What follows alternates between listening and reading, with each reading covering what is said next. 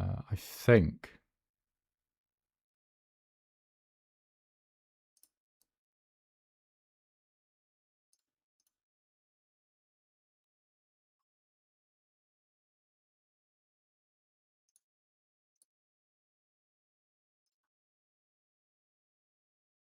I think we're good.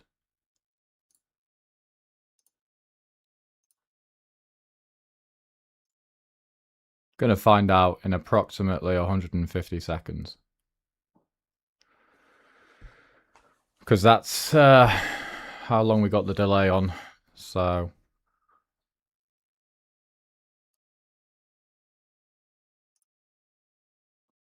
we shall see.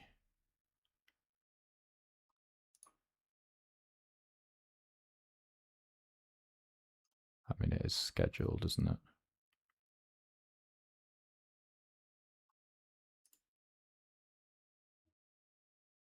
And it's also not 1 PM.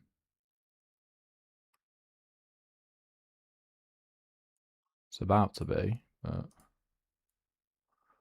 Ah, some people have joined. Yeah, that's good. So we should be good to go.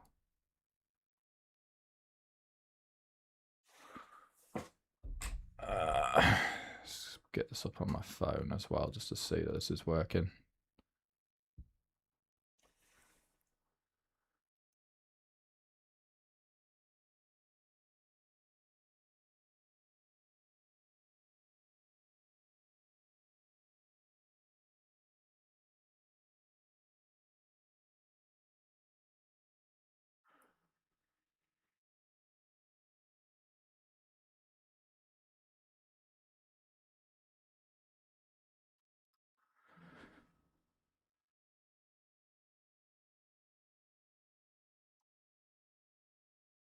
Such a streaming noob.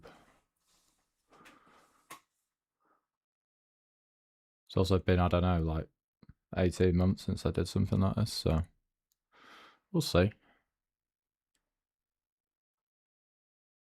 But as long as we're on a delay, which means people can't see my cards in real time, then we should be alright, eh?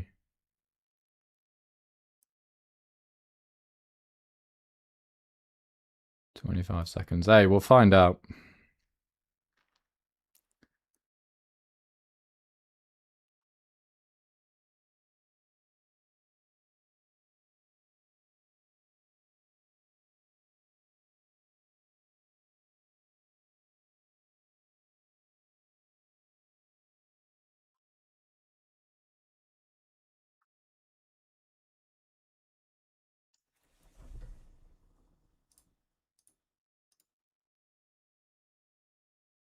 Okay. No, I think we're good.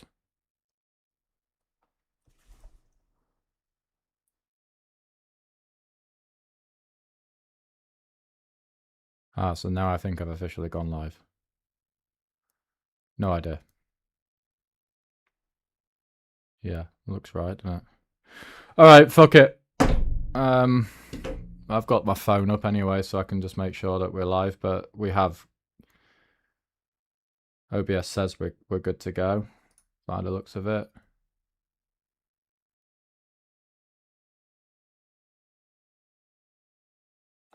Yeah, this looks fine. So no, okay, I think we were already live.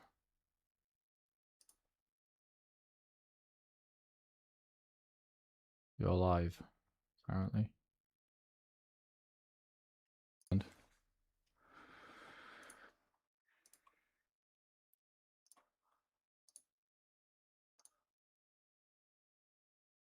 Absolute classic as well at the Zoom poll. Yeah, we'll slow down now. I decide to stream, but okay, right, we're good. Hello, everyone. Sorry, you're gonna. Oh, hang on. There we go. Sorry, you are going to hear me chat shit for 5 minutes whilst I was checking that we're live, but we are live, right? So let's go. Let's fucking have it.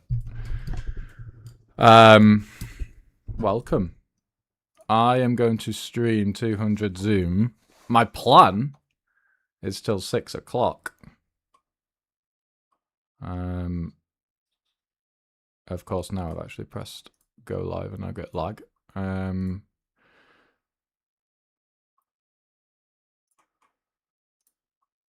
Cool. So 3 tables. Let's get in the mixer.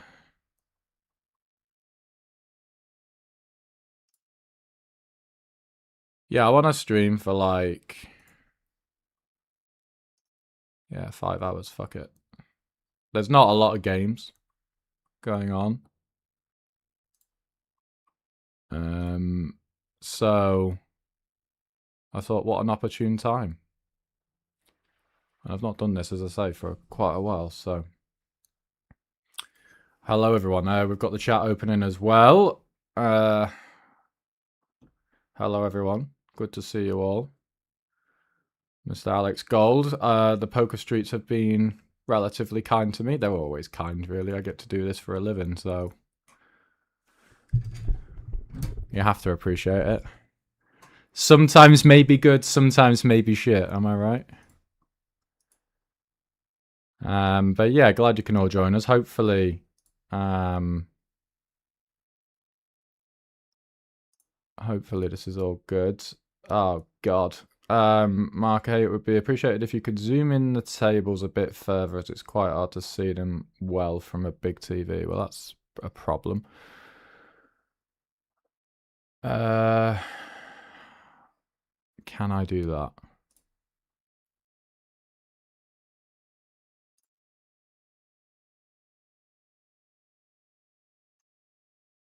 My issue with that, my friend, is that might require me starting and stopping the stream.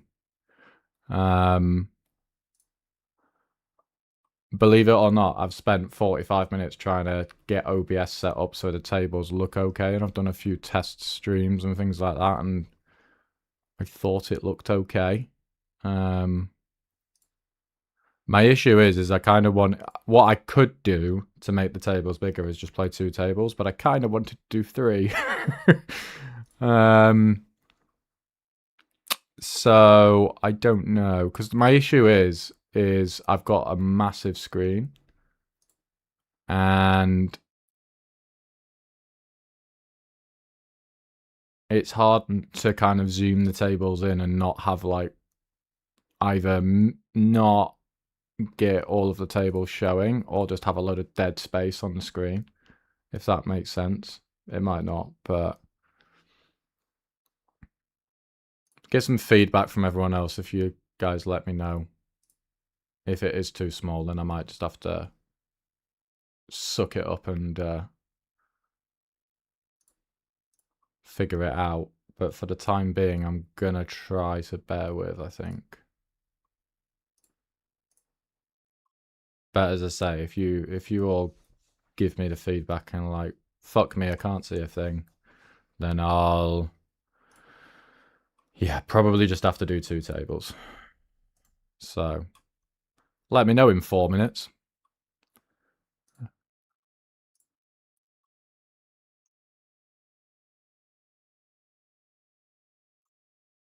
Also, don't know about the delay time. I've gone with 4 minutes because I struggled. I just wanted to be safe in terms of obviously not getting like stream sniped, as the kids call it. I can't imagine. I was thinking 3 minutes, and I was like, I can't imagine a hand lasts 3 minutes, but I don't really know. Let us ISO a recreational, and let us press call versus Mr. Gold. Hello to you, sir.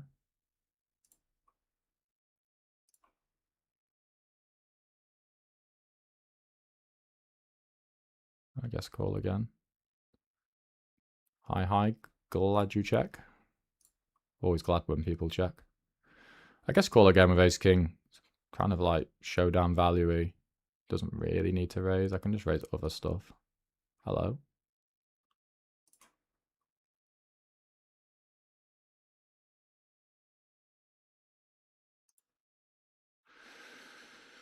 An 8 is a straight. A 4 is a straight. Bet check's quite too pair-esque, isn't it? Do I want to split my range? Or do I want to just pot everything? I guess I'll just pot everything.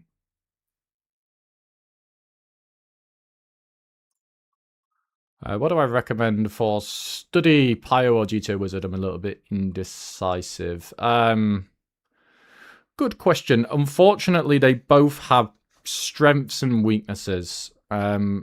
The strength of GTO Wizard is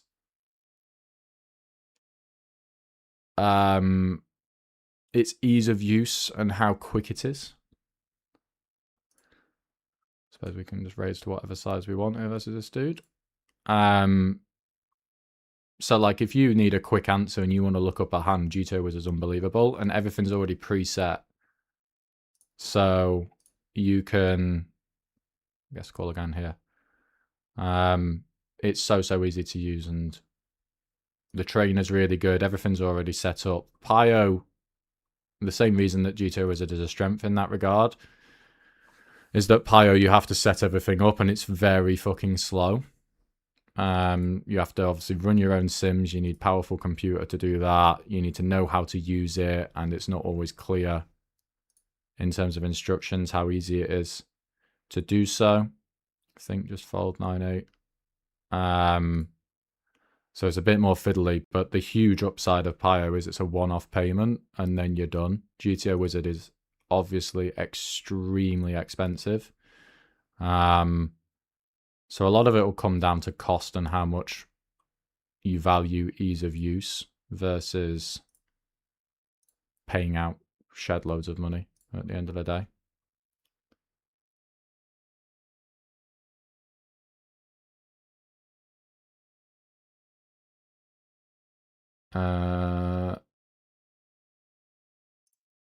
Let's raise Queen 9 versus good friend of ours. I guess call 7s. It doesn't have to be today, no issues. Yeah, I can. I'm thinking of streaming tomorrow as well. I'm going away on Thursday. I'm going to raise this. I'm going away on Thursday for a little while, so I was just like, I may as well do some streaming and do some fun stuff for the next couple of days. What are your thoughts on coin now they changed the rate back? I've not touched coin since they did that.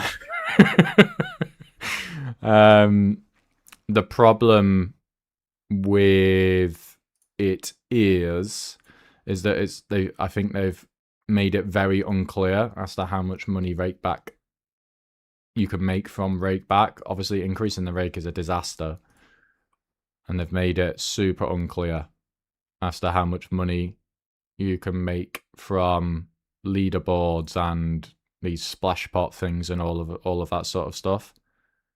I'm just wondering how equity driven this is and whether I want to side jam this in or whether I actually do just press call. 10-8 gets there. He has all the 10-8. He has 8-5 suited. I don't know if this is strong enough to get in actually, so I think we have to kind of like shrug and call. It's a fun river, isn't it? I don't think I ever want to lead this hand. Can do some leading, I suppose. Can do quite a lot of leading, but I don't think I need to bluff this. Let's try and get stacks in versus this dude. Seems kind of very fun, doesn't he? I think just fold her. This is disgusting. Jesus Christ. This guy's such a whopper that I think I just shrug and call. I think we just fold Queen 9. We're just very low in our range at this point.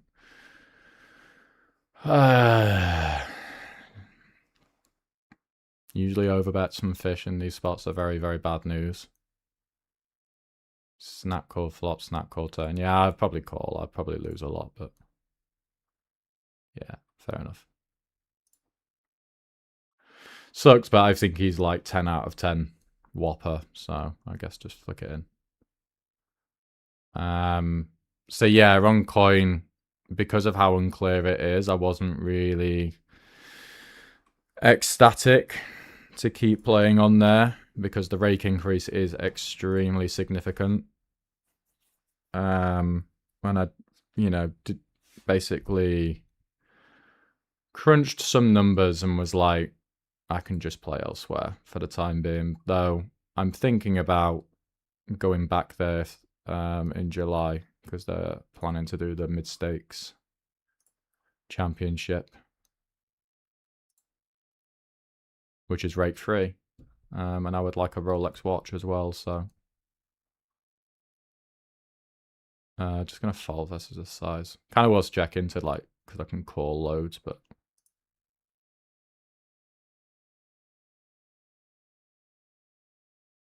wonder how much we 3-bet this 200 big steep.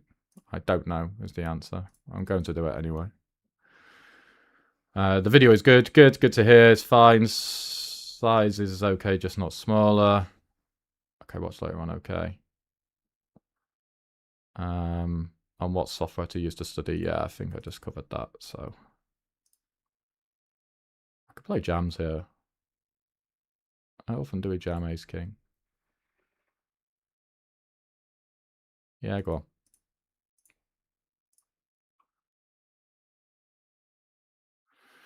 on. So yeah, as I say, it's personal preference with it, whether you want the wizard or whether you want Pio. As I say, there's pros and cons to it. I personally use the wizard just because I value being able to look up spots really, really quickly, and I simply cannot be asked to run my own sims. It's very, very time consuming at the end of the day. I think I'm going to check here and check fold and then start betting if he checks.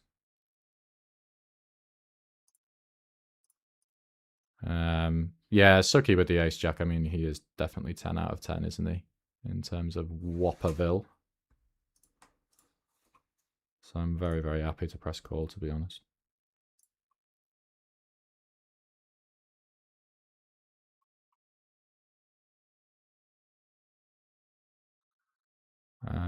Caxa, is that how you say your name? Good luck, thank you. Appreciate it. Gonna be here a while, so let's see how much money we can make at 200 Zoom today, shall we? Definitely not my main game anymore. Which is kind of nice to be able to say that, I guess. But it is unreal for content. I'm going to fold versus a 3.5x, seeing as this is a rec, and that's probably quite strong.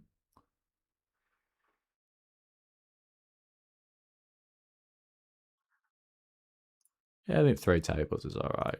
I kind of want it to be fast. This is the issue that I've had with like live poker.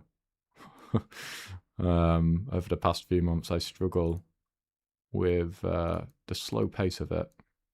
It doesn't really matter what size I 3-bet to here, we're just getting this in. It's okay, seemingly just 3.5x snap fold, so that might just be his size.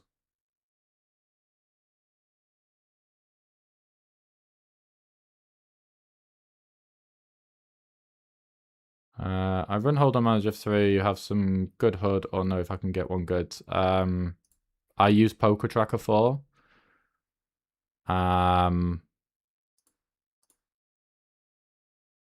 I don't have a Hold'em manager HUD or anything like that. I'm not big on a HUD anyway. Like, I do use one, but like it's so basic bitch. Like, it's just VPIPs and PFRs and so on. I think I'm just going to range check here.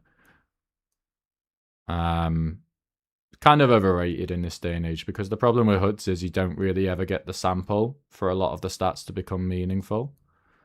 The basic stats like VPIP, PFR, 3-bet, 4-bet, they can converge quite quickly, but if you want to look at someone's like went to showdown, won at showdown, you need like 15k hands, which you're just not going to get on the vast majority of people. This is obviously not a call, but we're in there versus this guy, and we will check call the river.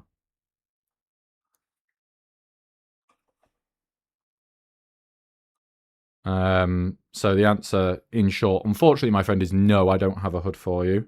I'm sure there's loads available out there. But as I say, for me personally, I don't use it that much. I use HUDs for recreationals, ironically. Right, what do we do with a boat? I think his range is a lot of mid pairs, so we kind of want to force that into a tough spot. So I think like 2/3 should do the job. Obviously, rolling some check with my hand to check raise as well, but I say obviously, but almost 40 viewers and only 6 likes. What's wrong with you? That is the question, my friend. That's very much the question. A lot of therapy to unpack that, I think. I would argue, though, I mean, 6 out of 40 in terms of a percentage, it's quite high.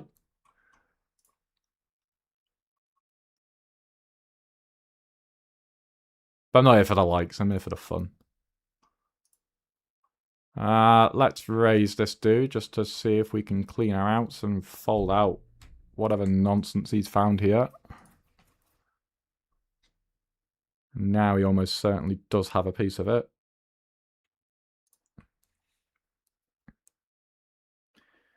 And I'm not going to try and make him fold in as I potted the turn or overbet the turn and he snapped third pair before, so...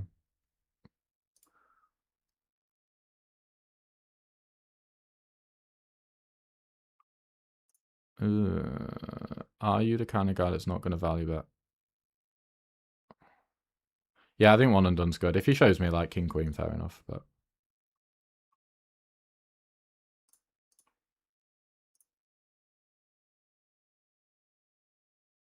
this is a weird spot. Yeah, fuck it.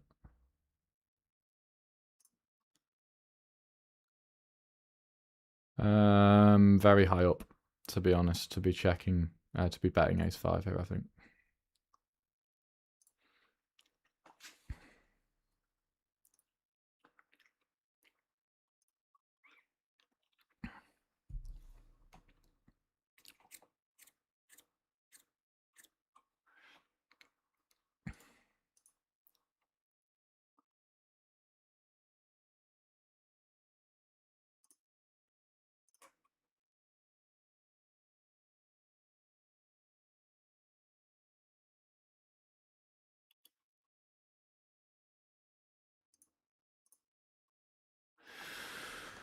Alright, ace 4. I guess we can free bet sometimes. For those of you who don't know, I use an RNG up here. High is passive, low is aggressive. It just automatically spins every roll. It's all very fancy. And we use it for a lot of decisions, not all decisions. Not all decisions require an RNG. What's my plan here? I think I can check call it. I mean, I'll bet more often than not, but I think I can check call, and that's going to be good as well.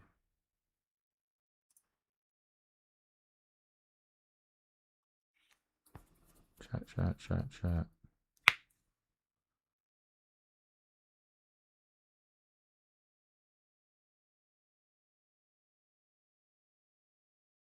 We're going to value bet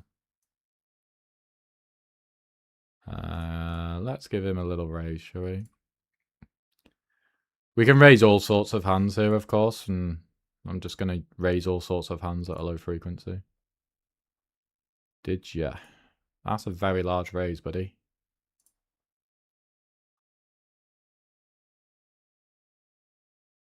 That's a very large raise.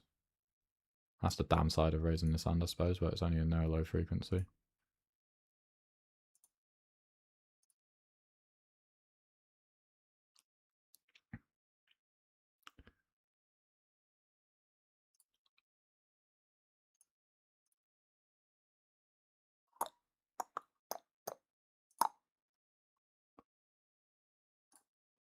Yeah, weird one there.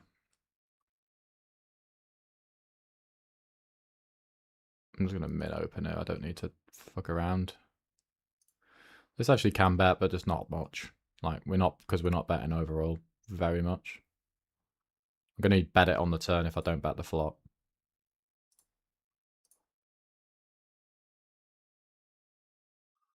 Let's check raise, yeah. Now we're going to bet.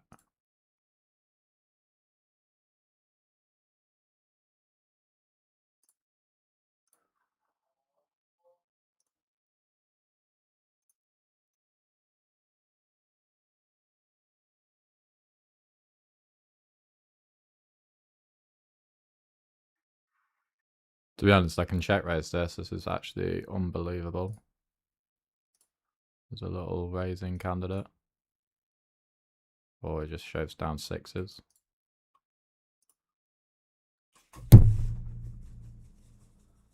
One for one. You look passive, so if you're passive, I'm gonna do the betting for you. I'm going to limp here because I think you're gonna ISO and you don't 3-bet. I get immediately owned because he overlimps, and now we go 4 ways with kings, but he's just playing loads of hands, and it's just a lot easier to ISO than it is to 3-bet, and I kind of wanted a limp re-raise, so went with that plan. Let's check to him.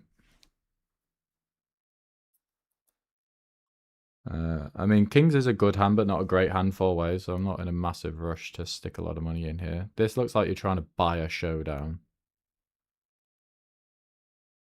So I actually think I'm just going to raise and stop you from buying that showdown and then check a lot of rivers, because you're just going to have like king 10. And I think I'm just going to bet small to maybe induce something. Or get a crying call from a king.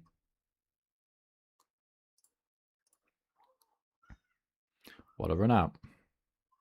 I'm about to lose the absolute minimum here with kings. King. Yeah, it's pilot. I think this guy's a wreck, isn't he? So.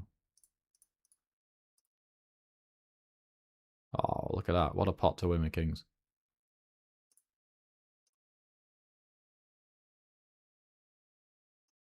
I didn't ISO ace 4. Okay. Right, next time he's in position versus us, we will just go really big instead.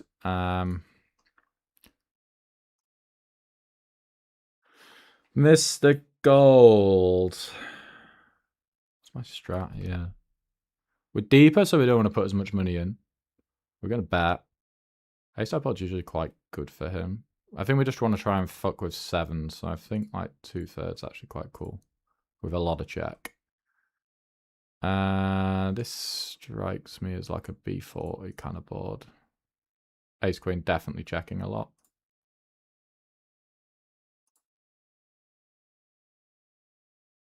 Was not a critique. No, I didn't take it that way, don't worry.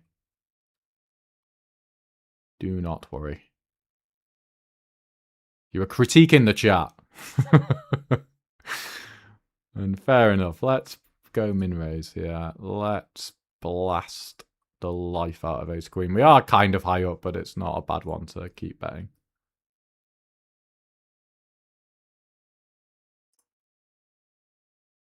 Check and then get 1 street, I guess, yeah. King 9, yeah. Ooh. Gotta be careful on the river. I don't think I can shove jacks anymore. Queen 8, Queen 9. King 6, King 8. I should have enough to not have to bluff this, I think.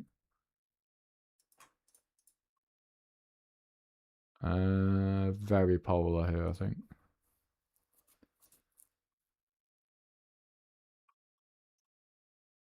My boy had a boat, did he? Nice hand. We can bet ourselves for 2/3, or we can check call for 2/3, and everything's good, really.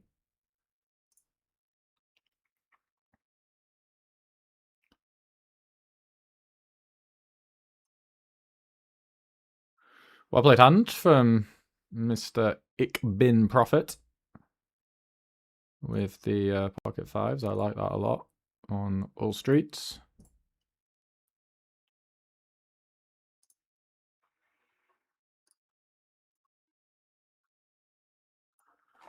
How much do I want to 3-bet? Jack 7.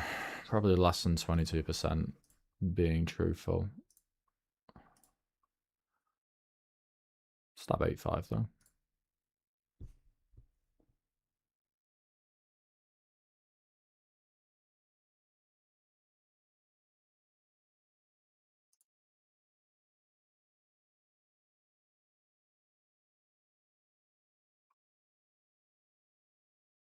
Yeah, Mr. Blogger.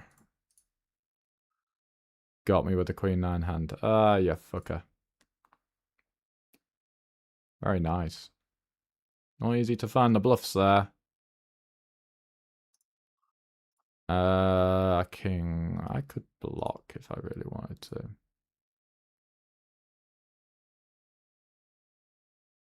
I could play over bets too. I guess we'll just play check, some really big bets. Seems more natural. Ace 5 when I had queen 9. That's going back a few hands, isn't it? But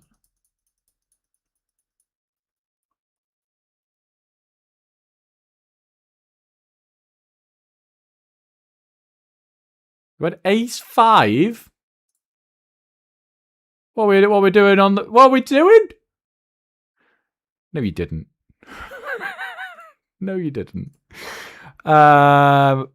This is kind of similar. My hand's worth about 2/3 in it. So again, I can check, but we'll just roll a bet. You can't have ace 5 because I've check raised the flop massive.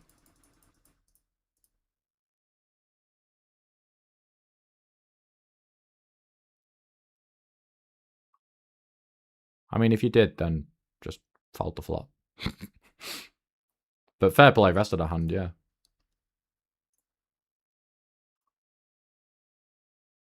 But 9/7 really just doesn't want to do masses, does it? And my sizing scheme, yeah, B40, B67, something like that. Snap check.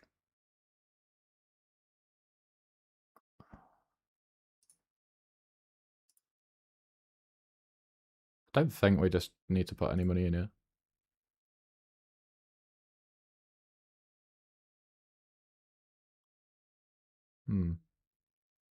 It's too weak to value bet. It's now like tingly as a check raise, isn't it? I have not been playing for 120 minutes.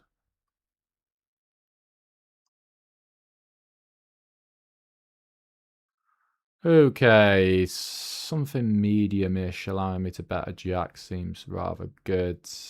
I don't really want to check raise my hand because it's not quite good enough, so I think we'll just bet. I don't want to check call my hand either. I'm having fun. Having fun. You did not have ace 5 there.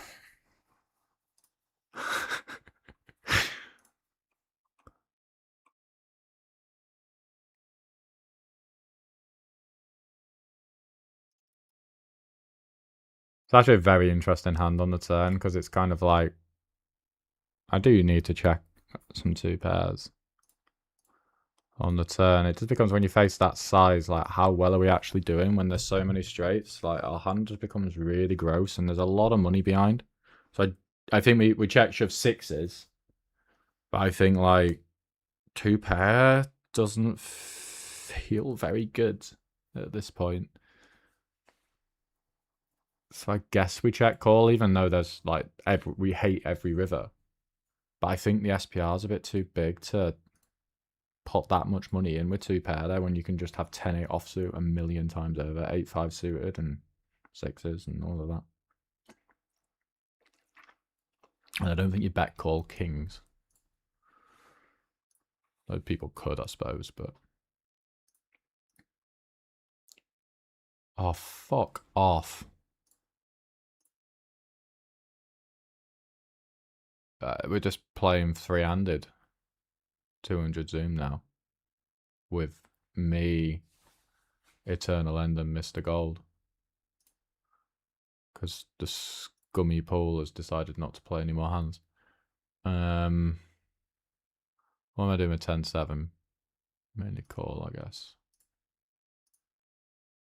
Well, let's see if the pull holds. If it doesn't, I'm just gonna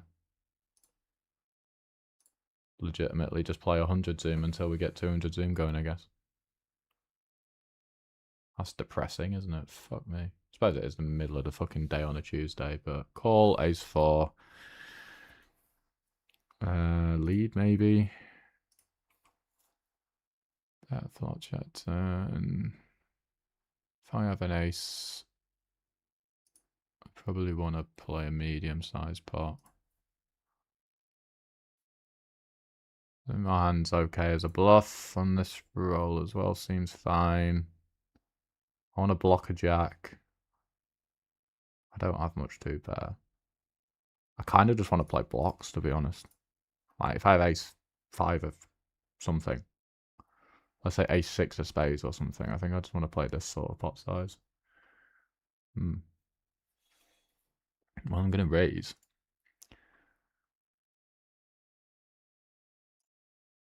It's interesting river size. Still going to raise, but... Then again, I mean, we've got 9 entries, you know. These two chaps who we're playing against are... Go all in. Definitely not going to leave the pool. Because they're good chaps, so... We may do. We may do for the time being. 10-2, I guess, can 3-bet.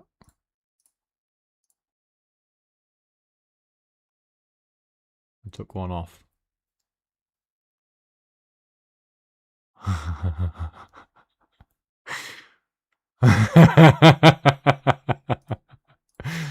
You mean you had ace 5 of clubs? Oh no, you can't. Yeah.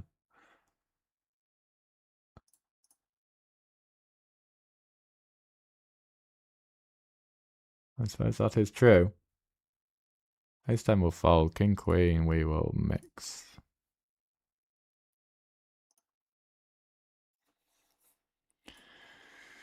Yeah, as long as the pool survives, you'll get people joining. Pretty sure of that. Yeah, there you go. Check the king queen, I guess.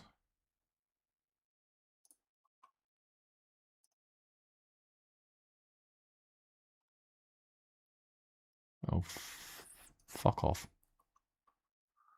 Fold queen 2. Wow, king queen's kind of gross now.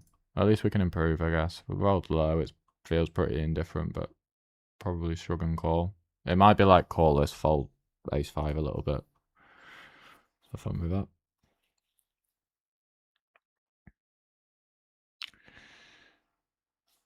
I guess we'll fall back getting the jacks.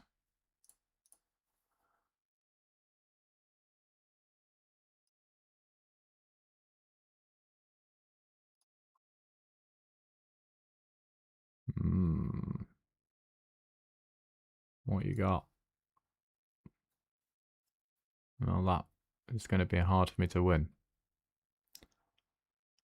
Alright, king 6 will call. Fuck off. I like it. Now then, I have queen jack loads.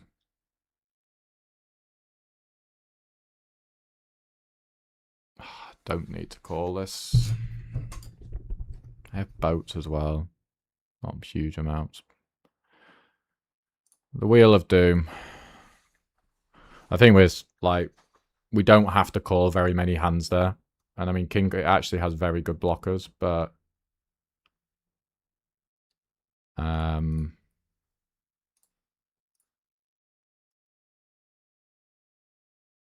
we have queen jack, like loads. And I think he can shove queen jack.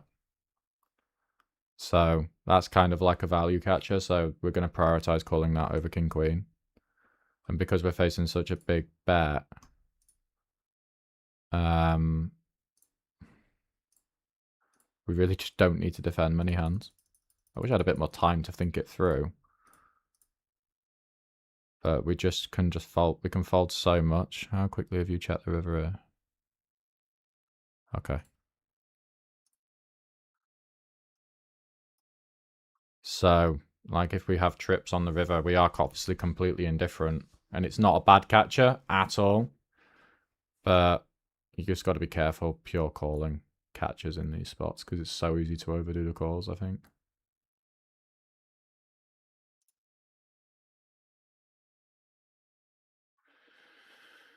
Let's 3-bet this. 200 Zoom doesn't run regularly anymore, is it? Because it's off-peak hours. It's more because it's off-peak hours. It runs... As soon as you hit, like, 4 PM UK time, it'll run continuously until the early hours of the morning. It's more just because it's 20 to 2 on a Tuesday that it's not quite running to its full capacity. But I intend to sit here for the next 4 hours, so we'll make it run. I don't think I bet. I mean, if we get 500 going, I'll play that. But it looks kind of like a fun little check riddle, isn't it? I'm gonna check this back. How long do you think it'll be before Stars loses all its cash traffic? I know you played a lot of volume there, but where would you move if the action dries up completely? I don't know, in answer to the first part of the question.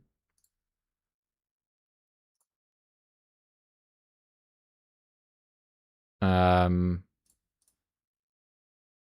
going to block here this time. I'm going to probably bet 2/3 here. I guess Stars' action is drying up because they're having to comply with so many regulations and stuff. Do I want to bluff this? I annoyingly think I blocked too many folds there with the King of Diamonds, so I think we give up. Because obviously, you know, like a lot of countries have lost their ability to play through Stars, which is, you know, Russia, Belarus, I think, is another one. Croatia, Germany can only play certain stakes. There's loads, isn't there? Because they're abiding by regulations and all of that. Your jam will get through. I've got King High. So I think that's partly responsible why the action's a lot slower than it used to be. It's not because like, oh, Stars is shit, Stars is dead. It's just because like there's fewer countries.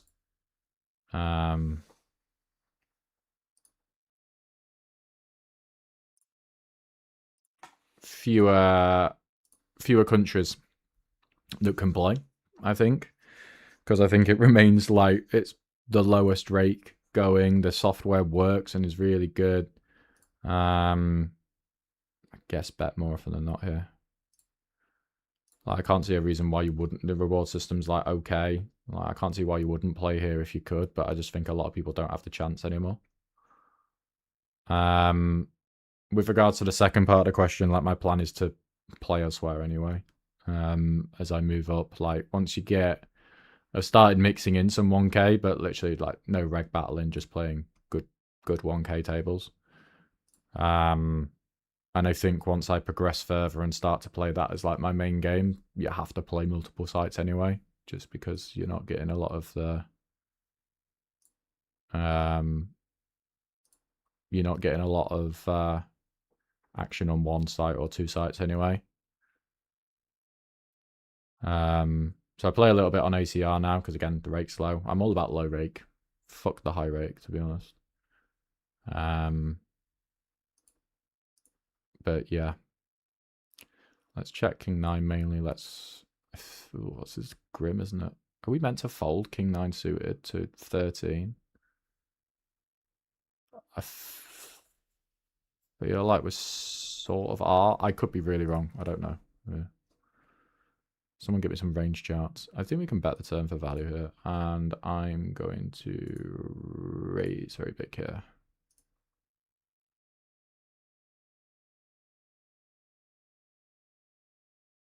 And check.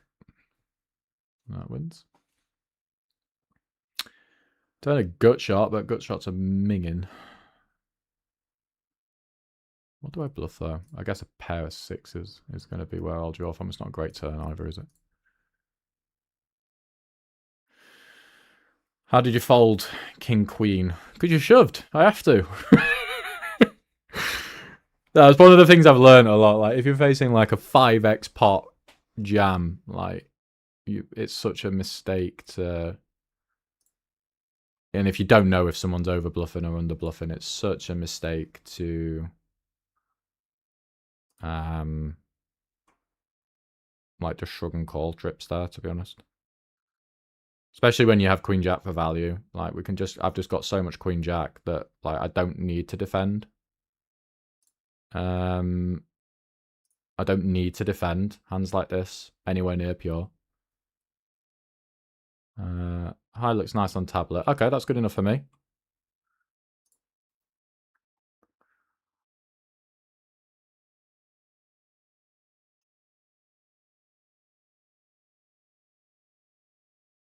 Even though, as I say, blockers couldn't be much better. We block a lot of the value. But we just don't have to defend, really. Let's call one more with King Queen. It's already now disgusting.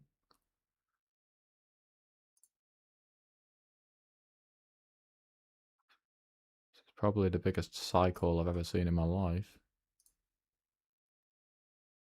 Annoying we lose to aces. Wonder if we actually fold here ever.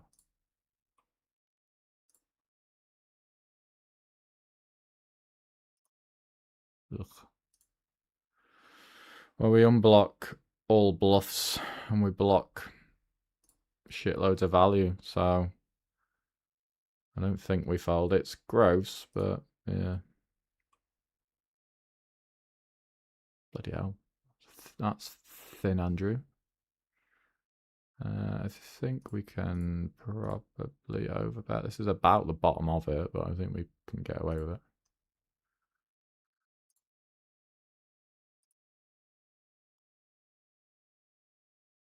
At 100 bigs, I love this. Ish. When we're deeper, I think you probably have to block.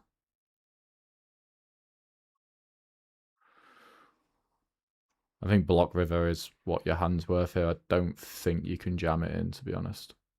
Queen takes us a check at this point. Lovely. We face a 3-bet and then two quick checks here. Like, I really just want to jam.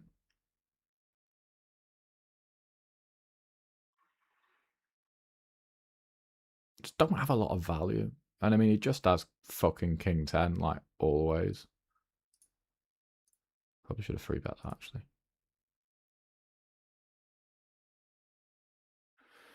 Nate, thank you for the in-depth answer. Some interesting points. Good luck with the moving up with 1k and above. Thank you. I will need it. And the 1k guys are pretty good. But I think I'll do okay. I think this is an okay bluff. This line's just never, like, over bluffed in a million years. It's just almost always a king.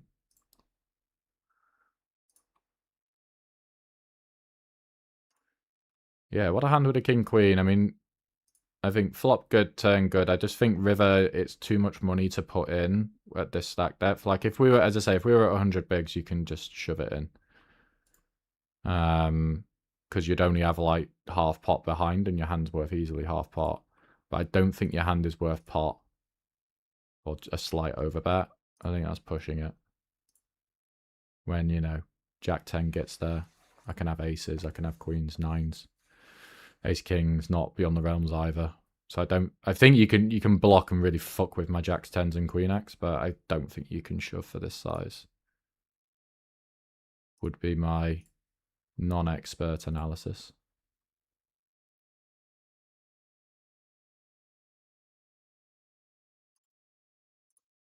Sorry for the nit roll if I took too long calling as well. Fuck.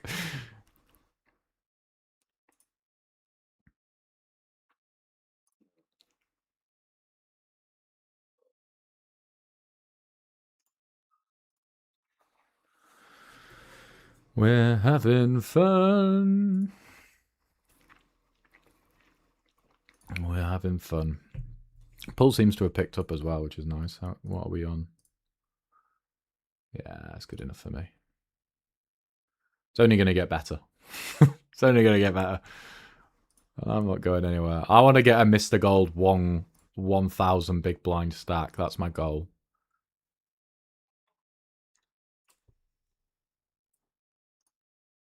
Don't know if you guys go follow Mr. Gold on Instagram. Very, very nice guy. Very good player as well. Definitely one of the best guys that you're going to find in a 200 Zoom pool. But yeah, he loves posting, like, when he gets a 1k big blind stack. onto Instagram, and it feels like it's every fucking day sometimes, which is very funny. This is already ridiculously indifferent. Am I really premature folding king queen here?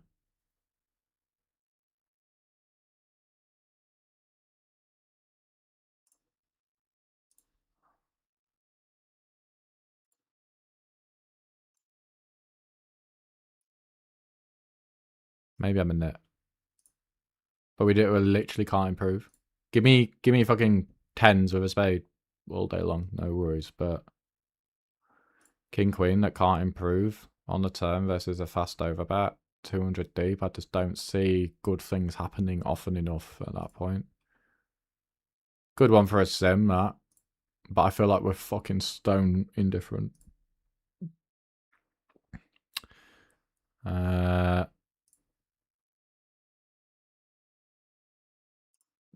stream, thank you. Do you ever play on 888? I don't actually. Maybe I should, because I know there's a few people who do play on there. And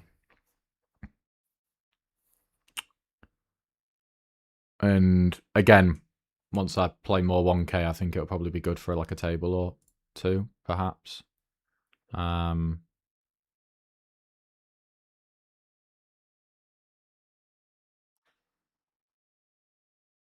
Do we ever not bet this?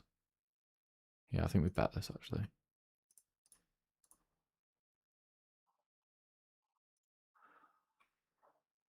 It's just kind of shitty in the check. It's not. Give me. It's ironically, if you put these suits the other way around, I'll check a bit more. But King Jack too thin. Yeah, I think it kind of you'll hear in a second. But I think too thin for the size you picked. Felt like I didn't lose to very much at all. I would argue that.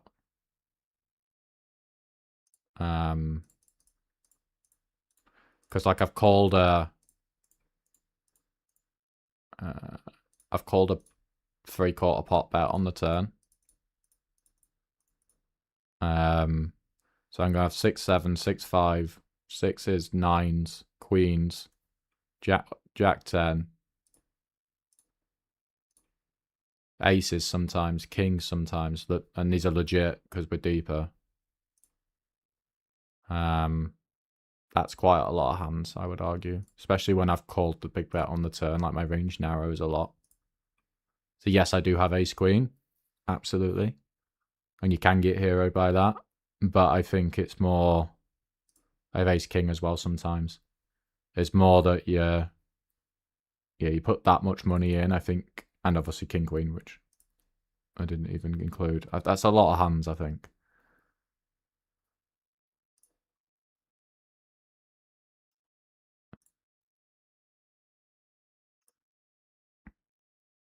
A few too many. This looks like a pretty appealing bluff. I think there's lots of block. I've won a value bet of 9, I think. And I've got plenty of that.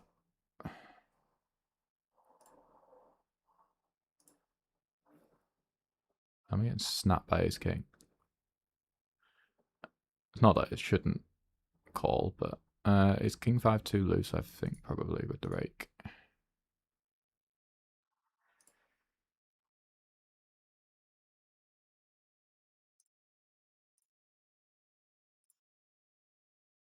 It's an annoying river, eh?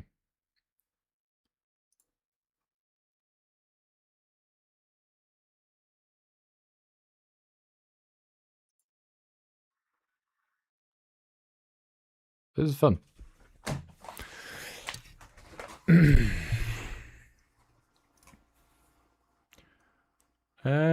What's my size? This actually looks pretty polar as a strategy, so I think queens is quite a cool check in hand.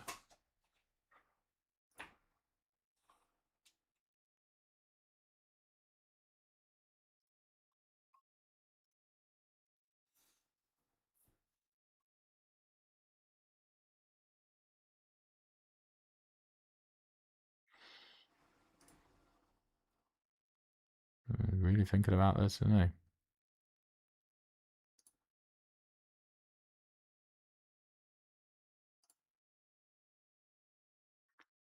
What takes you that long to come up with pot? There. My spidey senses are tingling here. It's an interesting river as well. Annoyingly, if he checks, we'll lose a lot now, but... I really just don't have many hands that reopen here.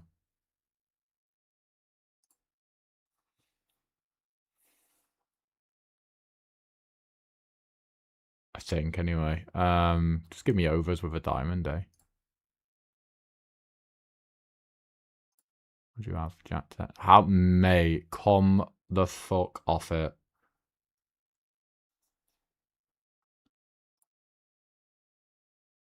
How do you bet Jack 10 with a diamond on the turn, get that river, and then not find the bluff? Come on. Nestaruku. Hello if you're watching, my friend. Get that bluffed. As it turns out, because of your turn timing, I would have probably done something ambitious and not folded, but get that bluffed, mate. Come on. What are you hoping for?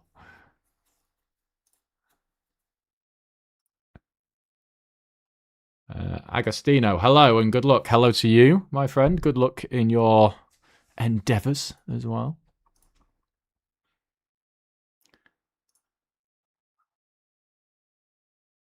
Get that bluffed. Come on.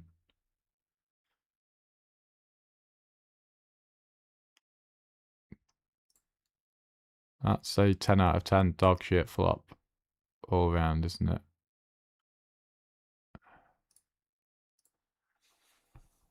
I can just be so selective with what I bet here, can't I?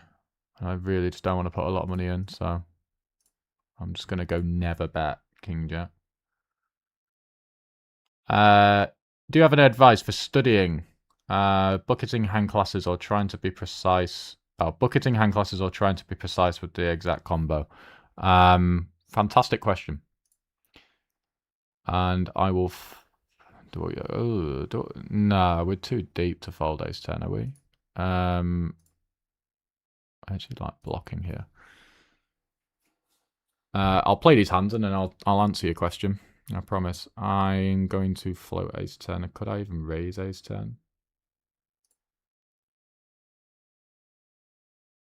Actually relatively close.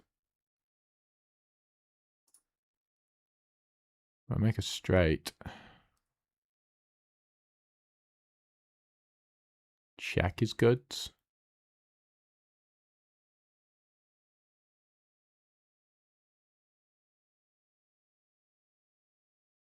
Do we just want to bet? I kind of want more money from a jack.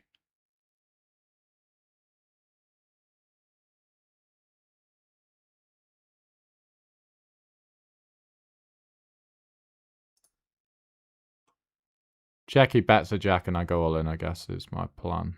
I'm going to bet this sometimes. And I'm going to... Well, I mean, I have to call, at least sometimes. 6.5 seconds that took, yeah?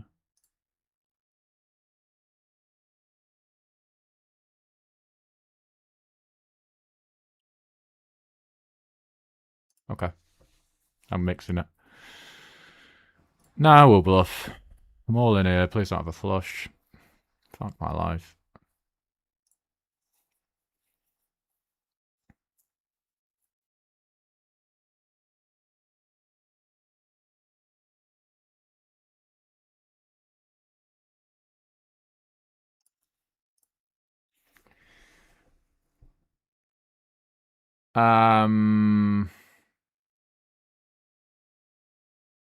I've missed a lot of chat. Right, hold on.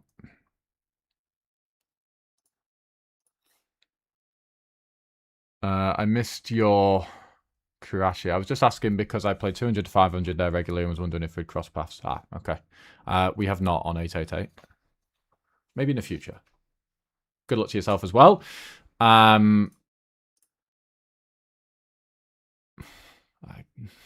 the fuck is going on here? I'll see a turn.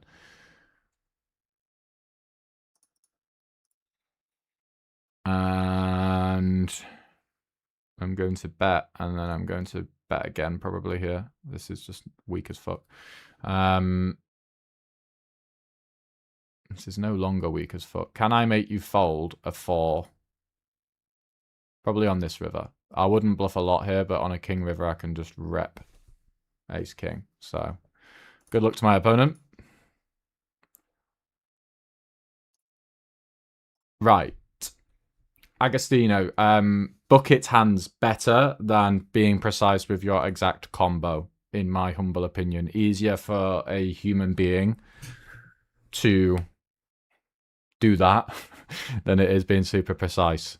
The danger with being super precise and trying to roll the exact number or think, exactly about your blockers and so on is you can often miss the big picture.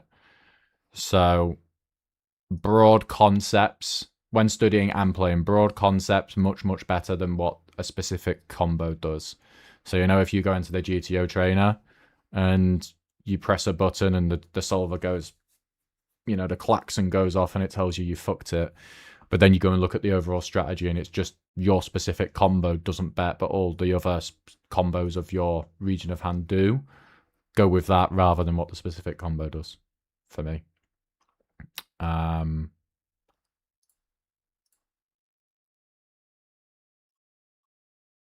So yeah, try to always, when you study, try to find like big picture concepts that, and then try to look for spots where they transfer over. Is the best bit of study advice I could give you. There's so many variables that shift strategies. So many variables that shift strategies that are transferable. So like the SPR, for example. If you understand how poker works at low SPRs, you will understand how 4-bet pots work, right? So like tournament players, for example, who always play at low SPRs, will inherently, if they come and play cash, play 4-bet pots extremely well because it's the same thing. So look for what moves the needle, essentially. SPR, position, all of these like variables, and play around with those is a good bit of study advice, I would say.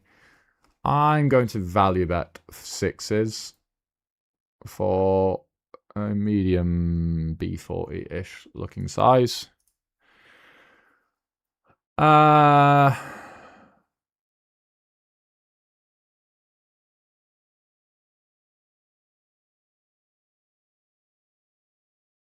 me get raised, which is not ideal. I'm not going to 3-bet this. I'm going to go with a bet this time here. Bet flop, check turn, raise river. I mean, you're saying you've got literally 7s. Or some occasional jack 10. I do block 6-5, which would play this way. I'm a bit sus here. A little bit sus there.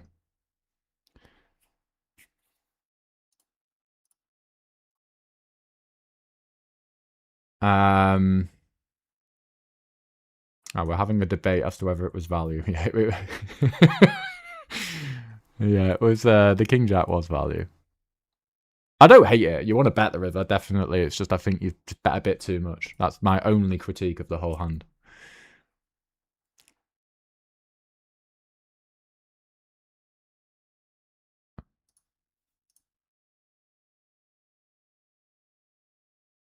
Would I have called queens to versus shove? I would. When Matey Boy had the jack 10.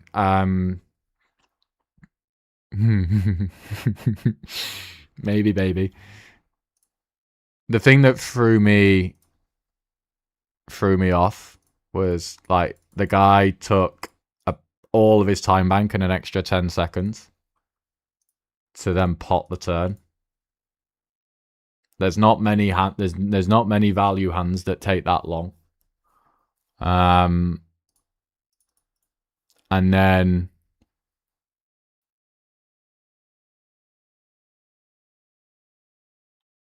do I not just want 2 streets here? And I don't think he reopens.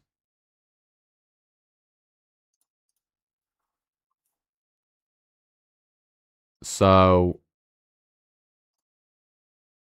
on and also, like, if you have a flush draw, the only ones that would make sense that would take that long on the turn to bet the pot would be 8x. So if he did shove the river, he would... My alarm bells for it being full of shit would have undoubtedly gone off. As it turns out, it would be a massive punt to press call, because if he's not bluffing that, he ain't gonna bluff.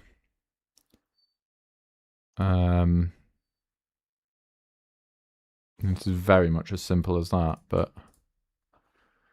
this is basically a range bet with ace queen,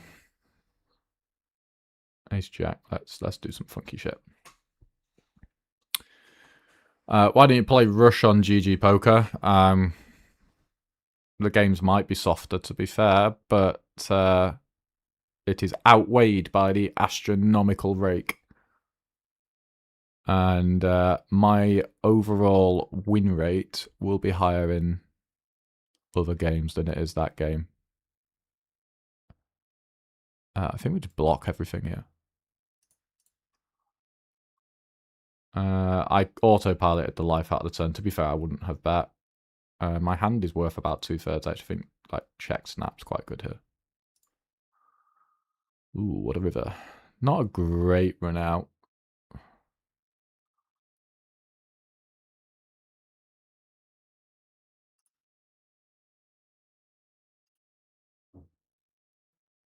Owned. Owned with the queen jack. Oh, I had trips as well. Wow. Oh, shit.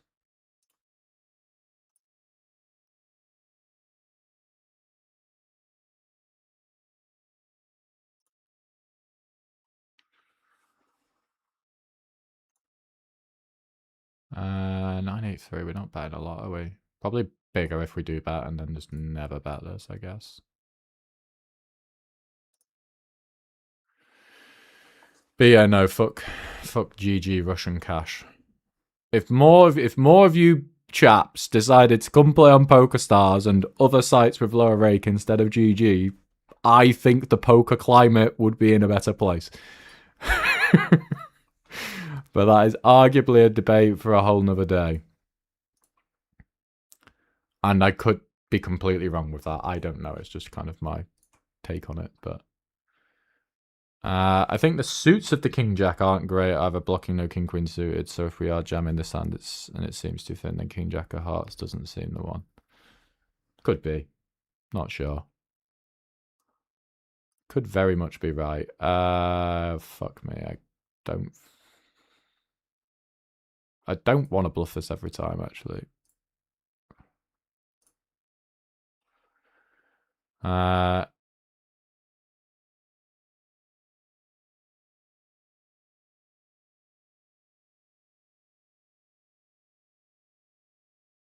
Yeah, we're folding here. We're not putting any more money in here. We could raise here. In fact, we do want to raise like quite a lot, actually, I think.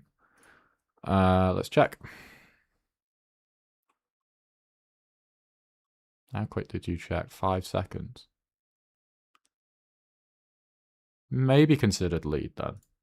You should lead.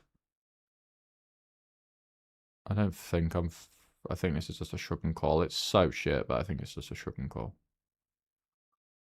This actually could be a blast, just not this time. In the King Queen versus King 10 hand, I would argue versus humans, I would rather come with King Queen and Queen Jack. Way more natural for humans to 5x pot their boats. And then there's straights. Maybe. Could be a good one for a little no lock. Not putting any more money in here. Got to give up some stuff, and seems absolutely fine to play Ace 10 that way. I have no complaints.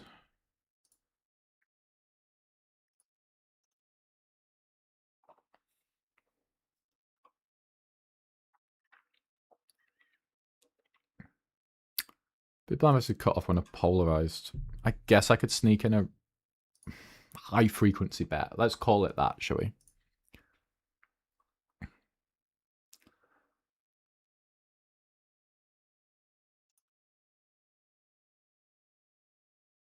Playing some fun hands. I agree. I don't think Queen Jack is a better calling hand because it blocks no value for that size, which is only boats.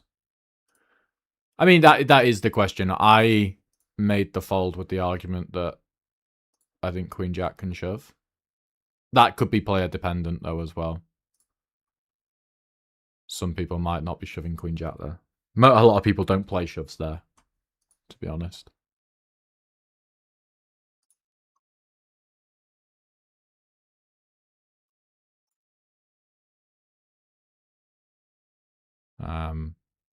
But I think it's kind of cool to play shoves there. Right, we are going absolute uber fast play mode now with King 10.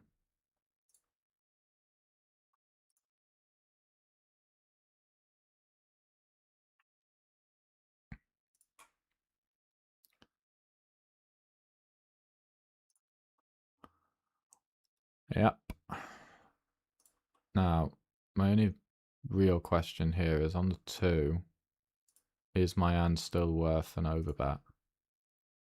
Do we size down?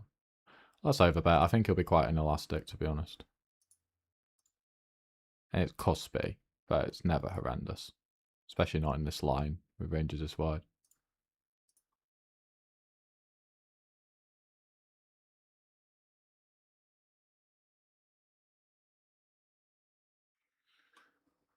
GG might be softer. My guess is it's like 5 times softer. Yeah, I don't know. I don't play there, but as I say, I know what the rake is. I don't know how punishing it is. So you know, there's a calculation to be made, but I also we can bet this sometimes. I also know how many people have a win rate in those like GG Russian cash games, and it's so unbelievably minimal. So you're just losing to the rake. I don't know. Maybe I've just got resistance, like a mental resistance against that. But like, I don't think that's poker. I don't want to sit down and clock in every day and know that I'm losing, actively losing money, and I'm relying on this poker site to give me rake back to make my money. I don't really believe in that. Nothing wrong with it if you're the opposite, but I when I sit down, I want to know that I've got a win rate. Is this is cuspy? I guess one makes. But I think as well, like I also have quite specific views on how I think I view the game differently to other people.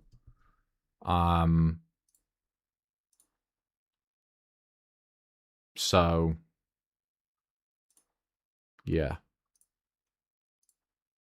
you might disagree with me, as I say, in terms of like rate back and all of these things, but that's fine. It's up for debate, isn't it? It's not clear cut. There's no right or wrong. But yeah, for me personally, I would rather not play in those games. I think it would make me very depressed at the end of the day. This doesn't. I would rather play in lower rake but tougher games and challenge myself versus better players, to be honest. But I appreciate that others would not.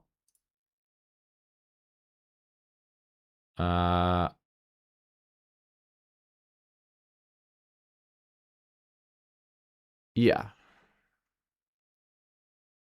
I agree with everything you said there, Redraw, to be honest. I'm going to call here. I think I'm just forced to check here, aren't I? Even though, yeah, it's such a good turn for him. Yeah, it's interesting, actually. I do get this a lot, like on Instagram and on like a few YouTube comments. It's like it does seem to be a theme, like, why are you playing on stars? Well, like, why not? Like, I don't understand it.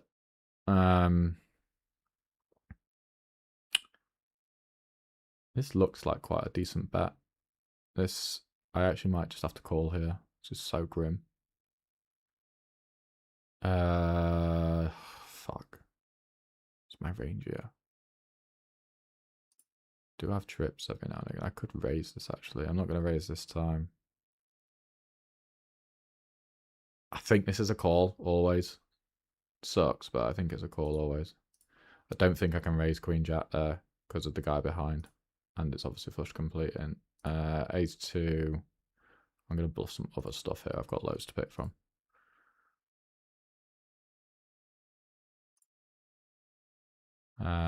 I'll get on my soapbox in a second and I'll talk about how I view the game. In fact, I'm going to nip to the toilet and then I will do that.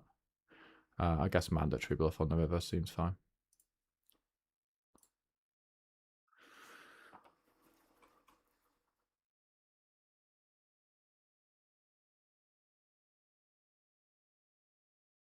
What do you have, Paddy?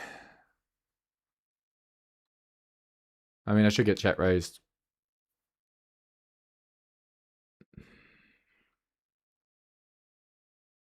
8-7.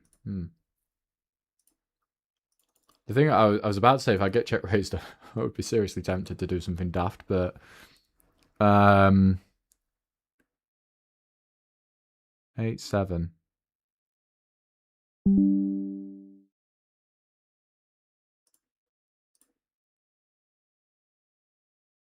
I guess it's fine. Right, I'm gonna go to the toilet, and then I'm gonna come back, and then I'll get on my soapbox, and then we're gonna play some more.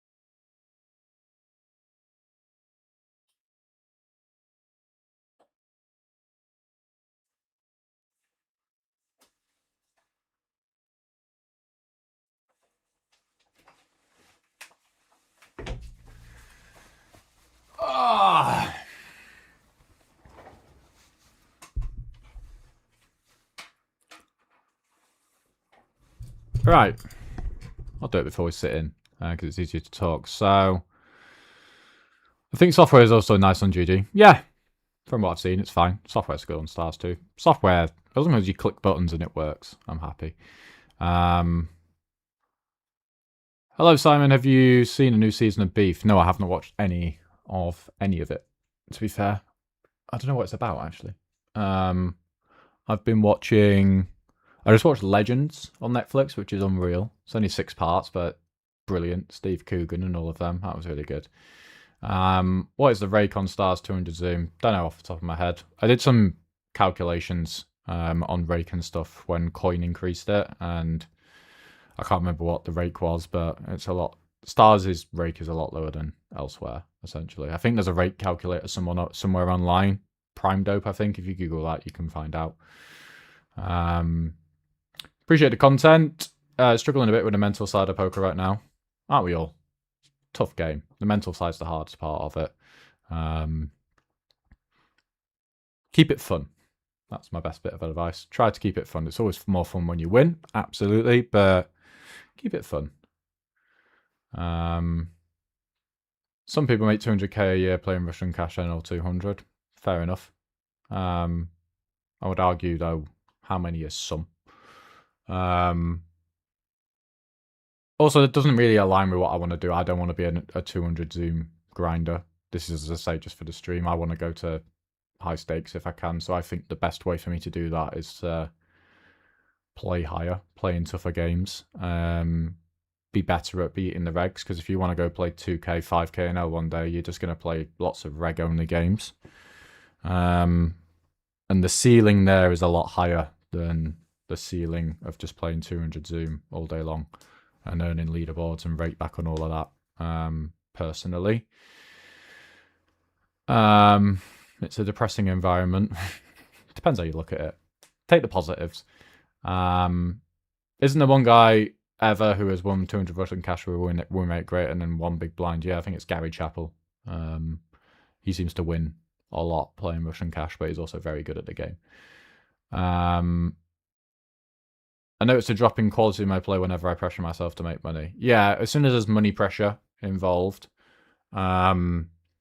it's harder to play your A game because you have to naturally be detached from the money side of things a little bit more.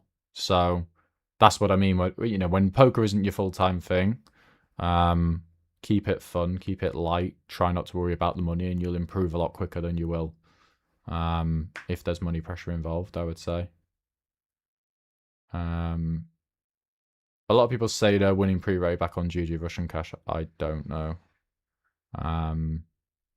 Yeah, I don't know. They might be. But I think the percentage is very small from the stuff I've seen. Right, let's dive back in. But yeah, my take on poker is like, for what everyone's goals are different. My goals are to try and get to high stakes. And in this day and age, there's loads of podcasts and so on, and access to people who have got to high stakes, and there's so many of them that have done so by being like, I'm just going to play and I'm going to test myself against the best. And I kind of align with that approach. I play this game because I like the competitive side of it. So I would rather, when I sit down and the games might not be good, I don't mind playing against regs. I want to beat the regs. So that's my basic view on it, really. I think threes can't really bet. It's too shit. So we're just going to try and show this down. So my take has always kind of traditionally been, I'll play in maybe tougher games than, say, GG, for example, but at least I have a win rate pre-rate back. You obviously have to work hard to get that said win rate, but I think you can. And I think it future-proofs me a little bit more for going higher. Because as I say, I'm playing a bit of 1K now, and the good thing with that, we could use this as a bluff raise. Do we ever call? I'm not going to raise this time.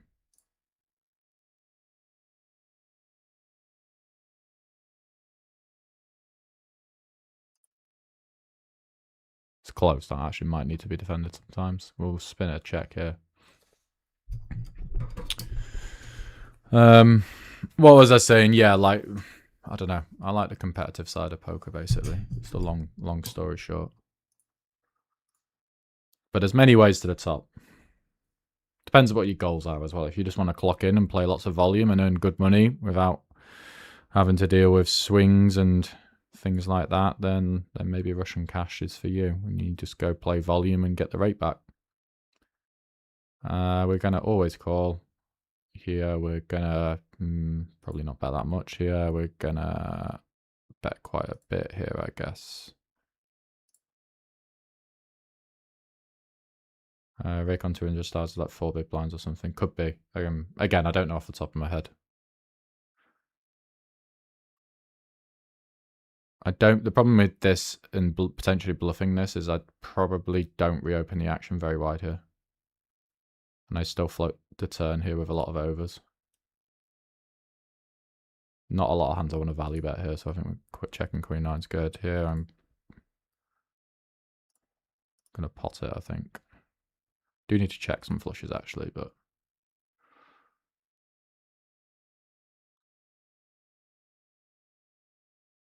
some is like 5 people.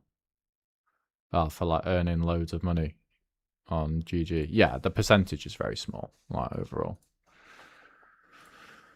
But the percentage is very small overall for people who can play 200 Zoom for a good win rate as well. Like, you know.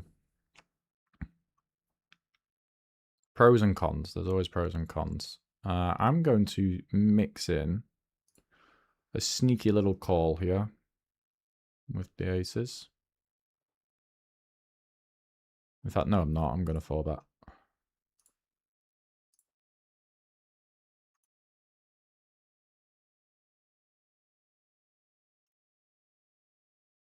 This annoyingly is going to have to go in. This guy's very tight, but at least we're wide ranges.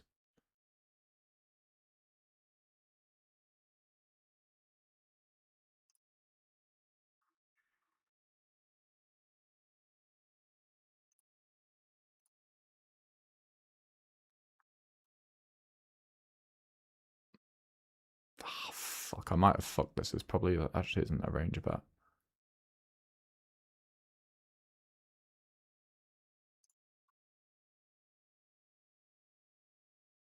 Oh, God.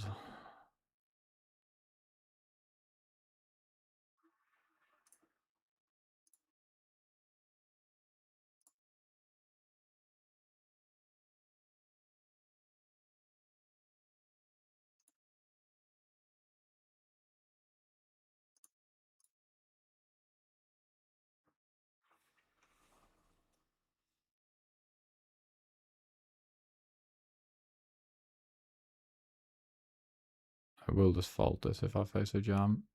I'm not going to lie.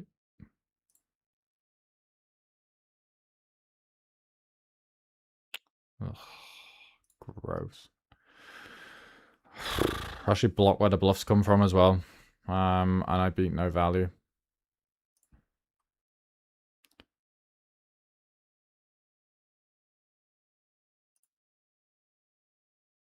So I just suppose you can have Jack 10.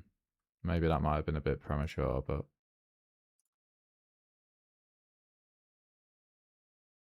this should just be shrugging and calling pretty much always here, I think.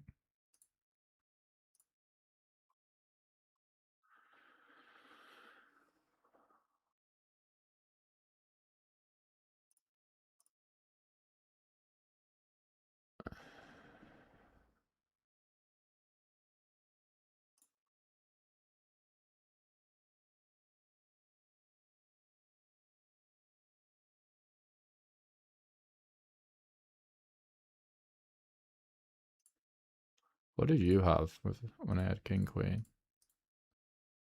Jacks. Wow, the turn check. You sneaky man. Saved me a lot of money there, didn't you?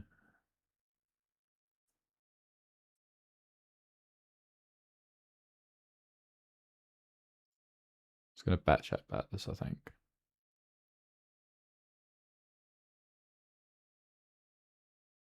And that does sound good beef, actually. Might have to get on that then. Oh, do I bet check bet this? Yeah. Because I think he's got like pocket pairs which fold.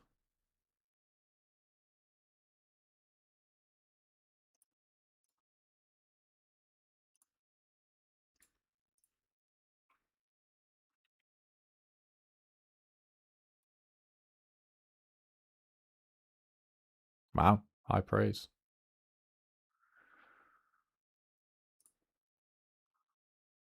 The best TV show you will ever watch is The Wire. I will always, I will always argue that, but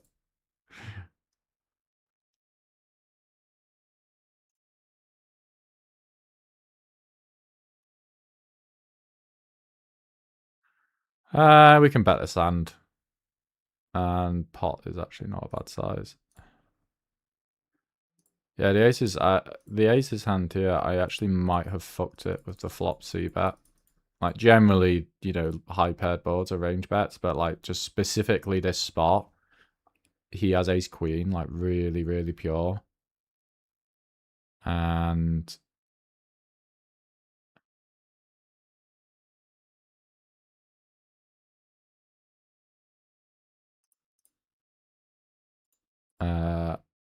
I don't. So like he's got and like he'll have king queen suited and queen jack queen 10 suited. So we actually like don't have a lot of trips here. So I might have fucked it with the flop c bet a little bit here. Like we do want to check, I think, quite a bit. Turn king on the other hand, we just keep betting, but then as soon as we face the jam, like so many of the bluffs would come from like ace jack ace 10 of clubs. But I didn't really put much consideration into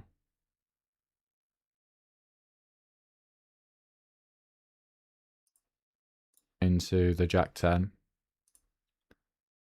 There isn't a lot of jack 10 though. There's a lot of queen x, so I think it's still probably close.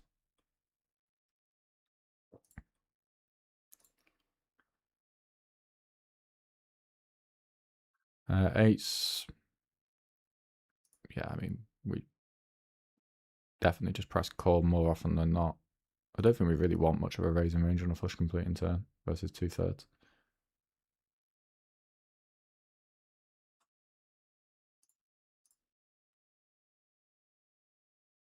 And we're not going to do a lot of folding.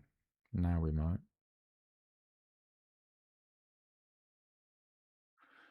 My issue here is you're just betting into a range that just contains so much fucking good shit. And I don't need to defend this low down, so do your thing, I guess.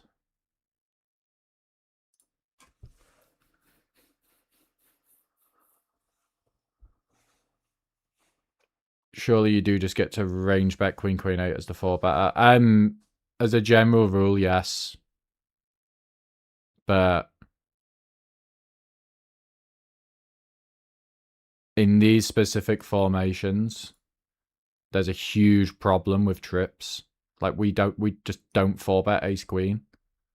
And he will 3-bet call it like pure. So that's, and like he'll have king queen suited, queen jack suited, queen 10 suited. Like that's a huge portion of trips that we just don't have. So I actually think it's not a range bet. Feel free for someone to sim this and to prove me wrong, but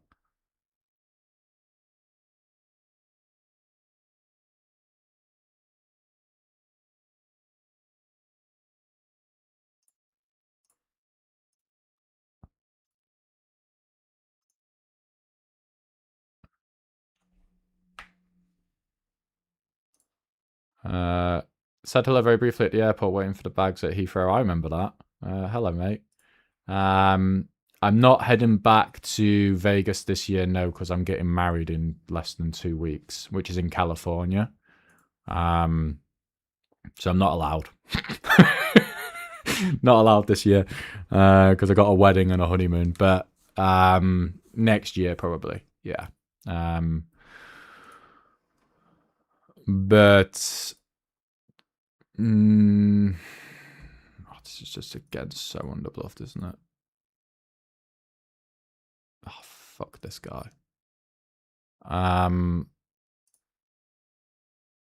What was I going to say?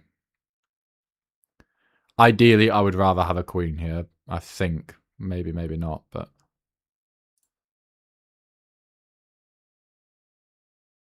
Also, fuck him, he doesn't have a flush. I do. But if he heroes me with fucking queens or queen jack, then fair enough. But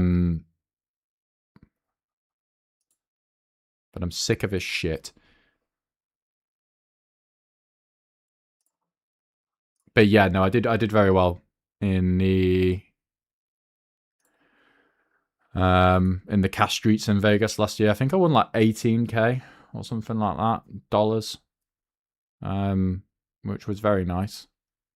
Unfortunately, spent a lot of it in Vegas because it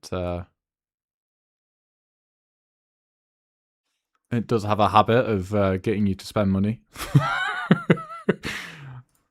But I had a very, very good time. So hello, Will. Are you going yourself again or no?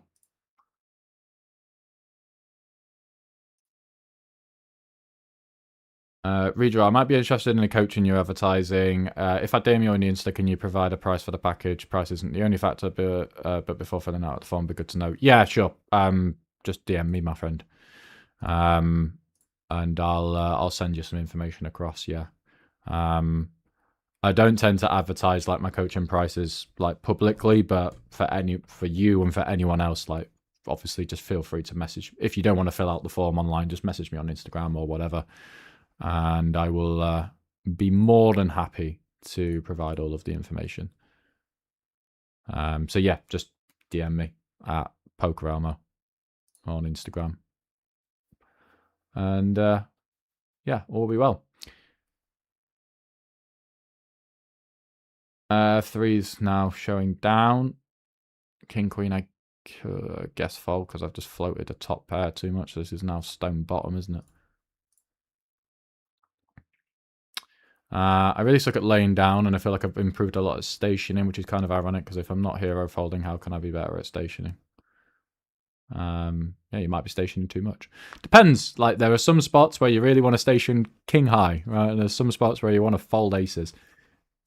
This one, I believe, is one of those spots.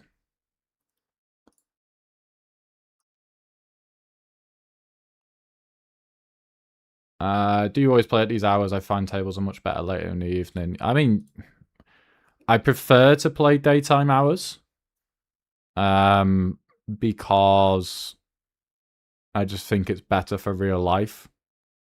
I'm a morning guy, generally speaking. Games are actually underrated a lot of the time in the day as well, because there's not many regs online. So if there are recreationals, you do tend to get the pick of them, but the traffic is obviously slower. So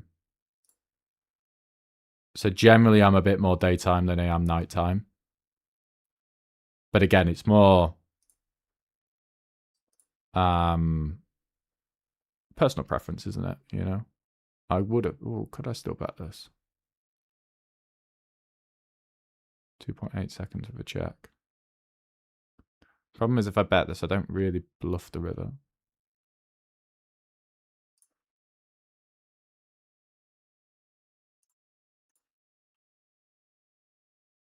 Not folding for that size. We beat value.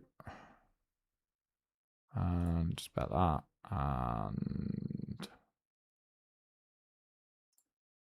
I actually think this one's worth an overbet.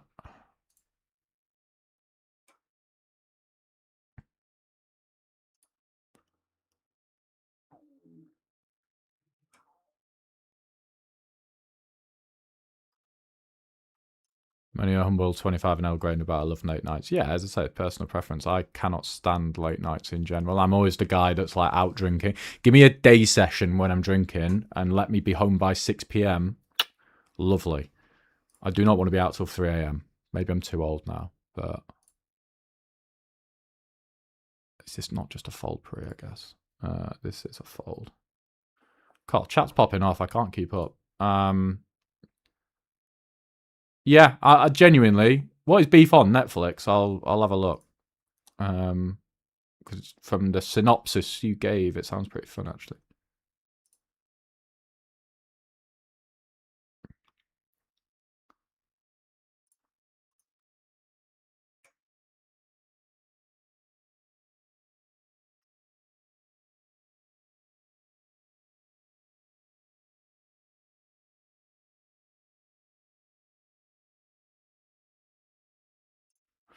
Range lead for big blind on most queen high boards.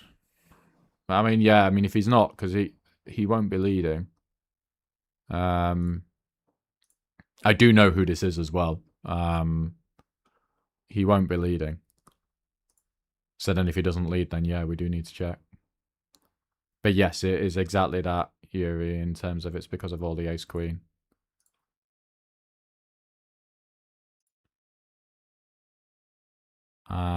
King Jack. Oh, this is really on the cusp. I guess. It's close, that.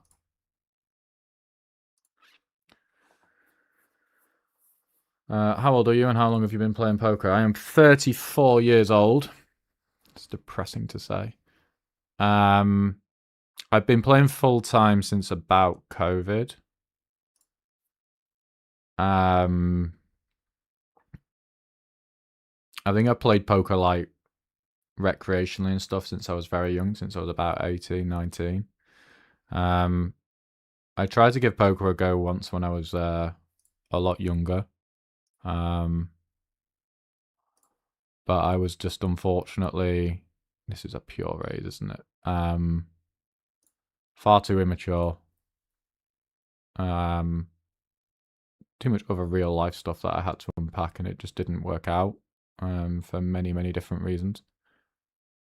But then like COVID happened for me, and I was fortunate that I still knew some people in the game. So like I, played FIFA and Call of Duty all day, and then I was just like, oh, let's just deposit some money on Stars, have some fun with it.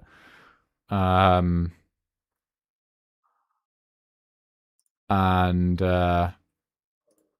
oh, grow up.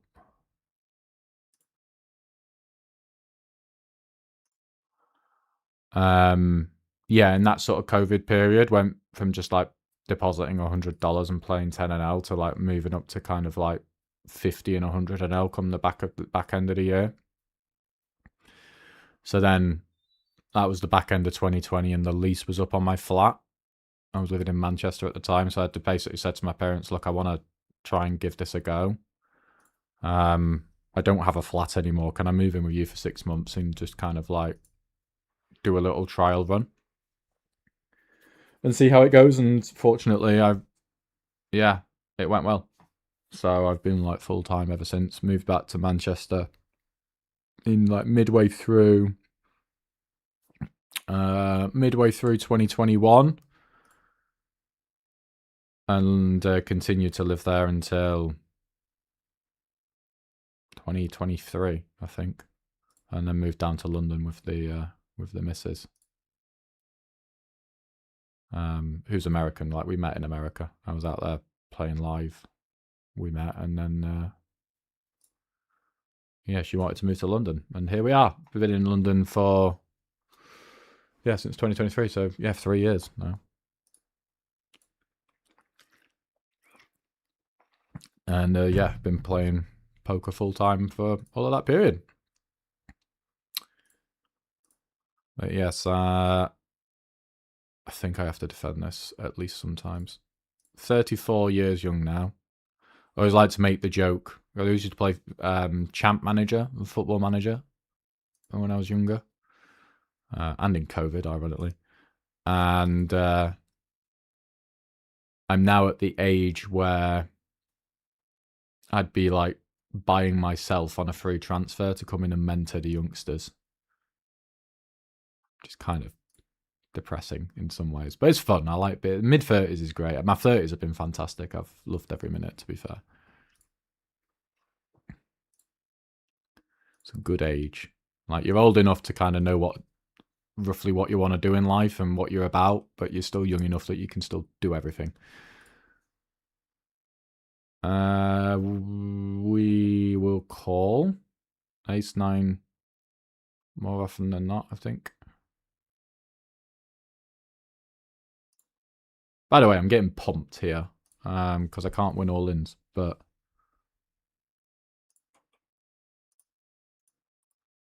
nice hand for Mr. Eternal End. Well, nice river. But nice hand. Nothing to be done, really, for either player, I don't think. This is just a fold.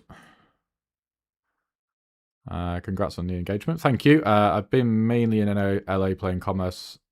I went in the US last year, but we'll pop over to Vegas for a few of the Phone 1Ks. Good luck, mate.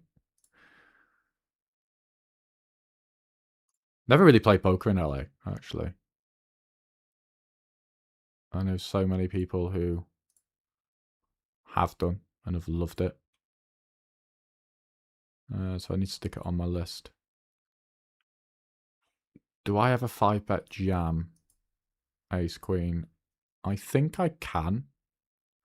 Again, someone pull up the range charts, but I think this is probably okay. Damn. 9? No.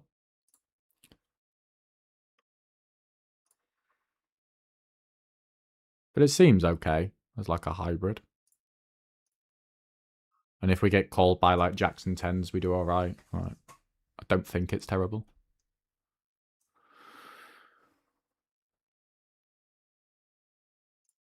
When you gave poker a go younger and it didn't work out, did you just distance yourself completely? Yes. Long story short. I think I have to fold a7. This is really gross. I think I do have to fold this.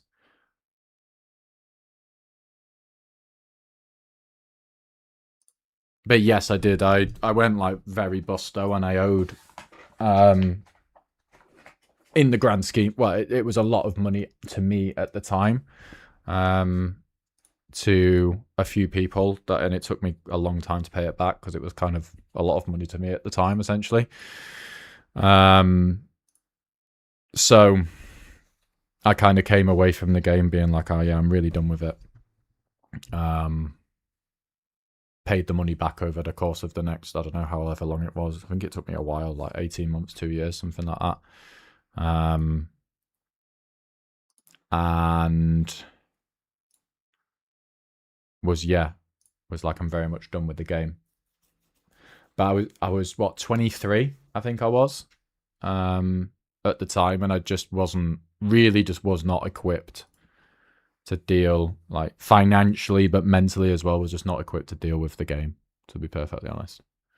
And I had a lot of like growing up to do, in terms of life and mentally, and a lot of stuff to kind of unpack that I didn't really start doing until I was like later in my 20s. But once I did, like, I'm pretty happy now and I'm in a pretty good place. I wasn't in a great place back then. There was a lot of like, yeah,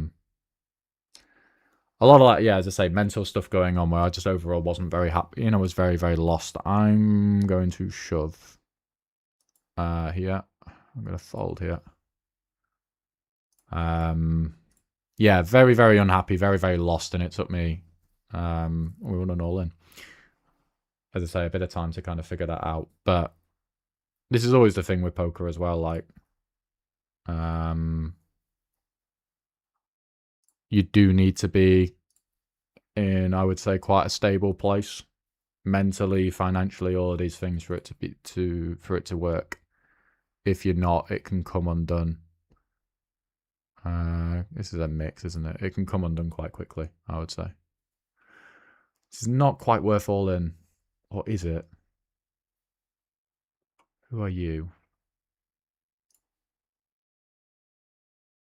The nightly station and super hard is the note. Well, we're going all in now then.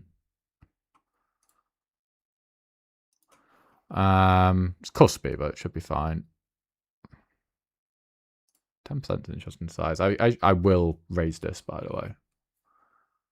Just probably not half of the time.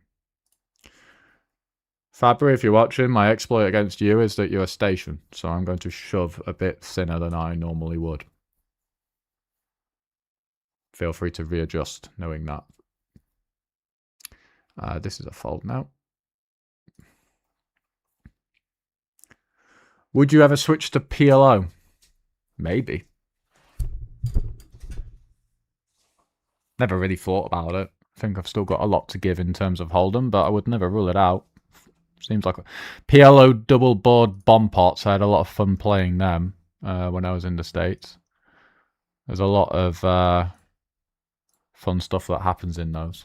So it's a very interesting game. So yeah, I wouldn't rule it out, but it's not going to happen anytime soon. Vijo, thanks mate, we're sliding to your DMs. Slide away, my friend. Slide away.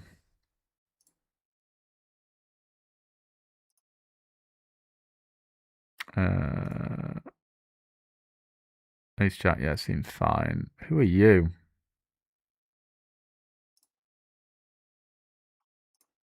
Just fall back the kings. Your story is very inspiring. I don't know. I don't know if I would say that.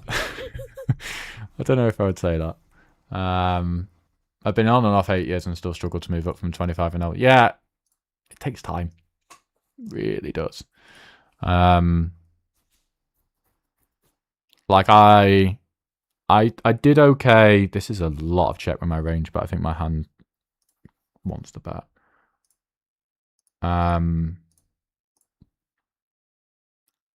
I did okay getting to 100 NL. Like I moved from like 10 NL, 25 NL, 50 NL to 100 NL, like relatively quickly. Do we not just shove here? Yeah, I guess we shove. Grow up, Jesus Christ. But it took me a long old time to get out of 100 NL and move to 200. The amount of shot takes it took me to get to that stake was seemingly endless and infinite. I found the jump from 100 to 200 really hard. This is obviously going back a few years, but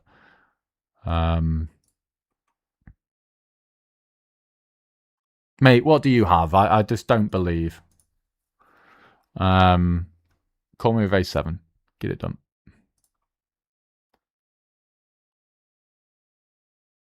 I think with like double backdoor gut shot, we probably have to defend versus this size. And I can make a pair.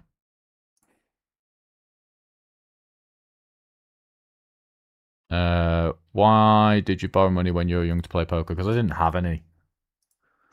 And essentially, I'd worked in. This is now rather frustratingly a fold. Basically, long story short, when I was younger, I was a very good footballer, and as is every young kid's dream, right? It was like I'm gonna be a professional footballer. However, I was actually quite good, and it was like I don't want to say a realistic dream, but I had a good shot of doing it, and it's all I ever wanted to do. And I'm not going to say that I had a knee injury or anything like that. I didn't. I just, at the end of the day, wasn't quite good enough and wasn't quite committed enough to make it.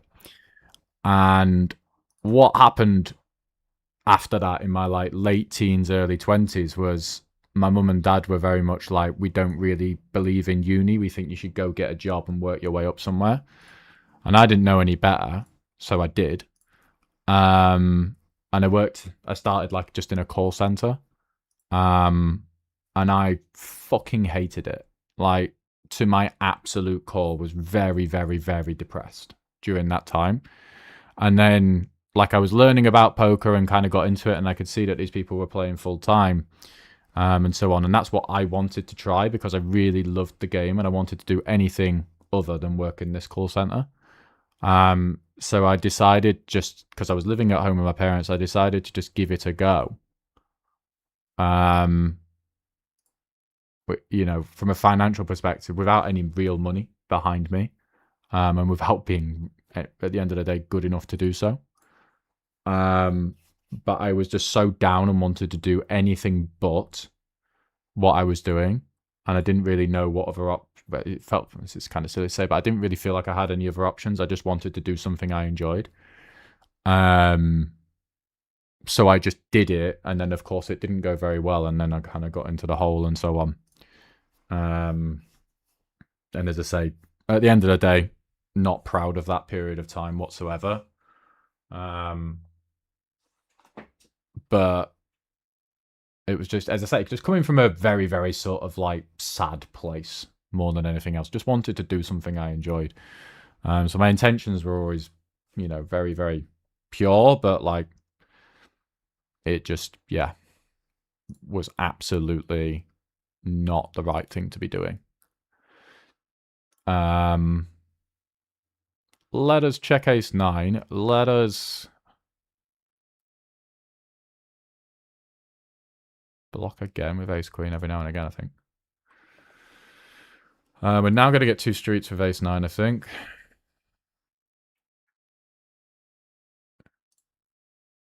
So yeah, a little bit of like the life story, I guess.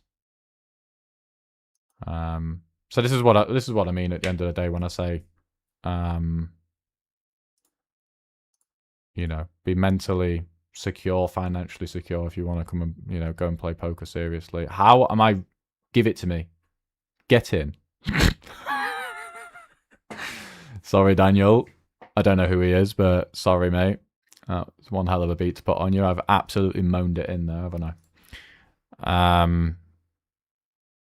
So yeah, mini life story there. But as I say, I learned an awful lot from it. Made an awful lot of mistakes. Not proud of most of it at the end of the day, but vows that if I was going to come back to poker, as I say, when COVID rolled around, that I'd do things a bit differently, and I was just in a better place to do so. Like, as I say, just more happy, more mentally sound, more financially sound before I was doing it, and so on. So, yeah, there you go. Right, Queen 8, B40 looks good. 6-5 looks like a 3-bet every now and again. Now you'd hate pillow. Maybe I would. I don't know. Trust me, I know you well enough, and have played a bit of PLO. You can't overbet PLO. Yeah, but it's really cool playing live PLO and then just going pot.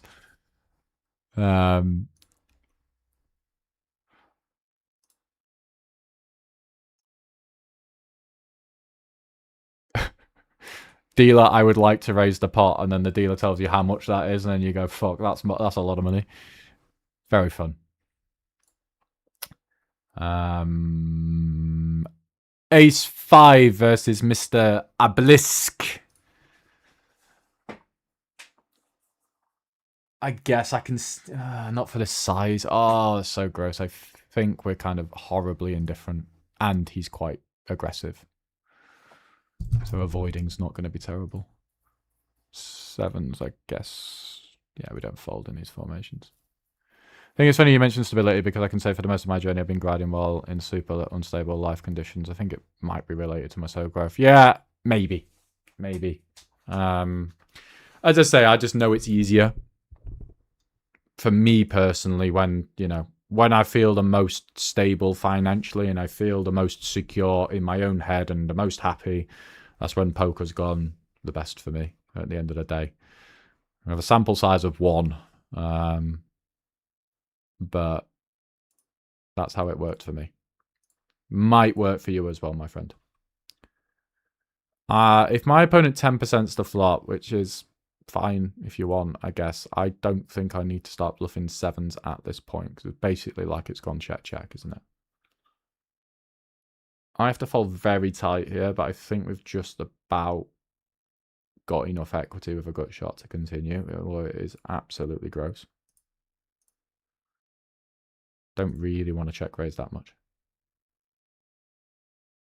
How many months did it take you to move from 10 and L to 100?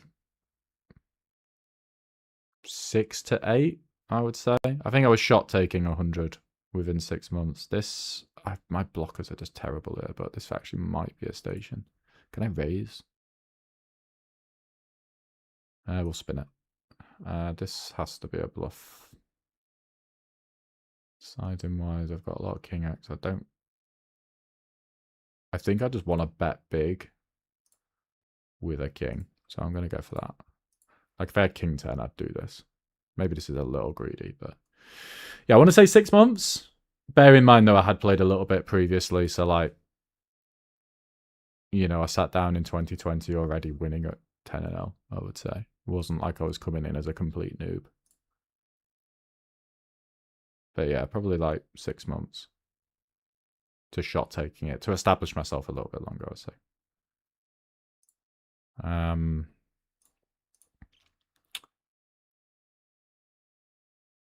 Yeah, king queen, we can throw in some check.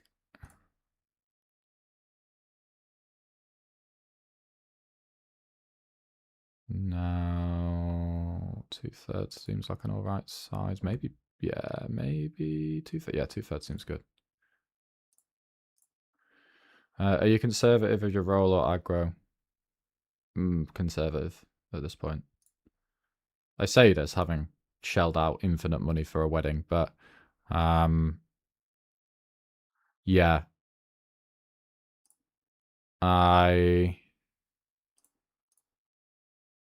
Bear with me.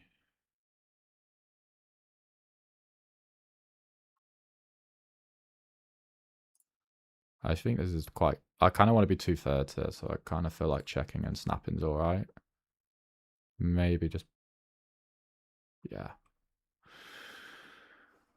I would say conservative. Like, as I say, I just think, I've got a future wife, lots of things to pay for, and as I say, financial security is paramount. I'm gonna RNG a call here. Fair enough.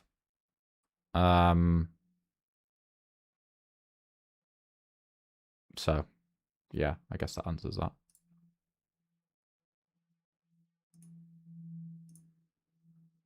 I worked in a few call centers and they fucking sucked. Yeah, it was the worst, mate. It was for BT, which is like British Telecom, and it was like broadband technical help over the phone. And all you were ever doing was booking an engineer out for someone to actually come and fix it. And you just had a lot of angry people on the phone being like, why isn't my internet working? I was like, I don't know. And you'd find you were basically giving them slightly more elaborate ways of turning it on, off and on again, essentially. But yeah, very, very grim. We can caught apart a lot here.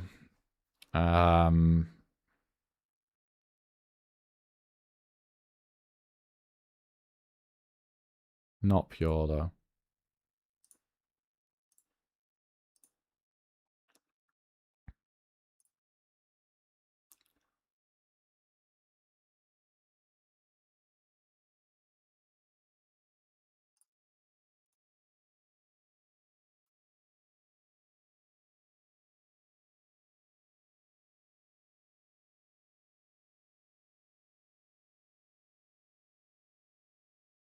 That's kind of a weird river.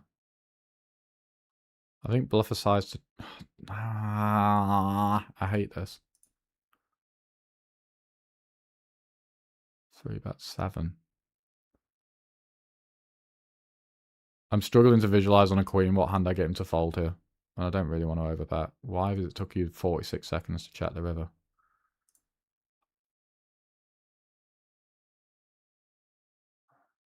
Feels just weak, but I'm going to show it down. I really would not like to get check raised, so...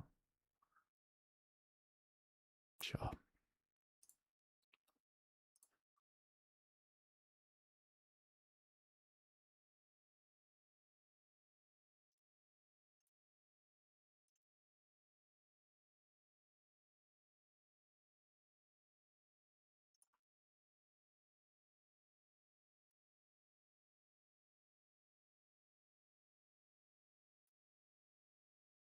Queen 7. I mean, it's not really a 3-bet, is it? I guess, if you want, it's a 3-bet. It's fine. It's a well-played hand. Let's defend King 7 here. I see no argument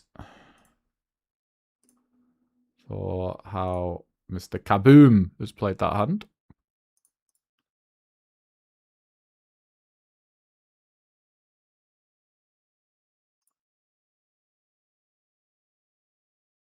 Let's just bluff, shall we? Don't really care what I've got versus a Fisher. Let's just try and make him fold ace high. Either now or on the river. How much did you study during those 6 months? Honestly, I don't have a figure. I can't really remember. All I can remember it was COVID. So I had a lot of free time. So I would say probably quite a lot. Although I can't really remember off the top of my head, unfortunately. I know for a lot of it, I didn't start to use the solver until a bit later on. I do know that much. I'm going to info check here. But I think a lot more of the intensive study came later, to be fair. I think a lot of that first 6 months was just kind of playing. Obviously some studying, improving and things like that. I think like a lot of like videos being watched. I think I got a Run It Once subscription. The like not elite one. Yeah, because I went for a load of Pete Clark's courses. Um,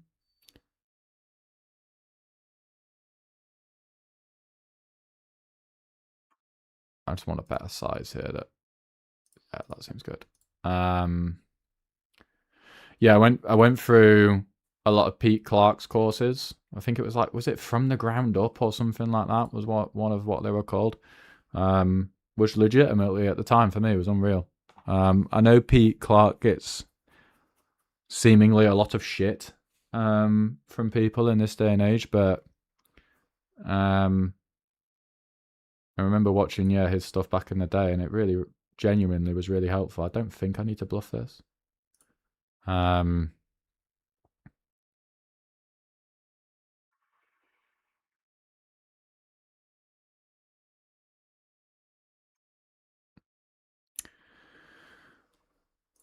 and I feel, to be honest, feel the same way about Pete Clark's stuff now. Like, I think a lot of what he says is very, very good.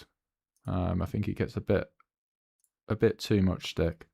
The one thing that does slightly like annoy me is he comes up with really like fancy terms for really for like everything. The guy has like some form of like term for every kind of like spot in poker. He's big on the jargon. Um but that's just a personal thing. I just gotta like, you don't need to call it that. That's like, put it in layman's terms, my friend. But no, I think he's legitimately talks a lot of sense. I guess always call sixes. Might No, a bit low down to raise. So I think we start raising nines and tens on the flop. Wait, how am I always in the blender? I don't think we fold much jack X here. Just yet.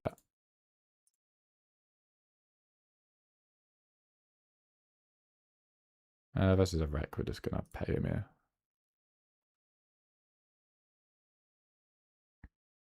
But yeah, a lot of the harder study or the more complex study came later, overall. Pot, we are stone indifferent. The 9 blocks bluffs. Call ace jack. Fold jack 9 seems alright, doesn't it?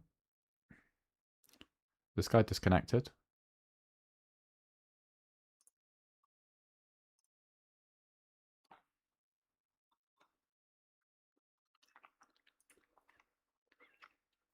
He has. What's the etiquette on someone disconnecting? I never really know. I think just try and give them as much time as possible to reconnect. Seems to be like the good guy thing to do, at least.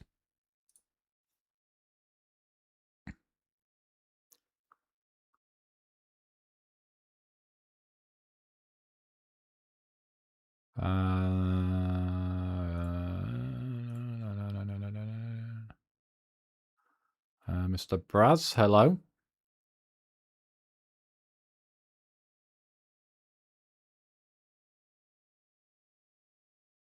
I guess just bet more often than not here.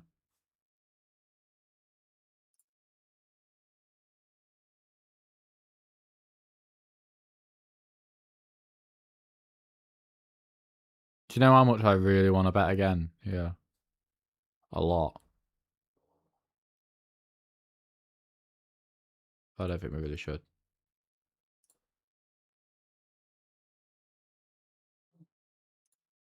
I'm gonna go pure value here, actually.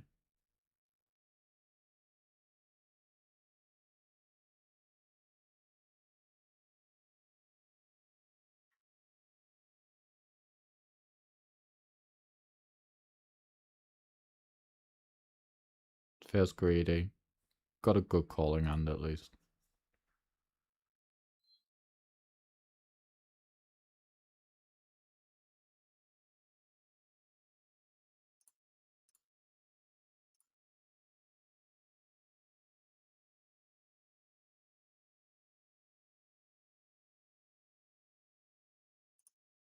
He's at it, this dude.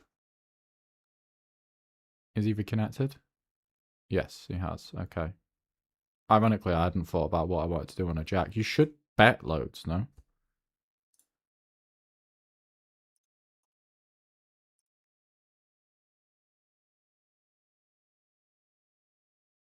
This is a bit optimistic. But I just think there's loads of protection to be had.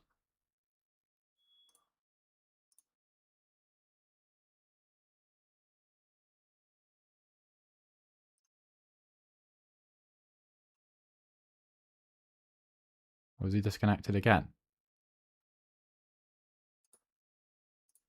Ah, well, I mean, I don't know. 150 bigs.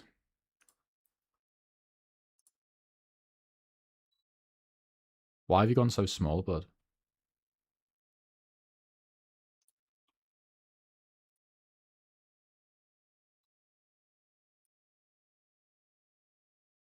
Did we lose that hand? Yeah. What you got? Okay. Well, yeah, that wouldn't.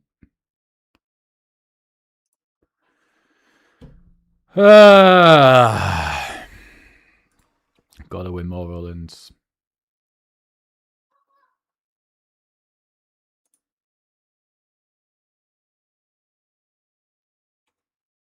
I had a 20k score yesterday in a live event in Montreal. First of all, very well done. Please let me know how you're going to spend the money. Have a beer or multiple and enjoy it, my friend.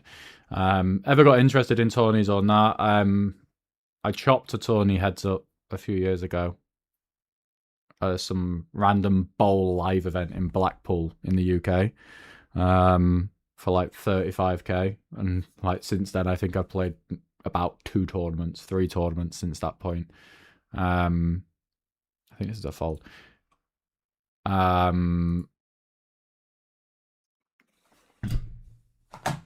find them difficult. At the end of the day, I also find them, it's a lot of time commitment. But it's very, very interesting, the stuff that goes on in tournaments in terms of the skill set required.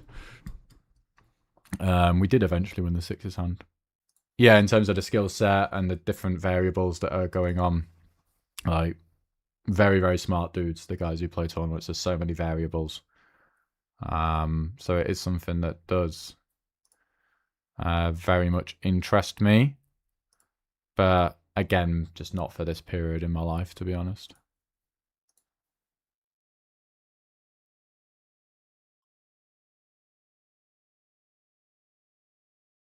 I still want to value bet quite wide here, so I mean, I can shove. I'm going to pure bluff. Let's just start bluffing here as well, eh? I think I want to value bet like aces and kings for a small size here, so I'm going to throw in some bluffs for that. Do you know what, as well, here? I think I'm just going to be like, fuck you, I'm all in, because you just literally never have it.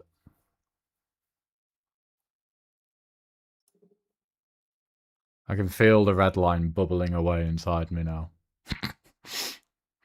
That's the thing I like about Pete. He's good at coining terms of things that makes it easier to remember. Yeah, then fair enough. Fair enough. As I say, what he's saying, I think, is fantastic. Genuinely, he seems like a good dude as well.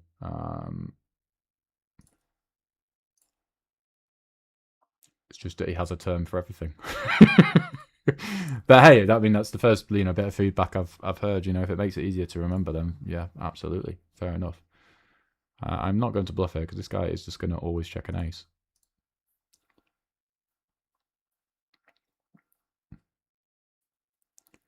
Only problem with Pete Clark is that he doesn't seem to enjoy himself or teaching, though. He's so grumpy. He's Scottish, right?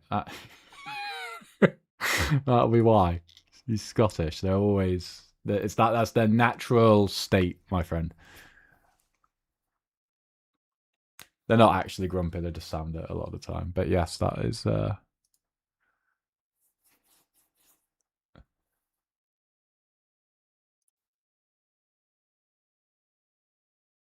Pete is Carrot, yes. Pete characters Clark.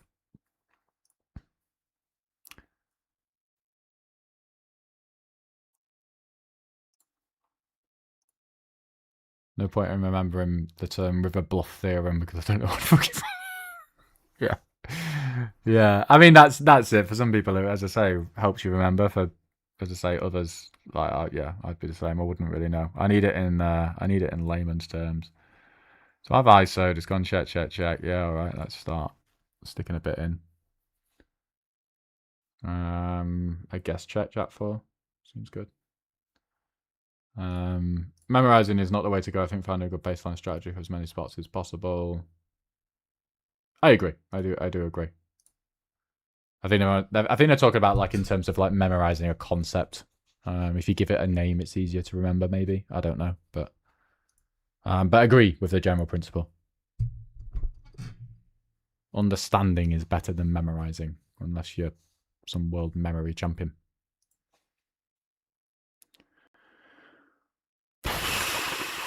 Sure.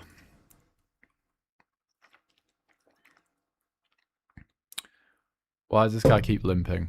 Can I ISO? Can I really ISO him if he's limping that kind of range? Yes, because he's shit post, I guess.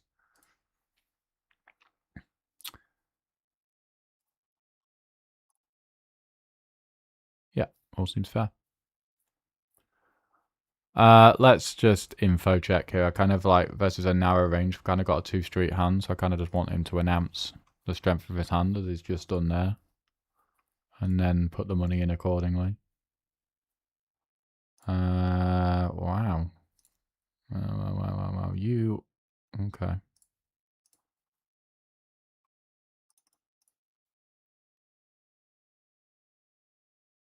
There you go. I used my HUD for the first time, I think, all day today.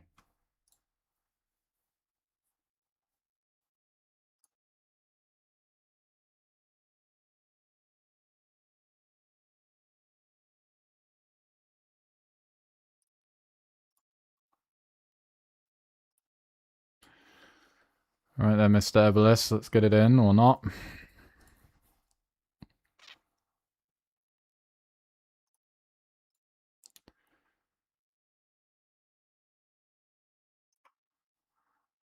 Let's try and get it in with Mr. Kaboom. Who, yeah, I'm sure, 100% sure, is completely at it in some way, shape, or form. I just haven't quite figured him out yet. But we will.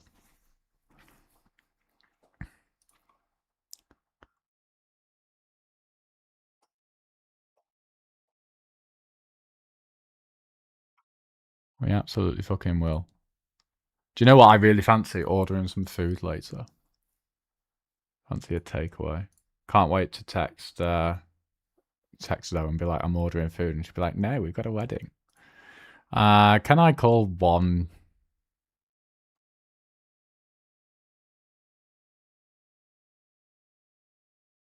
Yes, because I think I can bluff you later, but it's a bit grim. I guess that's a bit too strong. It's a bit too shit. It's close though. I'm actually not going to bluff you on that that run out, but oh, you fucking virgin, get. Such a lazy fucking. No, it's fine. It's fine.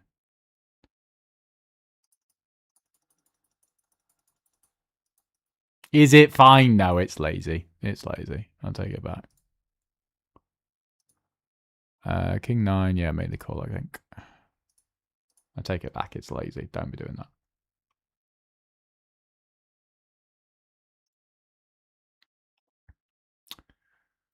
Right, I'm just going to sit out, have a quick toilet break. We move. I'm still going to play for like another 2.5 hours. I'm strapped in. I also think I need to restucco some money now. Christ, okay.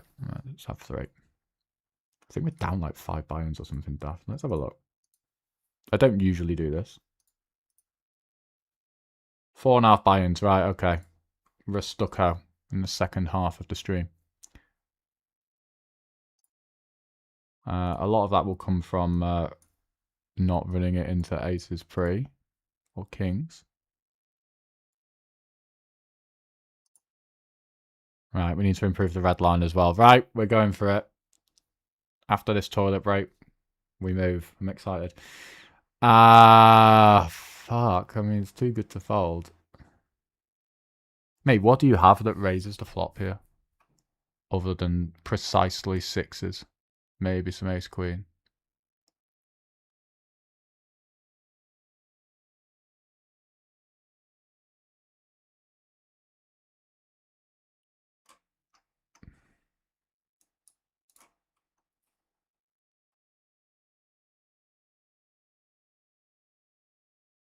I just feel like I isolate him with like weird draw. Then again, how many combo draws? Well, how many hearts do you actually have here? Oh no, I might have fucked it. My logic here was that like you just don't have a lot of value, like top end, and I can just make you continue worse flush draws.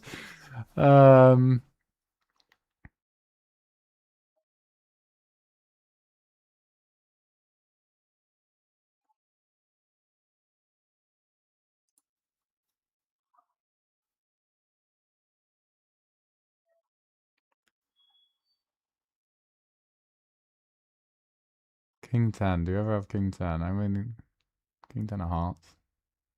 This is a weird fucking hand. Mate, that's enough. What's that?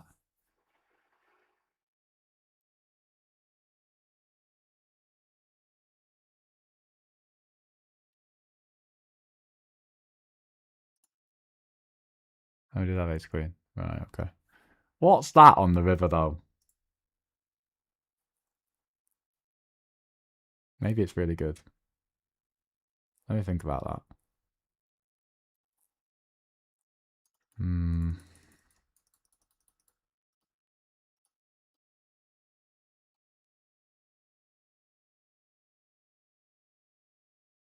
That might be a bit punty from me on like every level.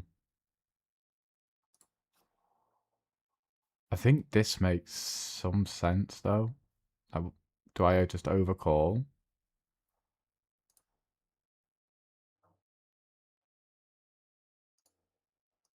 I think the click makes sense. I'm just kind of don't really like what's happened after that. I think I should just blast it, to be honest. Yeah, not a fan. Right, toilet break, and then we come back and we were stuck at 4.5 buy-ins.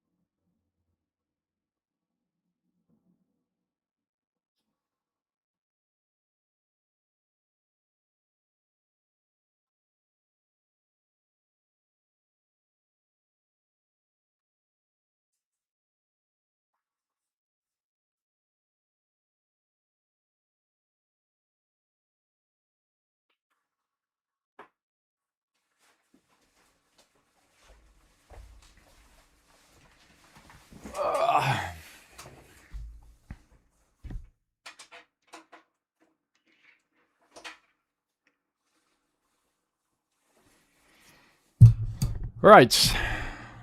We're back. Let us for a stucco. At least we're nearly on our way to a 1k big blind stack. What kind of food will I order? It's a great question.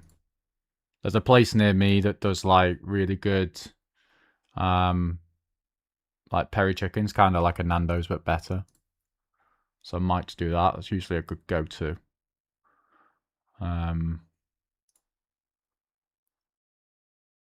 So that could be on the cards.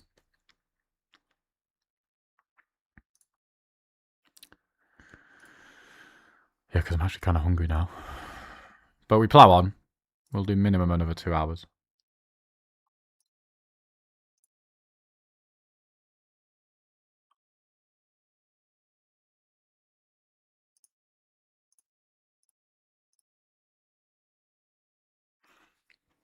Yeah, not a massive fan of how I played that on the turn.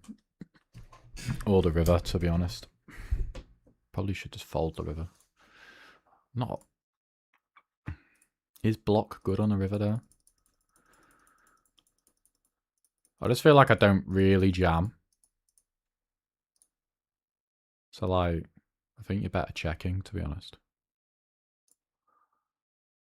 Could be wrong. It's probably okay, isn't it?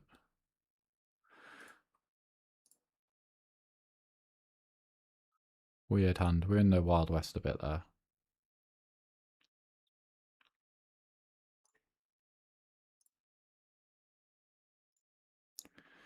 Right, let's win some all-ins.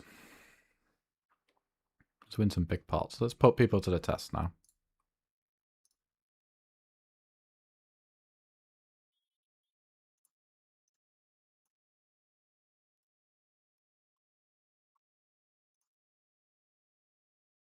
Should be able to get away with this.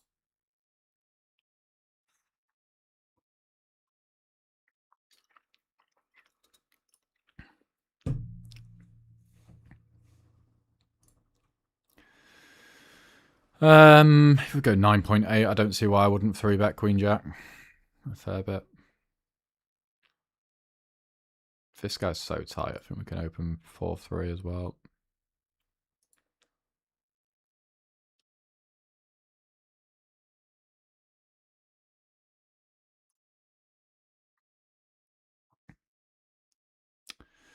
And now we will show down the 5s. We'll try to.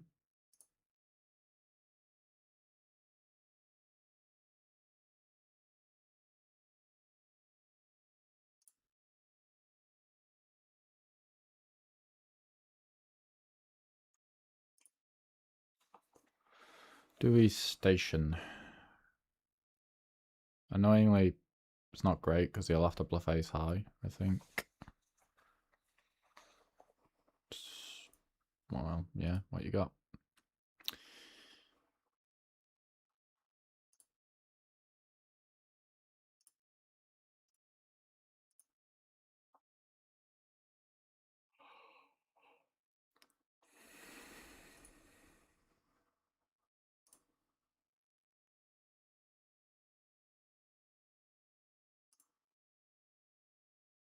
Plenty of people in this pool now, though, which is good, isn't it? So.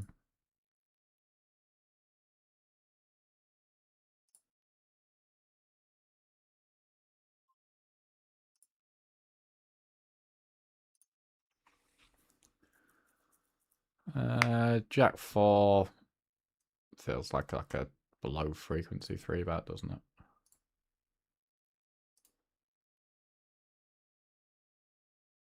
Similar can be said for Jack 9, I guess.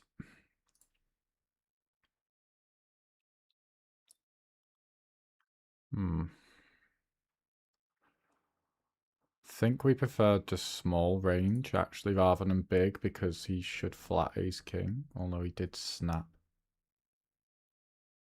So it's probably not actually a lot of ace king. Yeah, okay, let's polarize then. If he snap calls pre, then there's less ace king, and therefore I probably want to polarize more because I've got more of an advantage. And therefore our hand, I mean, it doesn't really want to put any money in anyway, does it? It still doesn't.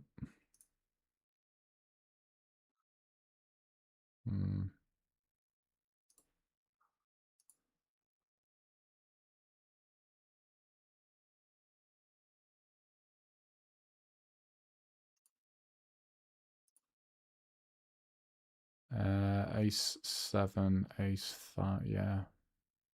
Double thumbs up all round.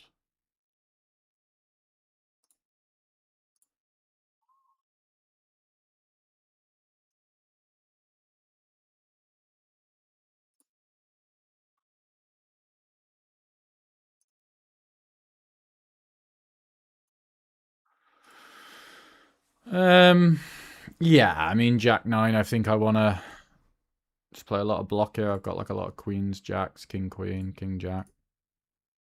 It's the occasional ace that just blocks the river, so it seems alright. And I guess ace 5 doesn't really want to raise the river. Let's check for a bit of info versus this guy, and now let's just bluff.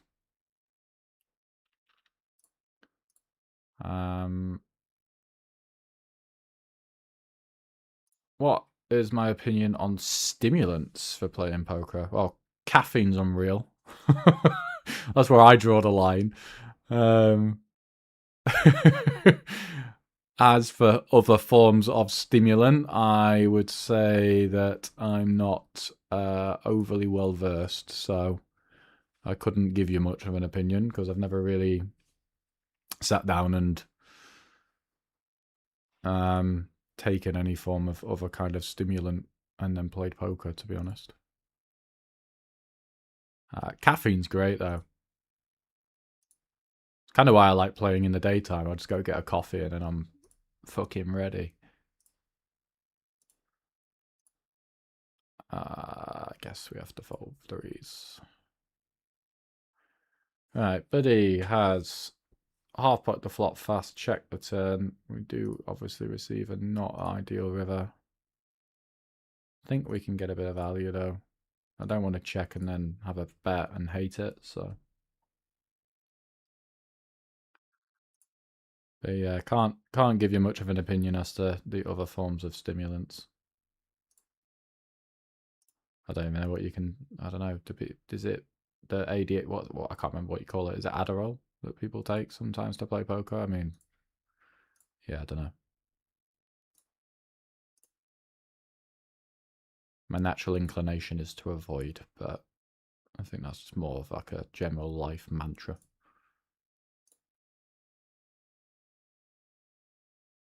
It should just be a fold. Ace 10, yeah, ace 9, no.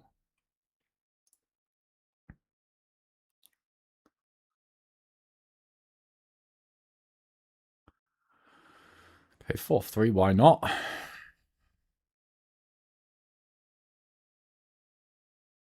Might have to get a bit busy with 4-3 here as well.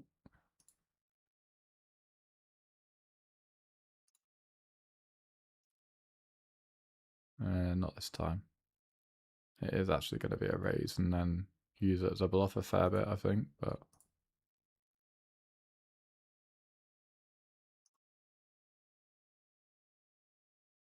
kind of just got like a one big street sort of hand here, so I'm going to do that. Or a check call kind of hand. Should just show this down.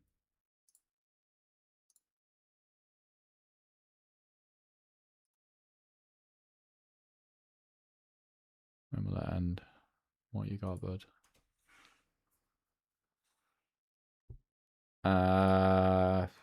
Fucking hell.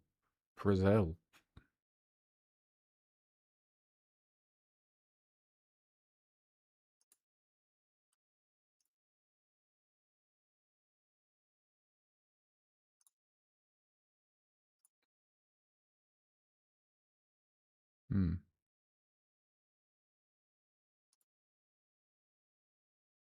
I'm more of a fancy in this. We are like already kind of fucked.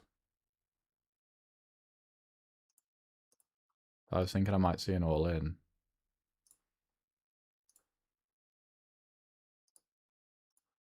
Oh, you're giving me the vibes actually. Yeah, I think we're just gonna station down here. He's giving me vibes. So I think we're just gonna call this off. Like Brazil, and then you kind of, I know it's only 200 hands, but there's just a lot of betting and stuff happening here.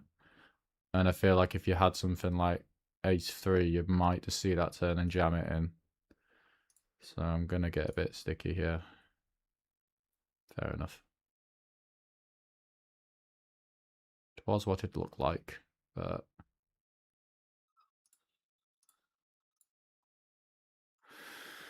I think versus someone who's exhibiting those aggressive tendencies, I'm probably just going to get shown like 4-5 offsuit a fair chunk there.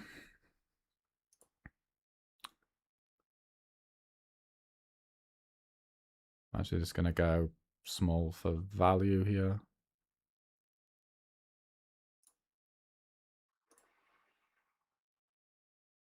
And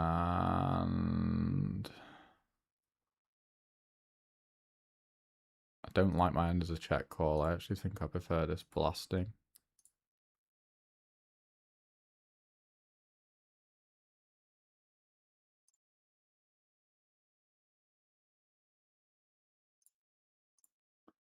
Games are good now, eh? Who said GG was softer? Look at all these wrecks.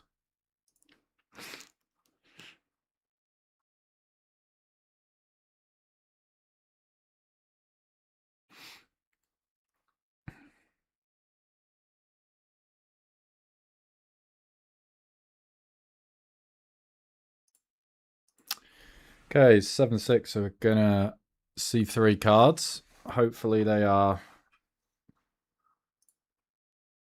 applicable. That's not bad, is it?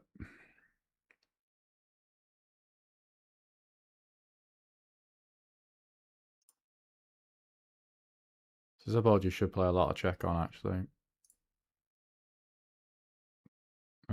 Yeah, just call, and I mean, we just get to call it off on pretty much every turn. This guy's so tight that I'm actually just going to press call with jacks and proceed with caution. Ace-3, we'll call. That's the best turn in the deck on all levels. Fold here. Tempted by 3 streets here, actually. Let's get another bit of info here. 2 big streets or like 3 medium. Okay. There is 0 need to raise my hand, I think. Yeah, because I can keep in bluffs. There's going to be like ace queen and all that here. It's not the cleanest, it's not the worst. This guy has kings, doesn't he? So I think we're just going to stack him.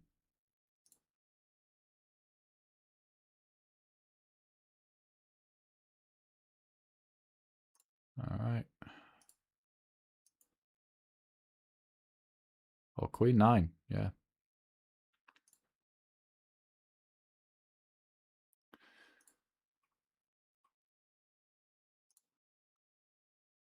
We'll give you the pink tag, I think. Bravo. That was the kind of showdown I was expecting to see from Matey Boy with the pocket 3s before. Some take Adderall, ADHD meds, but I prefer green tea over coffee for a more long-lasting effects without a crash. Yeah, that's fair. To be fair, I don't really crash with coffee. I mean, I do manage it. It's not like I'm having 5 cups of coffee a day. I just tend to have one in the morning and then a second one mid-morning, and that's me. And very occasionally, I'll throw a third one in when I'm going to play football in the evening or something for a bit of an extra boost. Right, we didn't flat the aces before. I am going to flat them this time. On a higher roll and versus a polar 3-bet. Never terrible.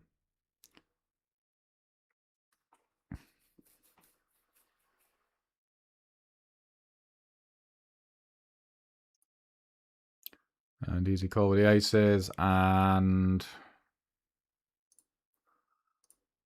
yeah, I think probably click the ace king. And then we're just going to run it.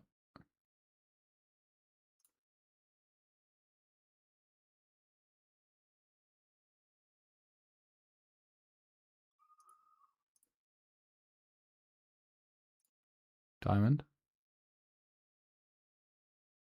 What's my strategy here? Called the fluff. I've got a lot of ace-x.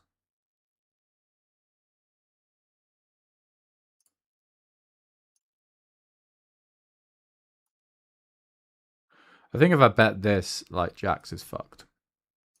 Like this kind of size. I am checking back a lot here, but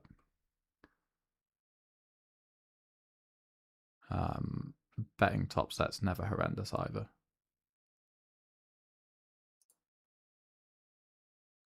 Fucking hell, Brazil.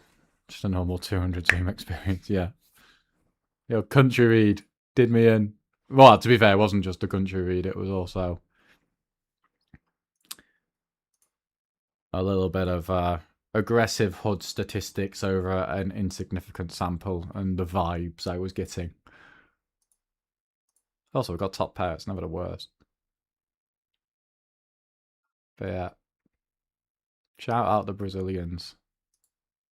Good for the game, I think, overall.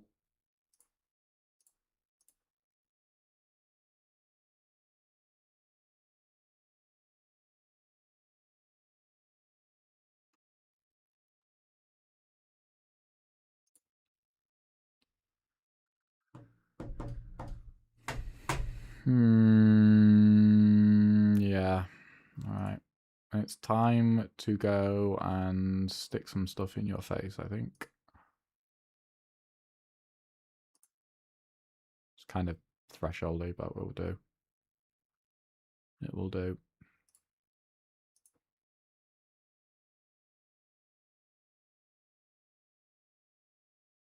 Yeah, I think I'll just range chat this board, actually.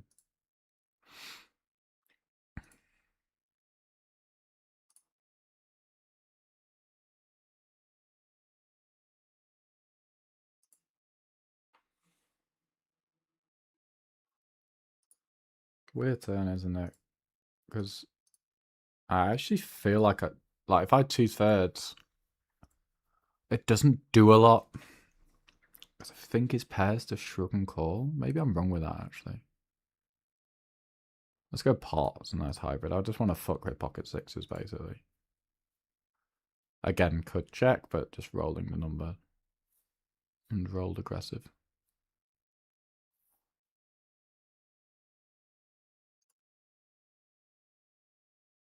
Huh. Is this too thin? Nah. Oh, it's fucking close, but if we're in it out.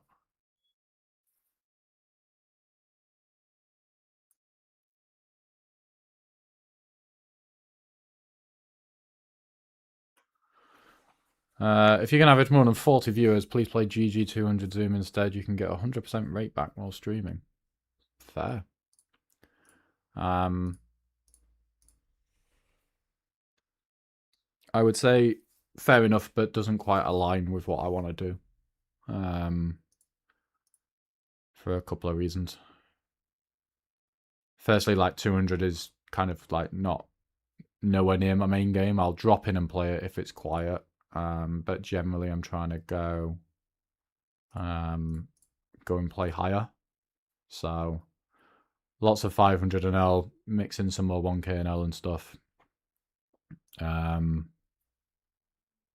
Rather than kind of just stream. Also, I'm streaming now and I'll probably stream tomorrow, but that will be it.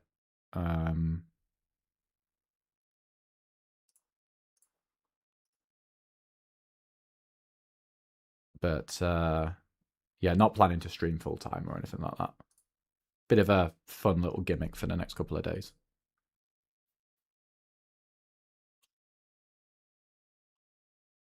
Let's bluff. Big good luck, thank you. How is the pool? 200 Zoom versus Stars or Stars versus GG? Unfortunately, I can't comment on GG. I've never played in that 200 Russian cash pool, so I can only give you what other people have said, and the rate's very high. So if you're someone who plays really high volume, for example, and you can grind leaderboards, you have that mentality, and you can go and play 10,000 hands a day, no problem, then that GG Russian cash pool might be for you, because the rate back you will earn will be significant. That's never really been me. So I'm someone who's definitely plays lower volume than that at the end of the day.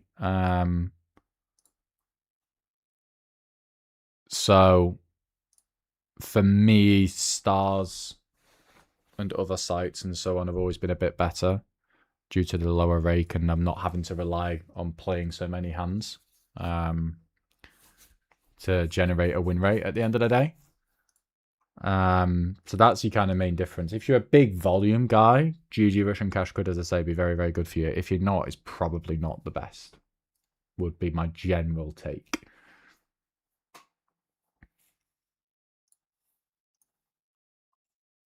Fuck off. Jesus, I'm already hating my life with King Jack here.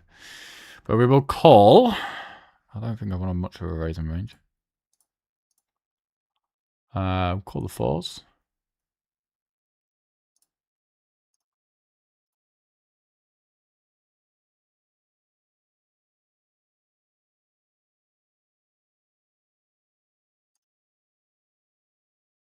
I'm now stone fucked. At least I can improve, but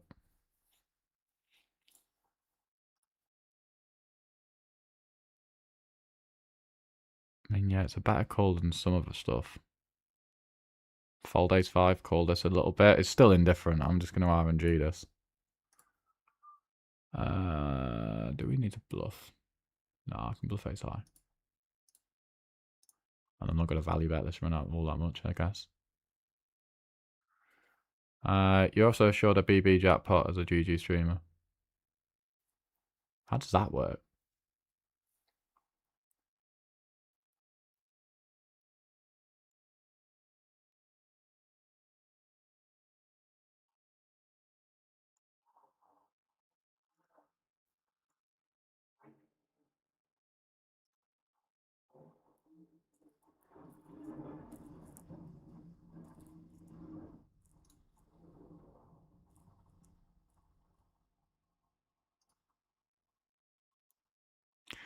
I think I might call here.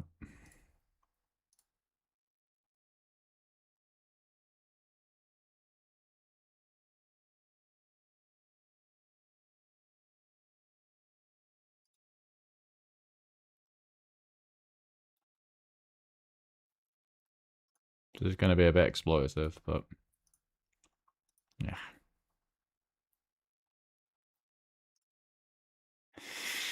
Yeah, fair enough.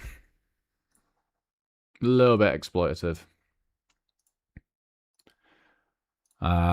Reason being is there were some inconsistent sizing schemes there, but also like the timing was long on all three streets, and my general vibe was it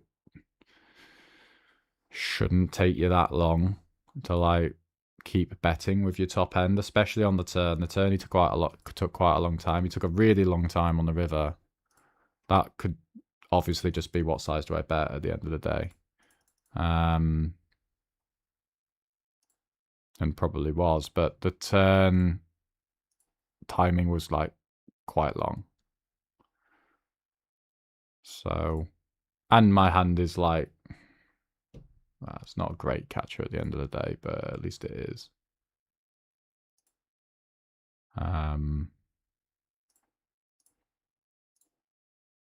So I was willing to hang my hat on that one a little bit, but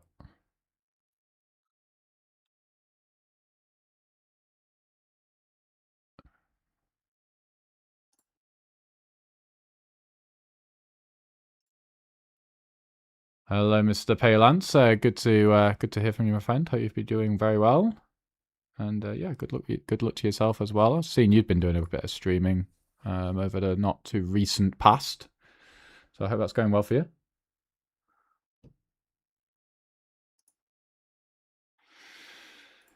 Yeah, bit of such a sigh hand that. I feel like I should just fold somewhere. But then when I arrive to the river and I've got the time and stuff, it does feel very tempting. Jam did also cross my mind actually, but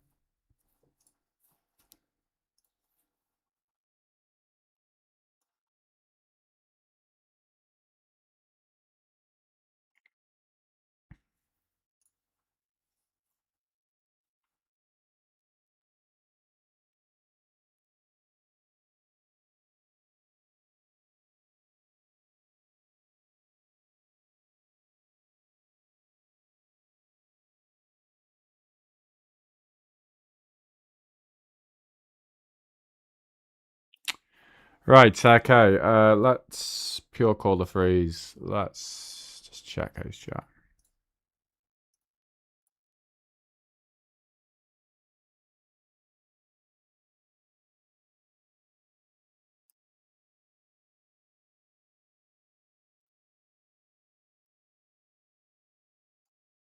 Value bet the ace jack now.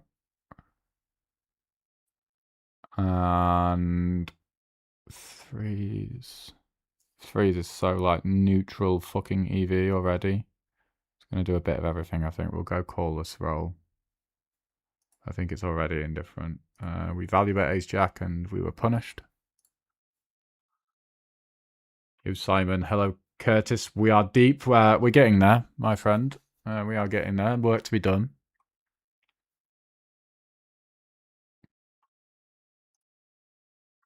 Fold the threes now, I guess. This is just stone bottom, isn't it?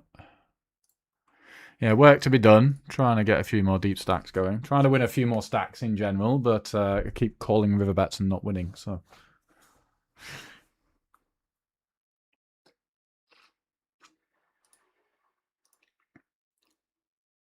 We can play a 1k big blind pot. Can we really? All right, let's try. That'd be fun.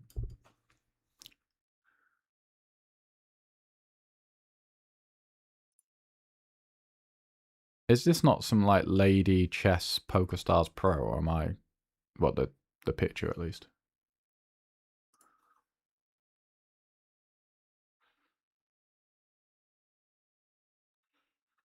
Right.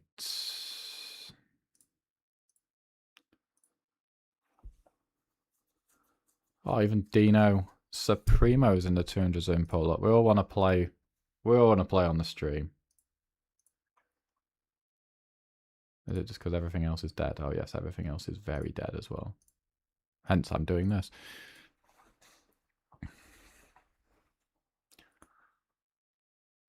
We can play a 1k big blind pot or something close. All right, we'll do our best to provide that action.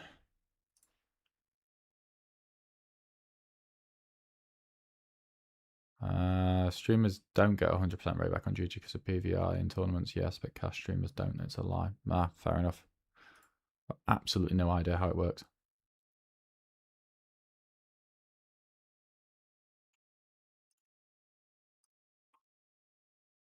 I'm so out of the loop where all of that stuff's concerned.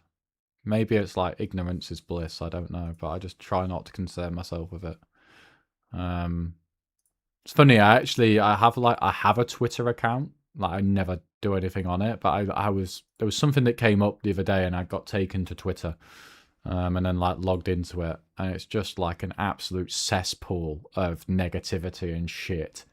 Like it gives me all the poker stuff, and oh my god, it's just the worst. Like, how do people enjoy that? Like, just the amount of pure fucking hatred everywhere. In the poker world and in the world in general. It's just a lot of unhappy people, I think. So yeah, it was a very swift delete of the app after that. Oh, Jesus, I don't need that in my life. Can I bluff here? Generally, no. Yeah, I've got too many other hands. Yeah, Instagram's bad enough. Christ, but Twitter is, yeah, Jesus. An absolute cesspool. Right, we're going to bluff. An ace is worth about an overbet, isn't it? Yeah, go on, we'll go with this.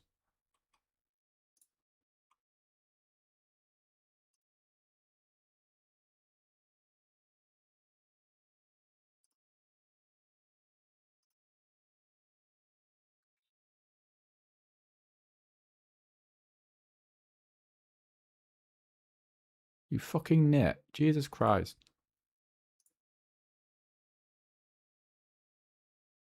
No one raises, like, anywhere near thin enough.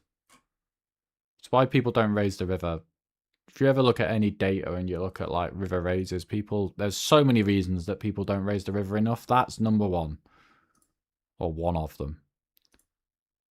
Like I've just said, if I had ace 9, I'd just pure do what I did. 8-6, fucking God knows what else. 3-2. Like find the raise, buddy. Come on, let's be better. Let's be better. Don't get monsters under the bed.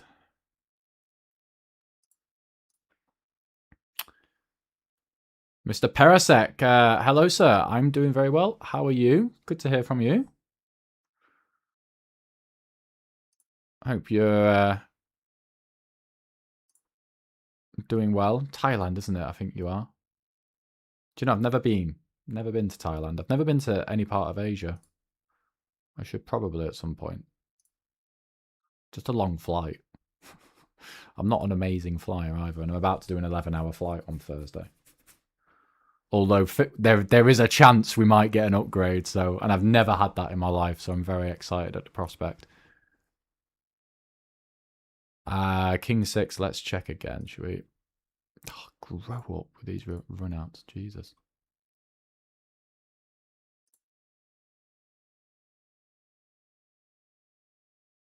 Three seconds, 5 seconds, 8 seconds. I'm so tempted to value bet. But I won't.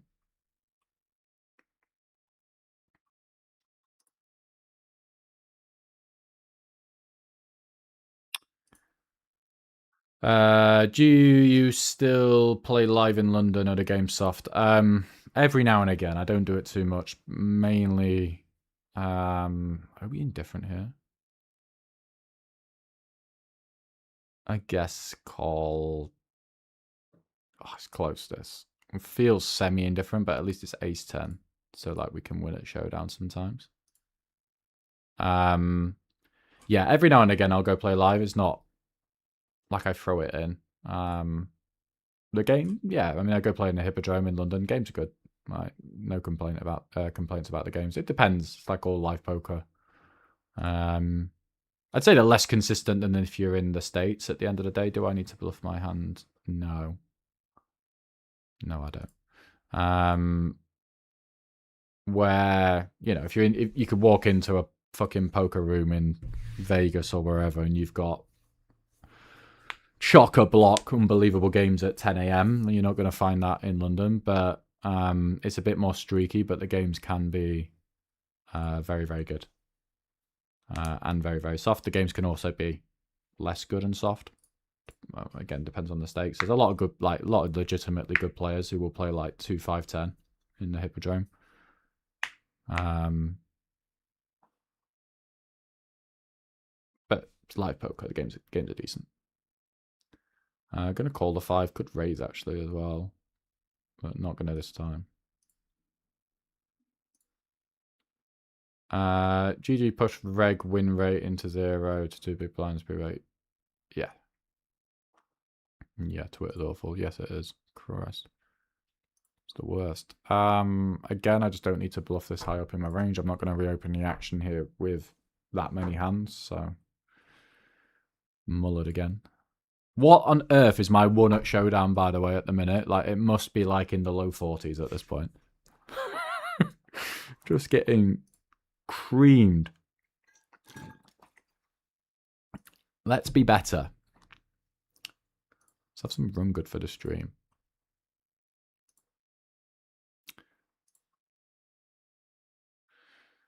Right, gonna play a pot versus Mr. Dino, who plays like 1 KNL.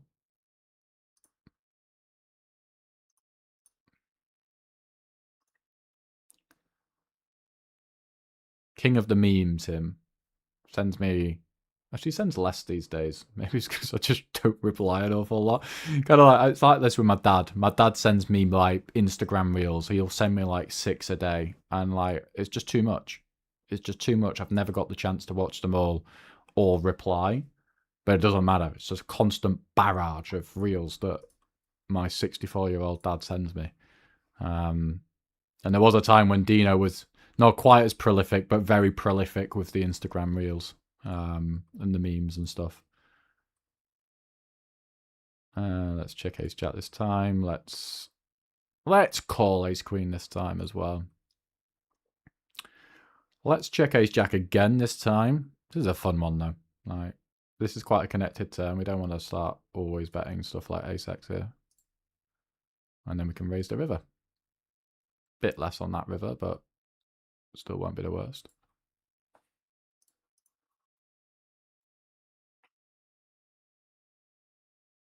In the blender. So we have a not terrible candidate to call. We also just don't have a lot of strong hands in our range. We have rivered a straight, not a lot either, so we probably do need to frequency call this.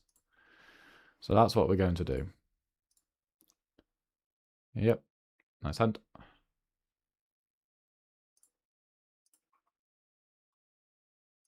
Quite an easy spot to just have jack six as well and bluff or whatever. Like, it's not too difficult to over bluff there.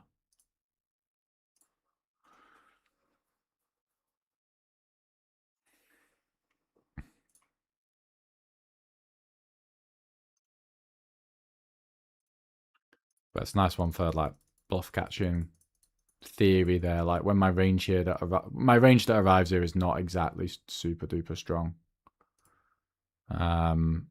Obviously versus a 3x pot we don't need to defend much of it, but like when I'm this high up and I legitimately don't have a lot of 3x or other stuff, I think it means that we probably do need to we don't need to pure defend ace jack, I don't think, but we do definitely need to frequency defend it, I think. So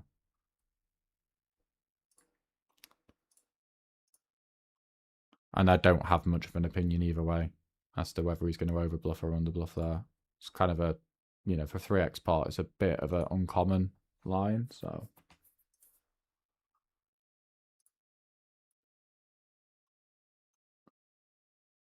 Very easy to overbluff, and he is aggressive, so it's not beyond the realms. Do we ever fold, like, when we're this deep in a million years? Annoyingly, we're kind of semi-dominated. Depends what he 4-bets, though, doesn't it? Like, who knows what we 4-bet 400 big steep. Let's do it for the content. Let's see if we can play a big pot.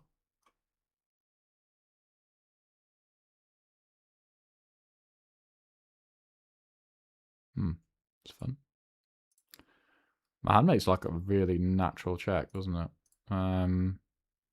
Like there's just nothing bad that can happen with like check and then he pots it. Like we can just call. So I'm gonna go check again. I could also even raise.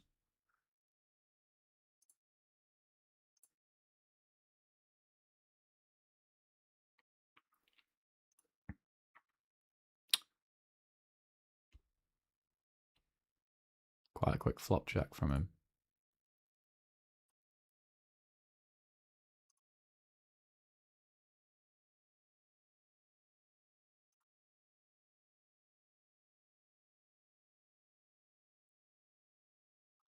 Well, well, well.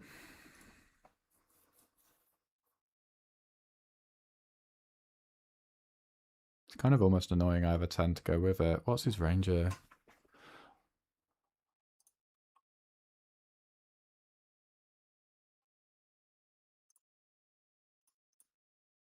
Let's do that.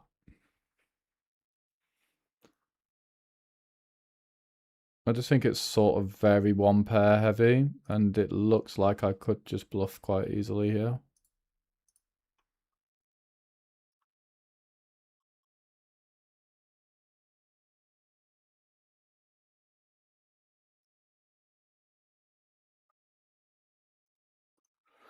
Yeah.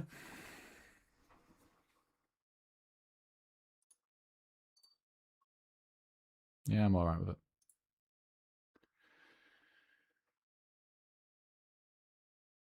Let's go back from Madrid. It's so soft. Madrid, they play the wrong way round, right? Like they deal to the right instead of the left. Am I right with that? I think I'm right with that. This could just be a 4-bet. I might have gone far too big there, but we'll live.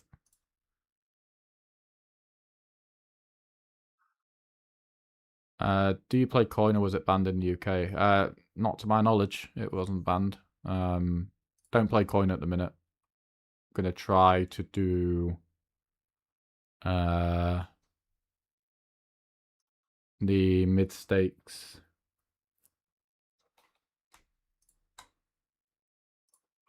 championship in July. See if I can win a Rolex. I'm gonna have to be annoyingly relatively passive across a lot of turns here, just polarizing here and come on the boys. Well, I've RNG'd high. Do I ever want to check my hand?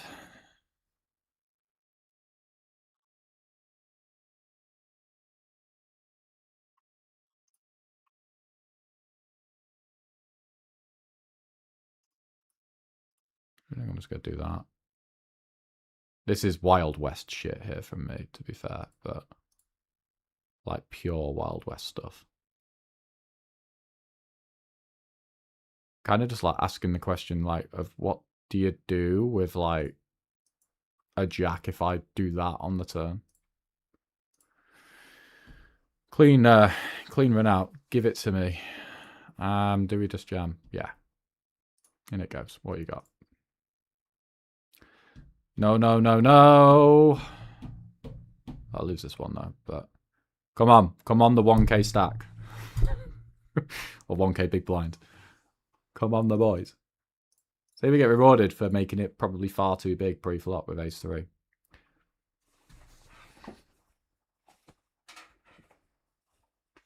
I bet he'll feel so annoyed at that as well. Sorry, buddy. It's always annoying when you think you've rivered the best hand and then you haven't.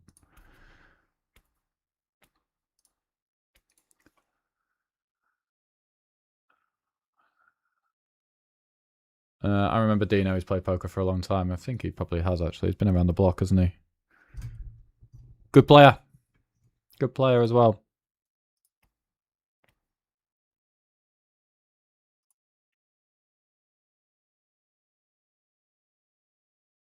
Oh, it's just so annoying. I keep having these spots here where I'm just like, I just win and I want value, but like he can just play a 10 like this all the time.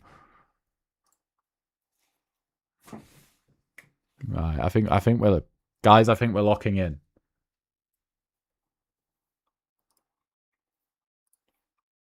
I think we're locking in. Do you think you can get too old for online poker? Oh, that's a good question. Depends how you look at it. I've never really subscribed to this.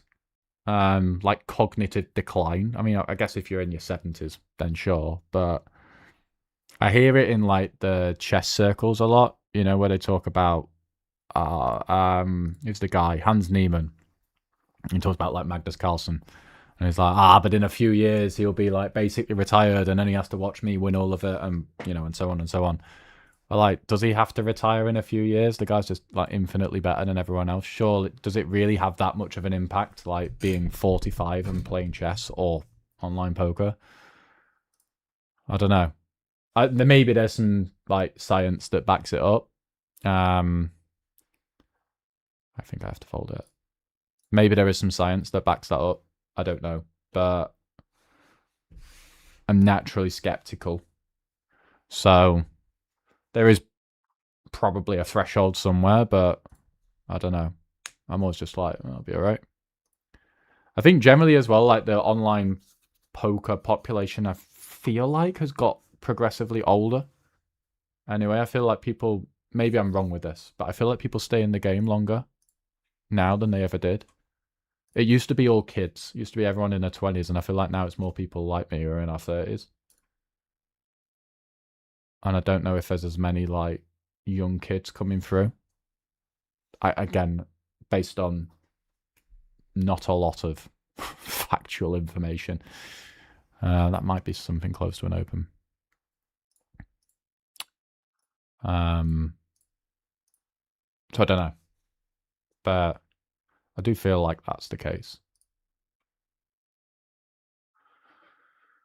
Nice pull this is. Yes. Yeah, it is actually. How many you got now? 42 people. 1, 2, 3, 4, 5, 6, 7 recreationals. That's a pretty good percentage, isn't it? Wow, I've just flopped the nuts.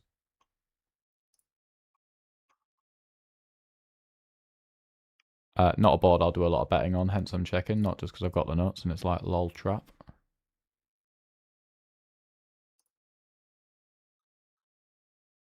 I rate this guy as well. I think he plays poker pretty well. I think I've seen him like playing like 1K and 500 a lot previously. I'm going to be a slave to the RNG and find a check raise here. That he seems to get it. He's done a few like proper hero calls versus me and been right quite a lot. So I kind of rate this guy actually. Definitely one of the better ones. Okay. Yes! We're nearly there. I'm going to screenshot this and send it to Mr. Gold once I get... We are not quitting until this says 1,000 big blinds. Come on.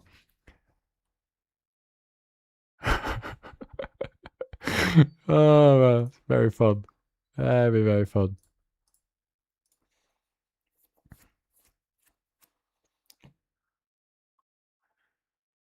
I love deep stat poker. It's so much more interesting than 100 bigs. Yeah, do you know what? Like, do you know what I need to do? It's on my list. I need to study deep stacked because wow, it's different. There's so many spots that just play like radically differently to 100 bigs, and no one studies deep stacked. I think there's a lot of ego as well that gets involved with deep stack poker.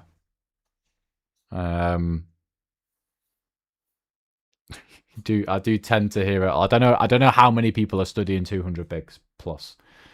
Maybe I'm wrong with that, but it does feel like it's the Wild West a little bit, and no one really knows what's going on. So it's on my list of things to take a look at and get some heuristics on. But you're right, very fun. Can 4-bet ace-3, look. Maybe. Maybe not. Might just pure fold pre. But anyway. I've never had a big start like that bottom right. Well, yeah. It doesn't happen to me much because I don't tend to play 3 hours back to back of Zoom, but I'm also fortunate it's all of the stacks I've won have been on one table. I'm still not winning today for what it's worth, but I might be a little bit closer now. I am going to value bet this. I am going to check this as well.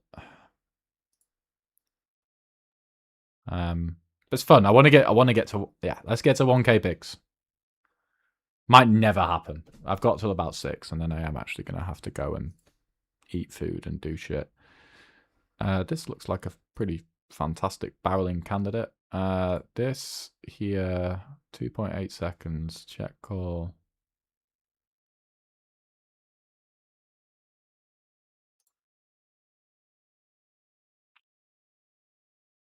My problem with raise is I'm probably going to not go after the right kind of hand unless he's the kind of guy who's betting a 6 that quickly, but should be quite an over bluffed spot in general. No need to do anything now. Plus, got to preserve the 700 big stack. Just only have nuts bottom right, and then we can bluff it off the rest elsewhere, eh?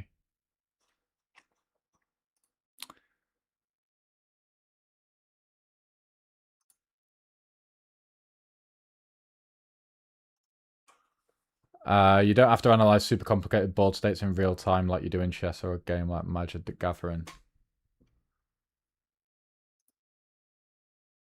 Oh, is that like the argument for like age being a factor?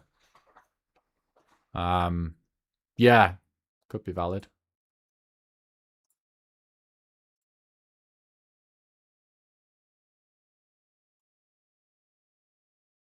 That's the stuff of that cognitive decline. That's not easy to say. Cognitive decline really fucks with, but memory, especially long-term memory, is unaffected until you get much older. Oh, okay. Didn't know that, you see.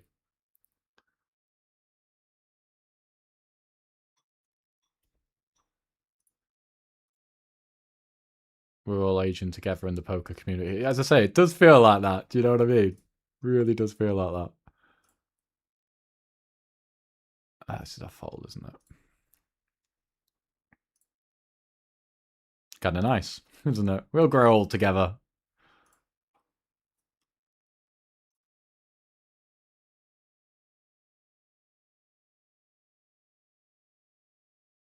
Ooh. Like, this is one of those spots, isn't it? Like 100 bigs, you really want to like polarize and try and go all in, but 200 bigs would not. We want to play 3 streets, but we don't really want to go all in with queens there. So my instinct is it affects our flop strategy a little bit more. Like, we don't pile as much money in as early because there's too much money behind. It's my general consensus. I've never seen a snap call so fast in my life.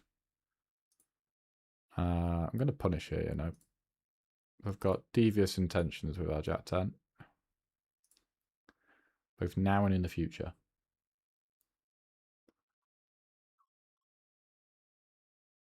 Never played Magic the Gathering. I know there's a lot of, like, Yuri Peleg didn't he? And I know there's quite a few poker players that have come from that game and started to play poker. I don't even know how it works. I've literally got no clue. Whatever 2E is seems pretty nice here. Yeah, I've got intentions here. Might be about to rifle off 100 bigs of my 700 big stack, but we'll live. Not quite. It doesn't give us a chance. That was...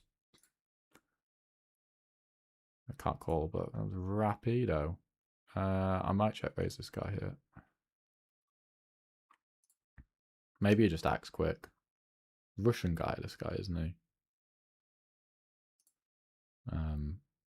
In Thailand or wherever, but he's definitely Russian.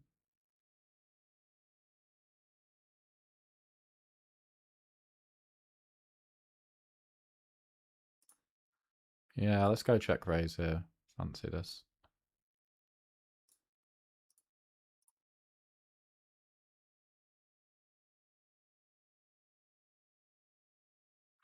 I think the older you get in poker, the better you become. Sorry, hang on. I've just been snap called when I've check raised to 2E.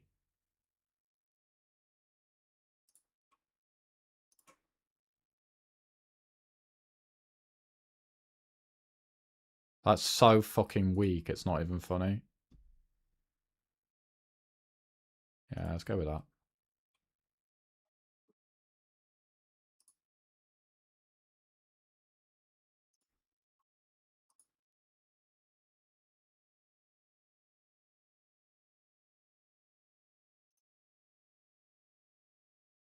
We just have the same. I'm genuinely considering jamming. He does not have Jack 9.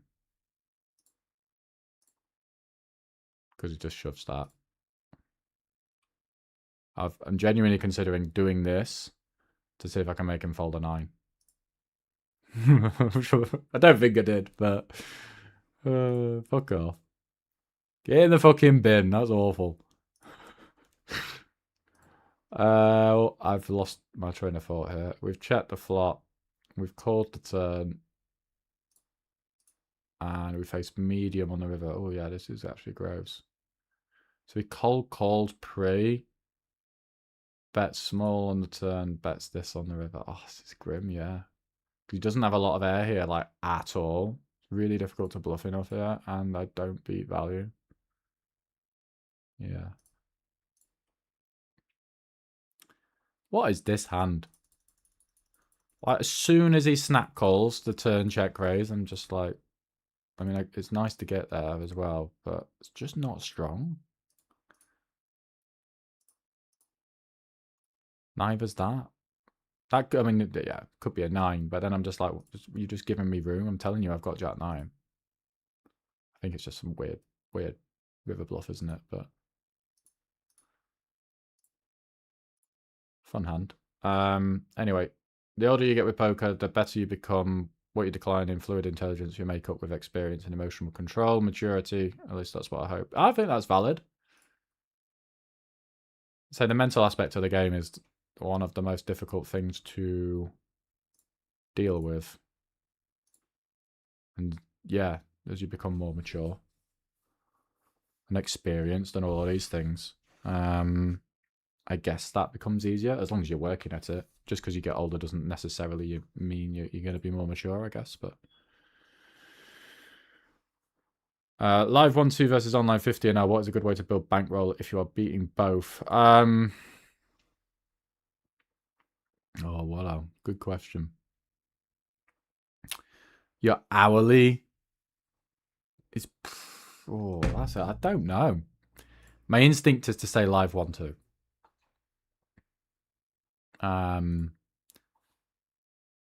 That's my instinct.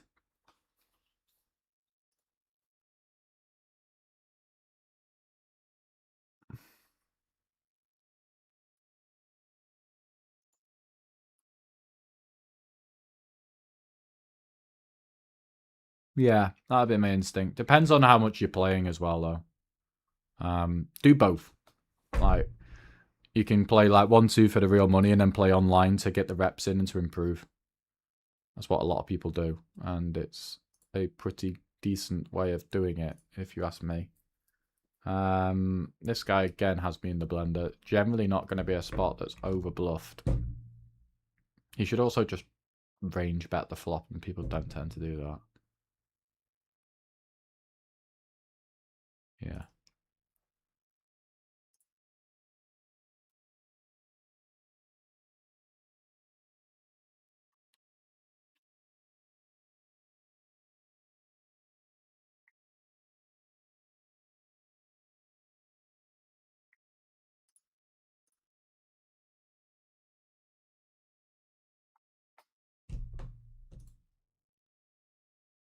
Oh, did I time out here? Oh, I'm such a shit house. I should have bluffed. That serves me right for looking at my phone. To be fair, it's not something I ever do that, but I always leave my phone in the other room when I'm actually playing a proper session. It's just here because I'm streaming and it's all just a bit different, I guess, today. Right, gonna have a couple of minutes. Toilet break, might make a drink, and then we'll come back. Step away from the screen for a little bit, especially seeing as I just looked at my phone. Let's stop this though. Cool. Right. Back in a couple of minutes.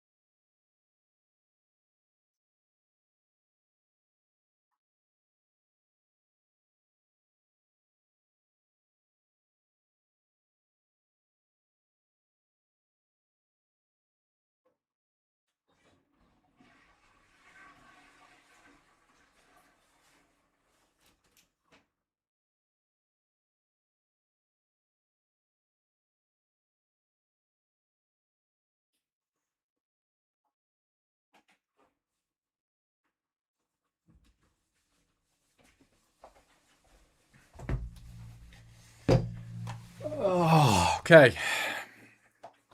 What time is it? Right.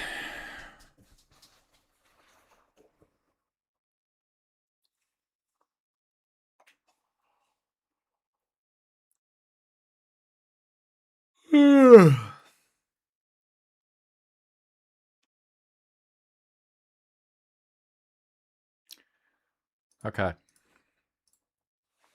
Let's do another hour and a bit. And then I really do need to eat. Tiago Steindel from Brazil. You're going to be recreational. And I'm going to check raise. Okay. No longer going to.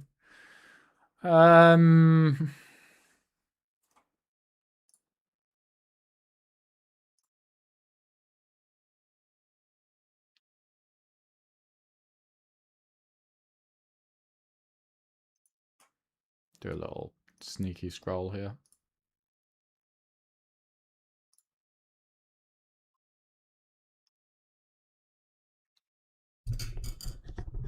What do you have?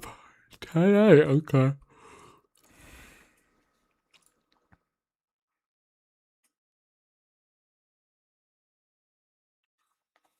Alright. Bought myself I don't even know what tea this is. An organic tea. Always good.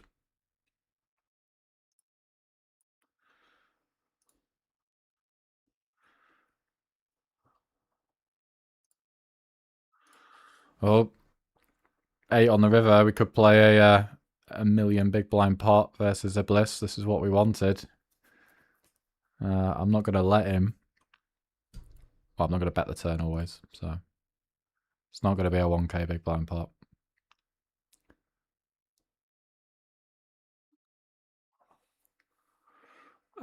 Sixes will mix. This will fold, I guess. This will value bet.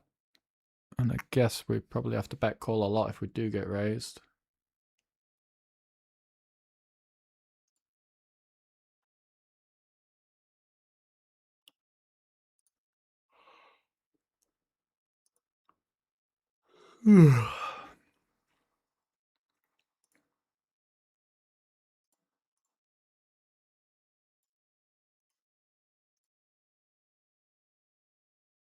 Yeah, this is a nice call in hand.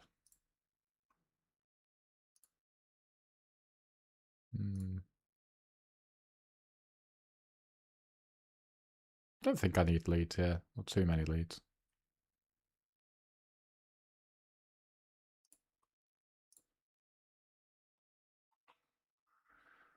That's a great turn.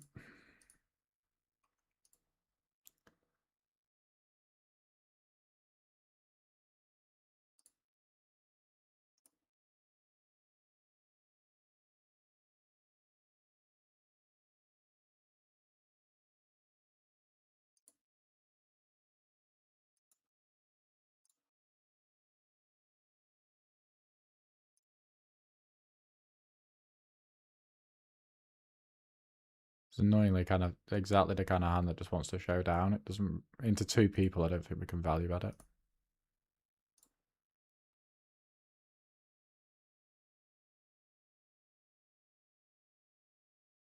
I'm going to min raise. I'm going to try and fuck with this guy.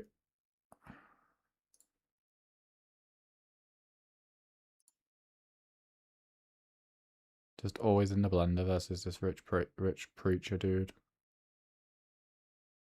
Can check raise something that's got an 8 as a bluff. It's again just so hard for him to have air here. Also, I'm fairly sure he's not stabbing the flop as much as he should.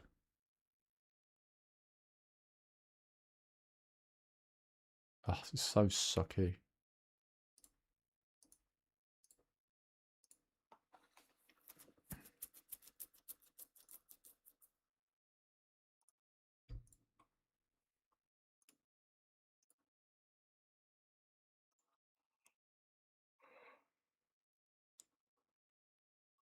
Ah.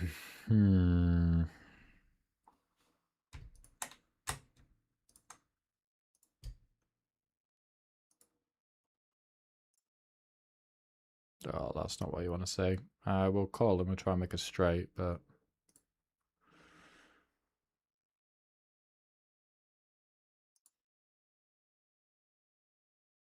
Interesting. I'm no longer calling, to be honest. A lot of UV from calling comes from bluffing here, and I just don't want to bluff a guy who's just 3-bet the flop who's a recreational, so... I actually think I might beat value here.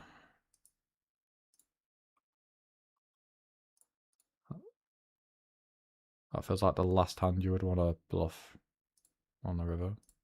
Am I wrong?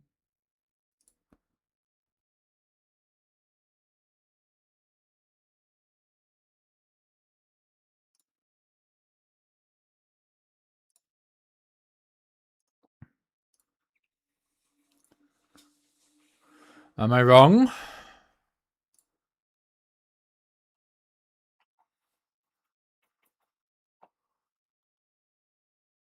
We're a bit deeper here, aren't we? I mean, a bit deeper. We probably want a bit more call then, right? With 10 specifically. Oh, come on. Yeah. All right. RNG the high number. I can mix in some call. No fucking worries.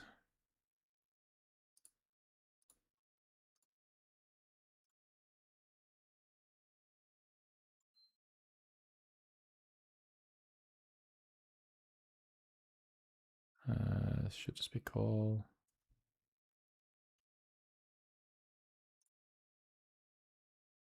A lot here depends on if Buddy is going to bluff as polar as he should.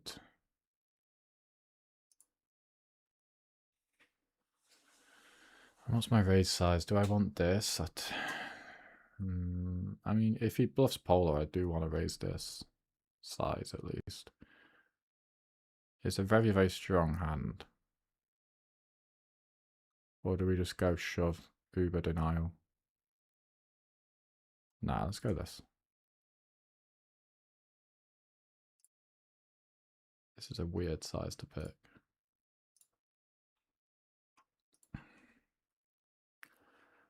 Could obviously call turn, but again, slave to the RNG. It's not like we shouldn't raise the turn, is it?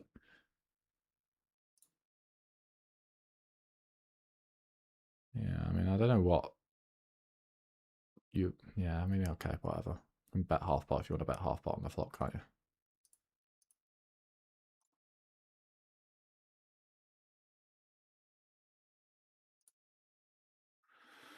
King 10 should really be a fold, but with the wreck in there, we'll get in the mixer. And fours. I think this guy's a bit weaker, so we'll get in there a bit more often as well.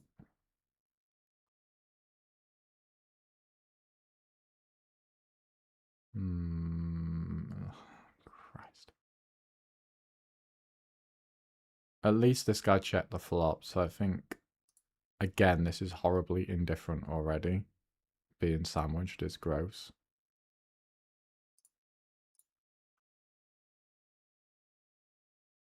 But if I think he's going to fold a lot, then yeah. Half pot, quick half pot. Should be a little sneaky valuation. It's thin, but it's a wreck, so we can get away with it.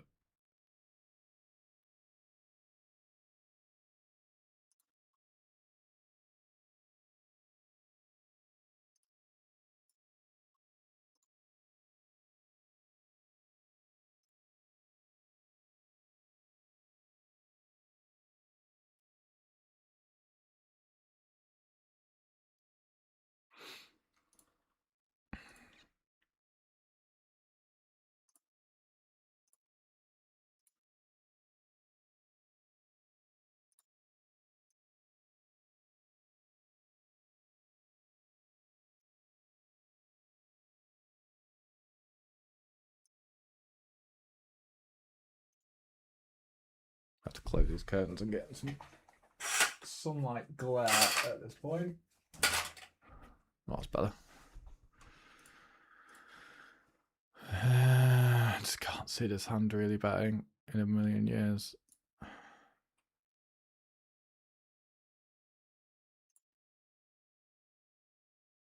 Feel like we want to polarize A, and then if we do that, we just jack queen 10.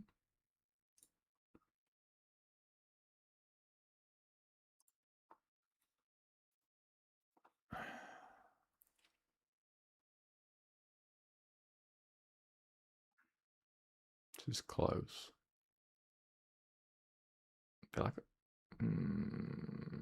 I don't know actually here.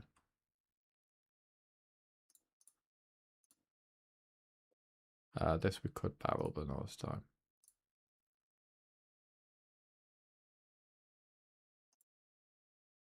This guy plays so fast, it's crazy.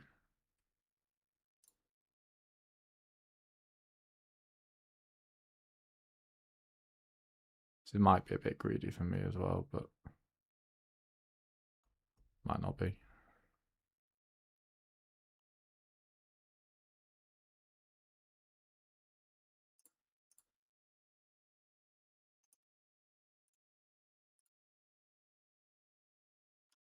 Fair enough, I guess. Wouldn't say it's a hand that has to defend there, but he's definitely got stationary tendencies versus me.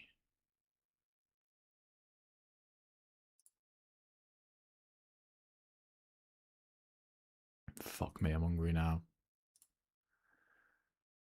Twos will call again, and I'm going to river the 2 of diamonds. I'm going to be greedy. I'm not even going to river a club. Oh, this is so close. Let's go for this. Fuck it. What you got?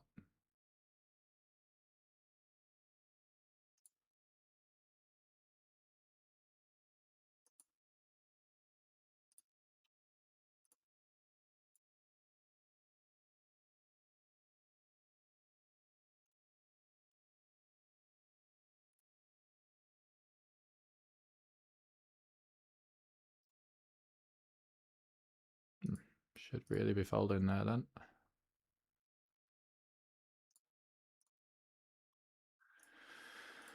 As sad of a fold that is, that guy's not 3-betting very well from the big blind.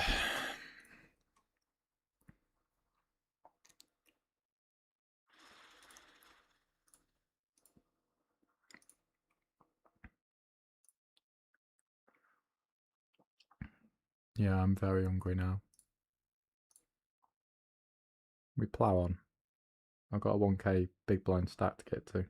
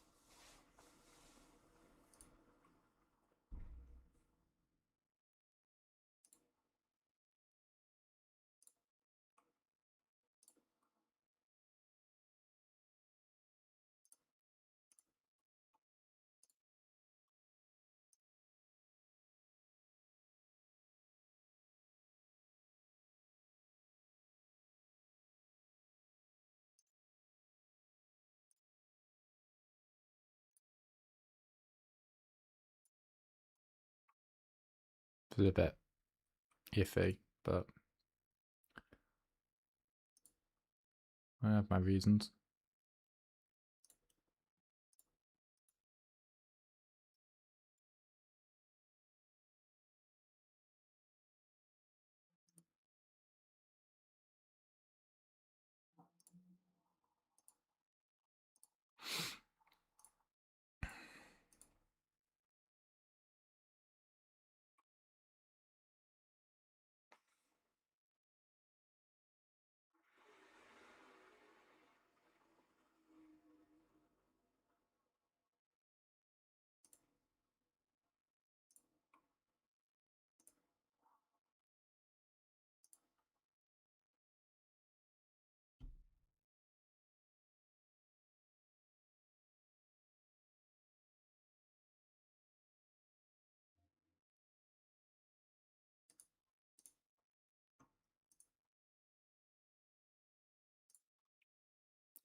It's just always 8s. I just, yeah. Okay, it's not. I'm off. A7. What the fuck is going on there, mate? Come on.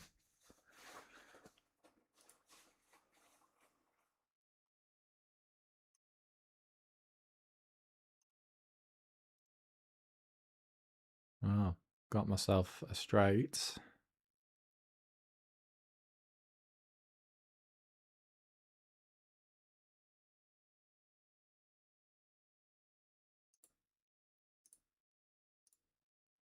Goes check a lot, but he might have rivered a 10.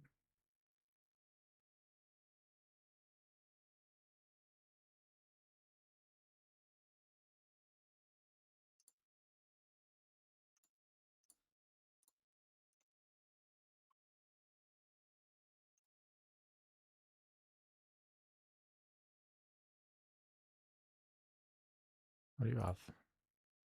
Oh, bluff. Jesus. What's wrong with people? Fucking Christ alive, by the way. How do you arrive with King, Queen when you flatted the... Try not to get too aggro about it. Do you think? Do you think? But bluff. Bluff. What else do you have? My word. How do I get a max from a king? I'm going to check raise. I like that a lot, actually. I like this a lot.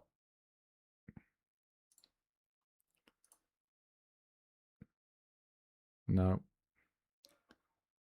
I mean, he didn't have a king, so. Oh my god.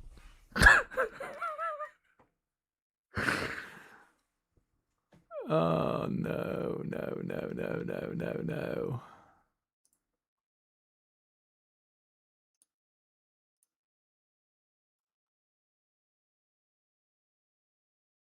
Just bet yourself. No, I mean, I don't hate it. I don't hate it. To be fair, I did pot the flop, didn't I? I kind of forgot about that.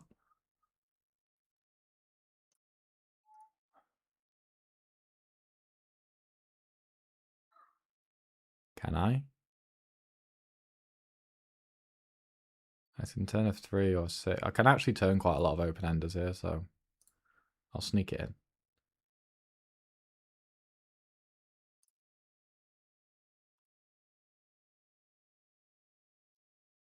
To be fair, it's a good check. I actually don't hate it.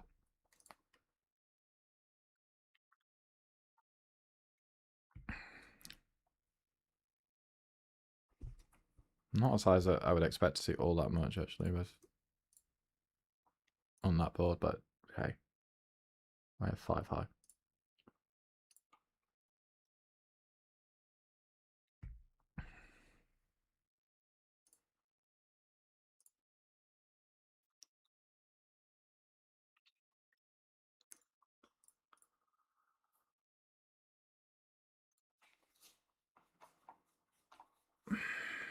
I think if he checks again, we're mainly going to be betting a 10. We're never folding a 10 at this point on that turn. Not raising either.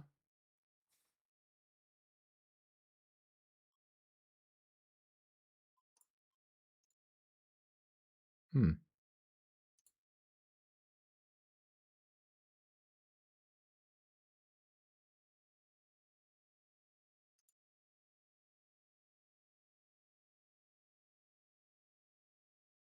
Hmm. Facing another bet, we're fucked. I think I'm super low down as well, and they block bluffs with the queen. Another 3x pot. I mean, yeah, I think I'm technically indifferent here with like hands that are way higher up in my range. I wonder if I had like, what's the threshold for being indifferent here? I mean, what's his value threshold? There must be some weird 2 pair that I can have that's fucked. So I just don't need to defend second pair, do I?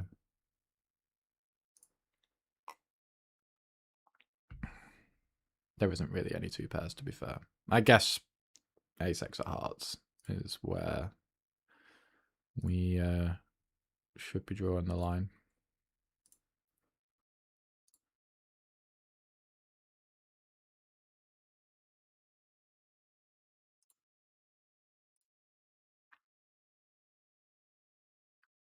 I do actually get to check a lot here as well.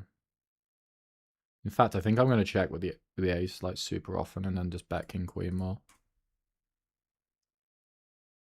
Cooler the ace-x a bit more. It's also not a great turn. Right, might learn my lesson now and just overbet my hand. It's a completely different spot, to be fair, but yeah, I don't want the pot to be too much bigger than what I'm about to make it with an overbet, I think, so we'll just go with that.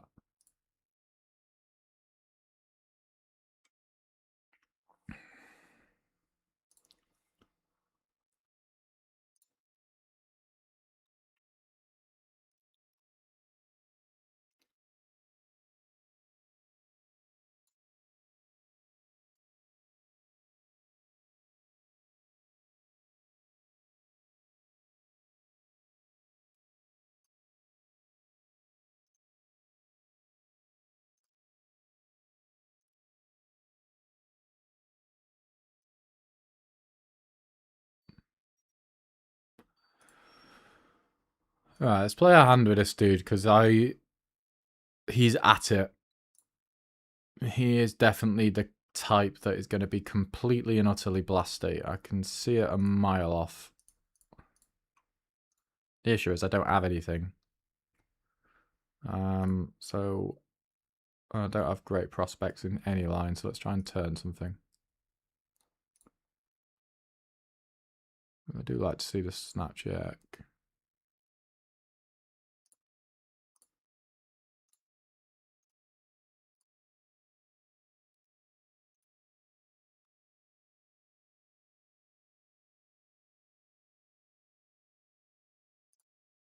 I just think I dominate everything and I just win. Legit.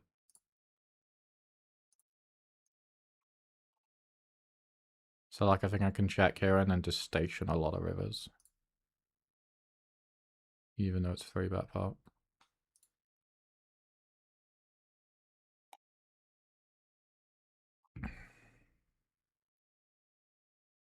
Yeah, I'm gonna go bet small to induce something here, and then I'm just gonna snap. I kind of sense something's about to happen, and I feel like he's exactly the kind of guy you want to induce.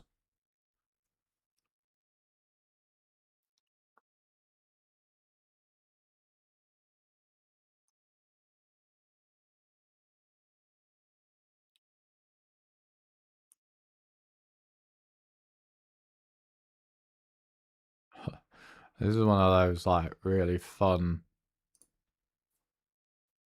3x pot boards, but I think if we choose bluffs on it, we want to go with like backdoor hands a bit more.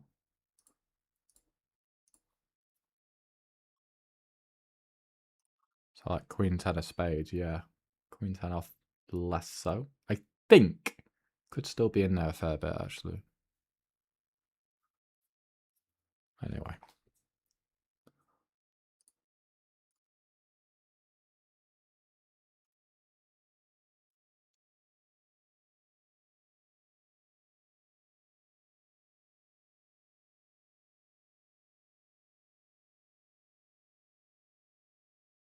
Okay.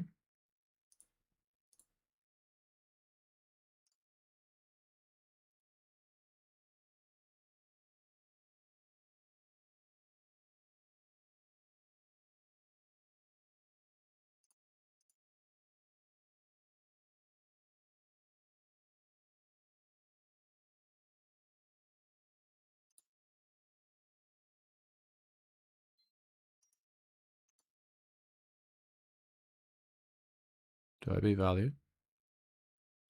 I'll at least chop with value, so.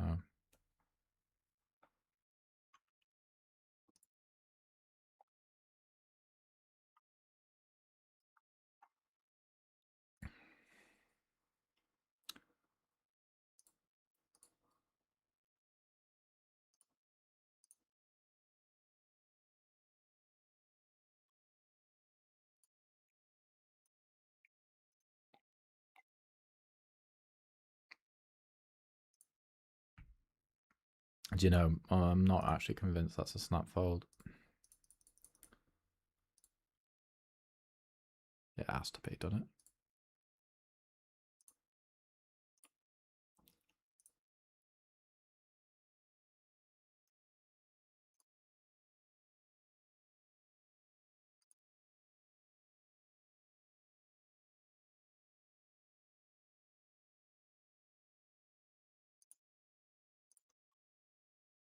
I like the size. Do I like the size, actually?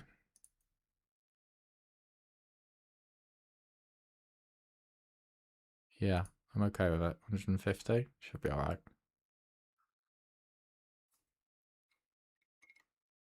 It makes a decent bet every now and again. Not strictly speaking value or a bluff, but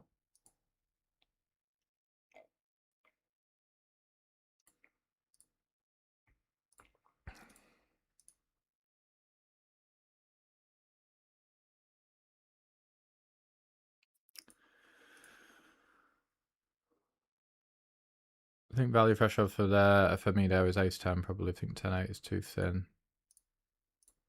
Which hand was that?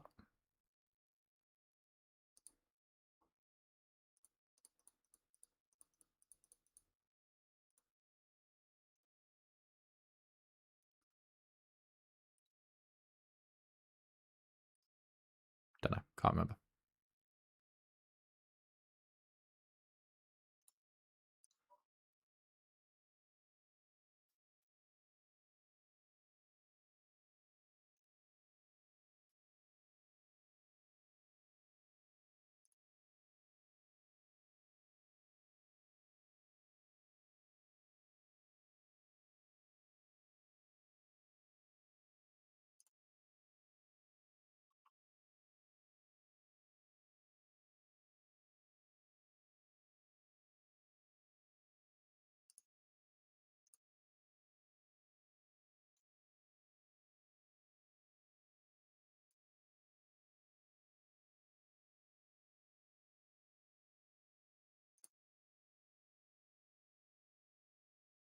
Mm-hmm. Okay. Silly stuff is about to happen here because we're not folding and we're probably not going to fold in general. Especially not now.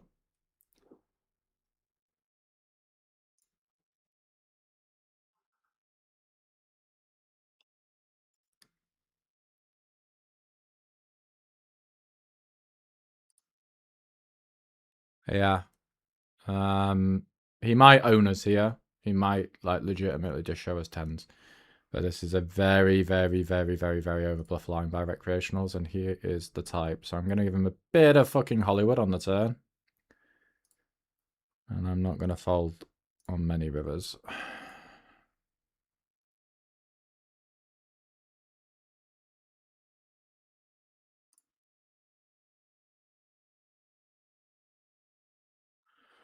feel like the timing on the river helps as well.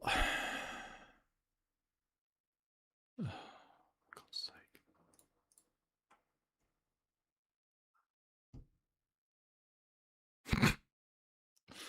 Okay.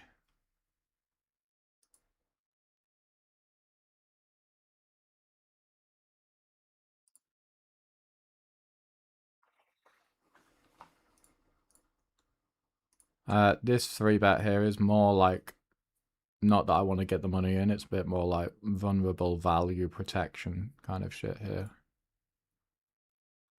That's a horrendous turn. Yeah, I just can't put any more money into the pot at this point.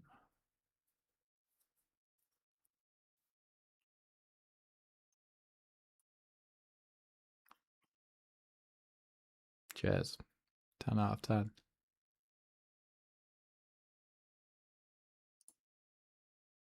Fuck off.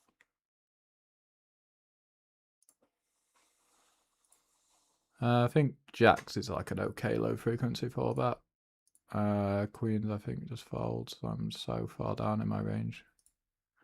And he just doesn't have literally any air left.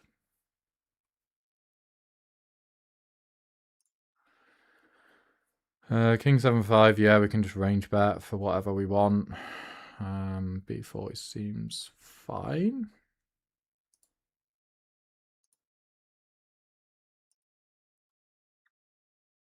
This is just daft, this hand, by the way. Christ alive.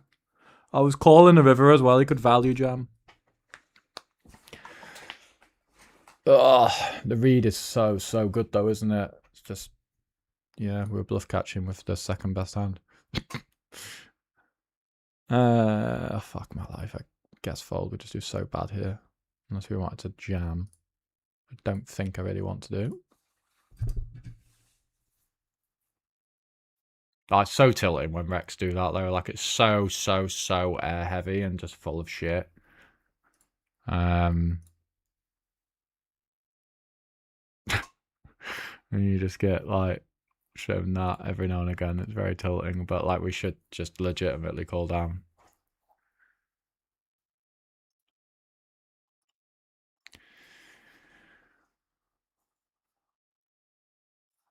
I had lunch, went to the gym, ran a quick errand, and I'm back at my desk and you're still grinding. Stream life. Not for long. Another half hour, 40 minutes.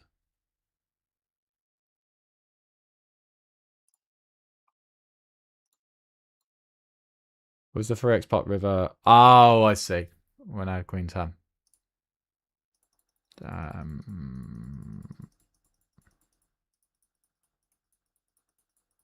His value threshold. Yeah, I see what you mean. I don't think I actually need to bluff. Oh, that's a good run out, though. Let me think about this. Fairly sure I'm still unbelievably high up. Do I want to value bet nines? Maybe I could, but I need to. Do you know what? I'm going to tag this for. I'll have to do it after the hand. I'm going to tag this hand later for review. I've got some shit I need to look at with that.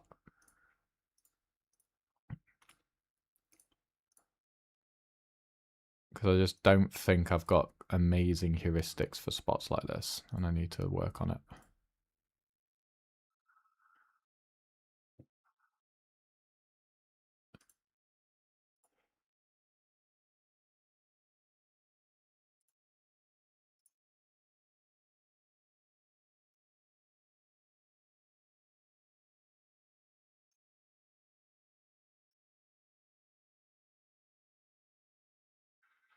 Sixes. We're just going to polarize, eh? Nah, low frequency. Don't need to find this. I always wonder what, like, I like to envisage guys who literally snap act as people who are like, they've got like some fucking techno playing and they're playing 16 tables and they're just clicking away like to their heart's content. Because how do you play poker like this? Like how can you just do this and just not think? I don't know. Maybe that's like what we were talking about with cognitive decline. There's no way I could fucking play poker that quickly and not have gigantic fucking leaks at least. I also think he does though, so sorry, Mr. Estonian, if you're watching, but I'm yeah, not a massive fan.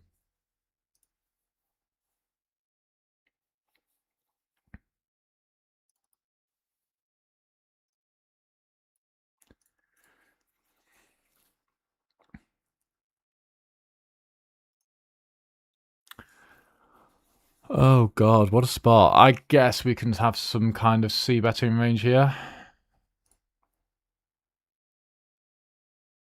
I keep having high numbers and checking hands, I swear. I just keep checking the flop always, but surely I can just like really destroy you with a min bet here.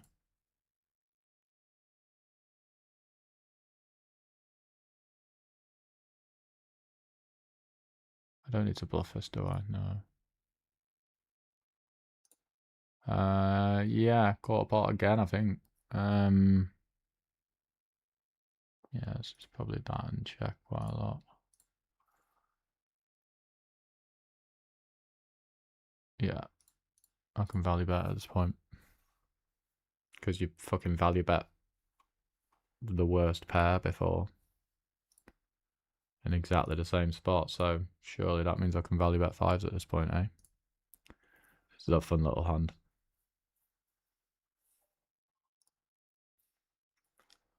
What do you snap? No, come on. Come on. Come on. Come off it. We can't be snapping sixes. We can't. I'm sorry, we can't. You can't snap sixes there. It's not that it's a bad call. It's not that it's a bad call, but we can't. I know I blocked the river, eh? And that means you need to defend like 3/4 of your range. But your range is not that weak when you've called here and then called 2 streets, even though they are small sizes. So it is close. It ain't a fucking snap. Show me some respect, please. Oh dear. But it's a fine call for what it's worth. Like, there's nothing wrong with his call. It's just he snapped it, which just, yeah, inherently annoys me. Hello, Jake. What's the biggest downswing you've been on in buy-ins? I think it got to 80 buy-ins at one point. That was 2024, early 2024. I mean, it was like, yeah, something along the lines of 70 to 80 buy-ins. It was pretty bleak. It always annoys me, when people go on like podcasts and stuff like that and they talk about downswings and things like that. And it feels like to me, and maybe people have just always been better, or maybe they've just not been on the arse end of variance. I don't know. But there's so many people who go on podcasts who have got like, to high stakes and stuff like that. And they were like, yeah, man, like, I had this 25 buy-in downswing. It was really tough on me mentally. Blah, blah, blah. Yeah, I lost 25 buy-ins over the course of a month and a half. And it was a really tough time. I'm like, 25 buy-ins? I did that in a week. Like, if that's the worst downswing you've ever had, like, what are we doing? How good must you be? Or how good must you run is always like my response to that. And it could be a mixture of both. I don't know. But yeah, I think the worst one, was about 75. Let's call it 75 in the middle. Buy-ins. Pretty bleak. Pretty bleak. But it was fun. I can mix in some check, I think, with this region, but I think primarily bet.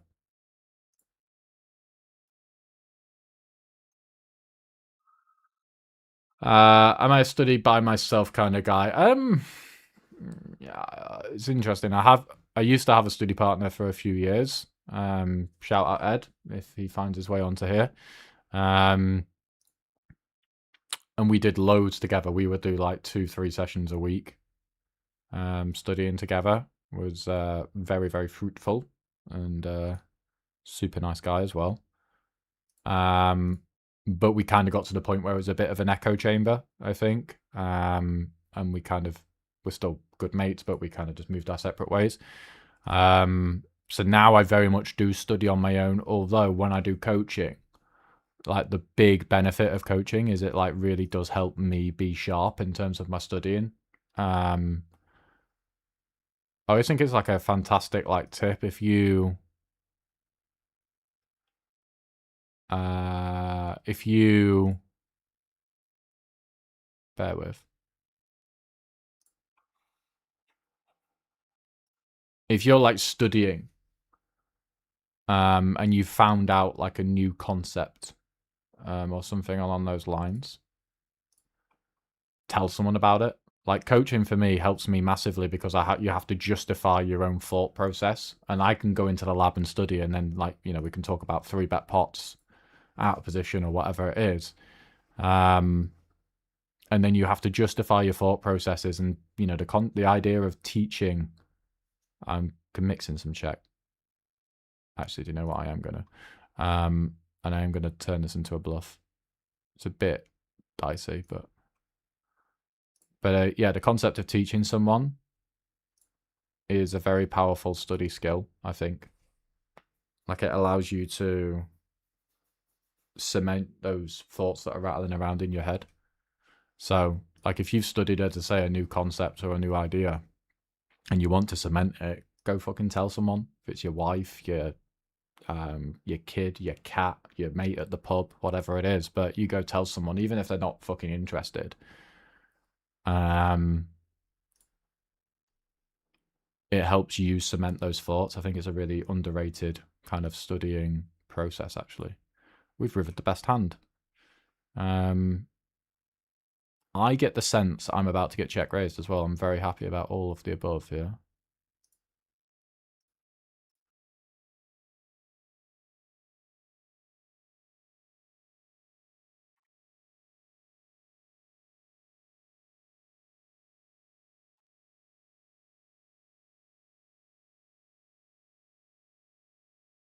I think with the time he took here, it probably indicates he has a leading range, so I think we can see that. He's able to snap 3-bet in less than a second. Oh, I never bluff. Yeah, it's crazy. Guy must have, like, the hotkey of all hotkeys. Amarillo is a bit of a silly man. I've seen him do some probably wild stuff. Yeah, he gets in the streets, doesn't he? Don't snap me with sixes, Senor Amarillo. Seems like a nice guy, though. He's chatted to me at the tables quite a few times. He does some interesting shit in terms of poker. I don't think he's a bad player, though. I'm going to stack this guy. I'm going to check here. And I'm going to check here. I'm not going to stack him by the looks of it.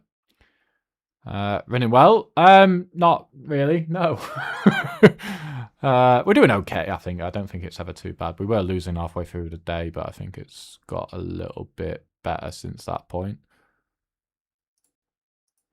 Oh, go on. There's no way I fold this hand. Do we ever bluff raise this hand? Surely we want a heart. No? Right. I would like to river a diamond or a jack. In fact, I'll be greedy. Jack of hearts. No. I'm going to value bet here, though.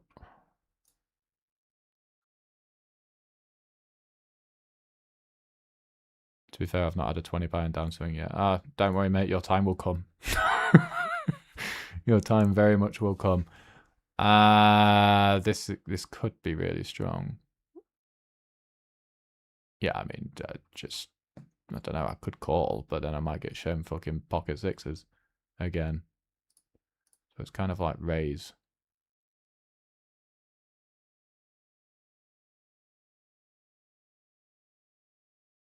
I think we'll just avoid him. This is full of it. There's no way. There's no way. This has to be overbluffed.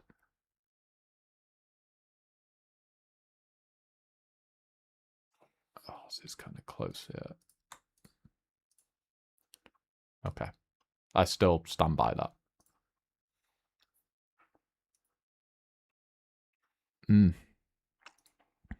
Wow, what a turn. I don't think I'm that incentivized to size down. I also don't think I'm incentivized to bet my hand, even though I get to bet a lot.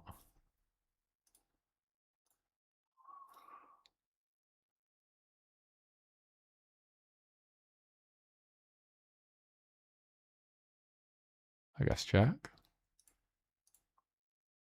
Let's see that there's too much else to be done.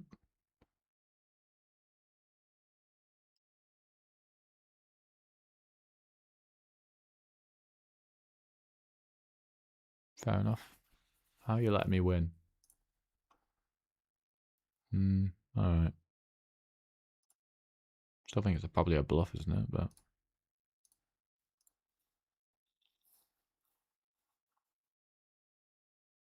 I did a post on this yesterday. Like, I don't think this is that, you know, ace high. I don't think, generally speaking, is a hand you should be showing down in this spot that much. Especially on this board.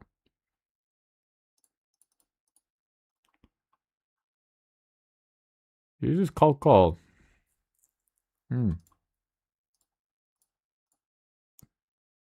That's a good point. You know, like if we're 300 big blinds deep, can you develop a cold calling range? I'd imagine you probably can.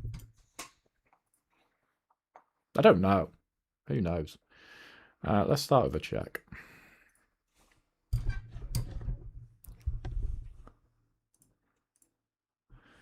So Bliss should just check again. I mean, it's not like he's cold calling pocket fives, really, is it? Or 4-5. Mr. GHC is going to be the one that we need to avoid here, or pay particular attention to. Because he's the one with all the good hands.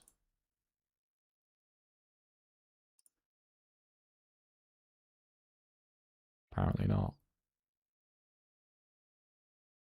This should never happen. I have lost the absolute minimum here. I have 3-bet ace king pre-flop, flopped an top pair top kicker, and I have put 0 money into the pot, and I'm a genius. Dodging fucking bullets, guys. Stone genius here. This is not great. He's called with like ace queen snapped on the turn as well, and now he's fucked.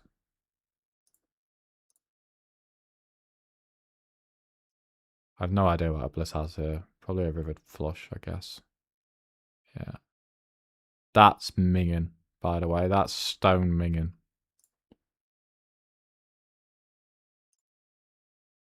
It is impossible for him to bluff enough on the river there. It's just absolutely impossible.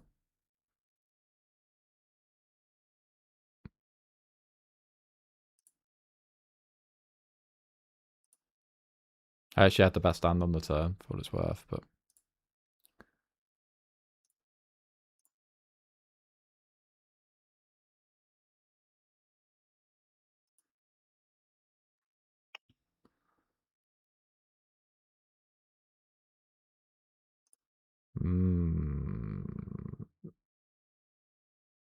Oh, I actually annoyingly have this note as well.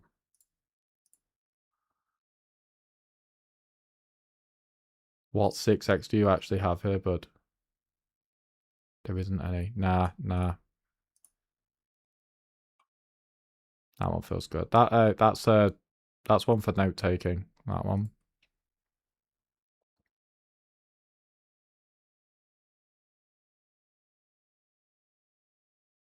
I feel like I do have to station some of this region again, actually.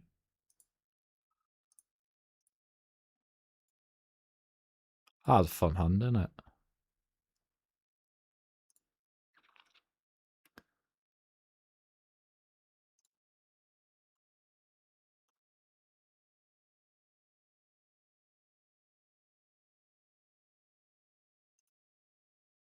Pot.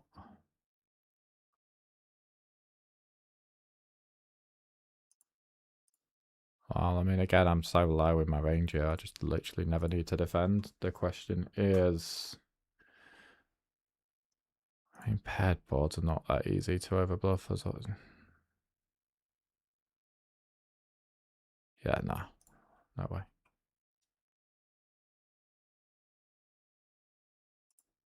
Yeah, good one for note taking. That. Again, Fabry, if you're watching, you now know what my notes say about you. Do your best, my friend, and adjust. But yeah, it's pretty cool fucking note to have that when you see something like this. But then, as I say, I was just folding, and then you see the note, and then you kind of sit there and think about it, like what actual 6x does he have that check raises the flop and then check calls the turn? And then rivers a 6. There really ain't much. This should just be a lot of bet, I think.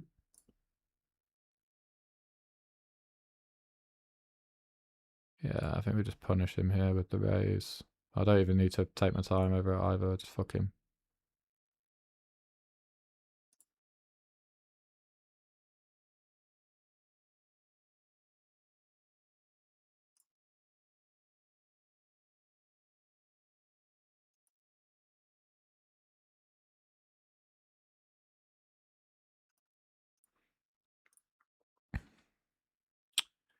I feel like we're starting to flow a bit, you know.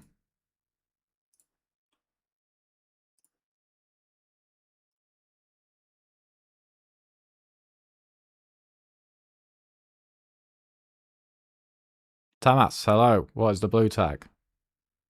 Is that because you're in the pool and you're a blue tag, or?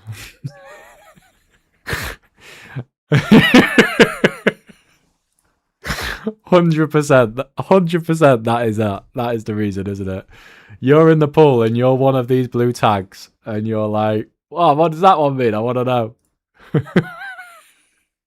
I really don't want to tell you now, but it just means basically my tagging system, because I don't care. It's if you see, so green's recreational, pink is very recreational, orange is kind of like whatever unknown reg. The purple is kind of like a semi-reg, so a reg with like big leaks. I'm just going to show this down. And then the main ones are going to be yellow, red, and blue. Blue is going to be a reg who, generally speaking, will win more with blue line, right? More of a lower one-man saw flop reg. Yellow will be more of a medium one-man saw flop reg. Red will be more of an aggro one-man saw flop reg. It's generally the way it will go. It's not the most accurate system in the world, of course, because there's probably some people who've got tag blue who have got higher one-man saw flops, but that's the general gist of it. King 6 will fold.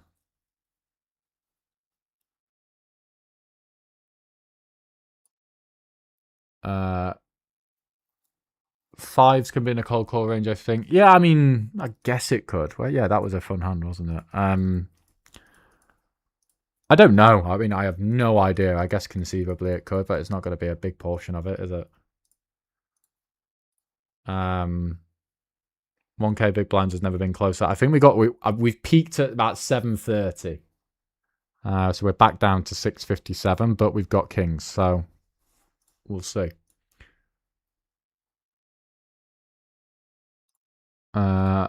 Yuri's back halves the 1K stack. Yeah, we're not there yet. Work to be done, but as I say, we've got kings. Might need to flop a king if he's cold 4 betting. Which looks like he might be. Okay. Yeah, wild hand. I guess he could conceivably fat 4-5 and fives. But once you get that river, there's no bluffs left.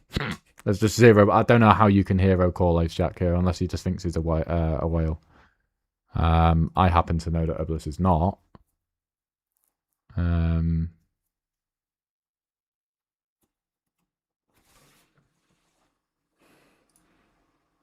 We edge closer. We are up to 779 big blinds. It is so close now. I can taste it.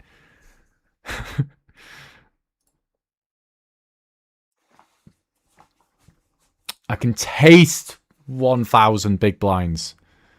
Someone find Mr. Gold on Instagram and text him. Anyway, Queen 9, Ace 2, Ace 4 will check, I guess, every now and again. Big bet flop, 10 on the turn, 4 on the river. Kind of indifferent if I check and then face a bet, right? If I block... Thing is, if I block, I don't really get called by much. Okay. I guess just call those 4. We're closer.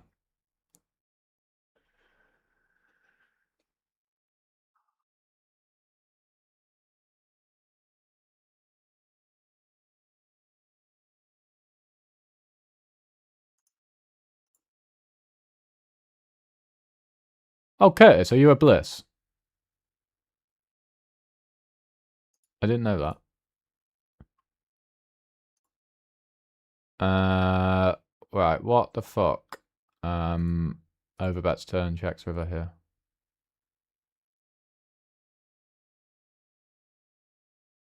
Don't know. I don't feel I need to do anything fancy with my sizes. I didn't realise that was you. Apologies. I've been talking to you the whole time and I didn't realise that's who I was talking to.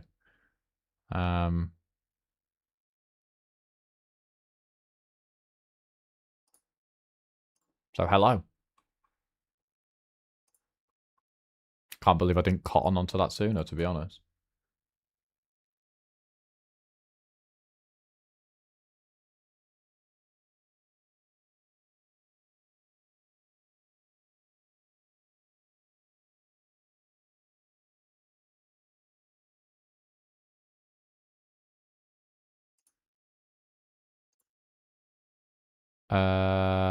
Actually, we should call here. We should call a lot here as well, actually. Go on then. Look at the knit. Can we swap these flops around, please?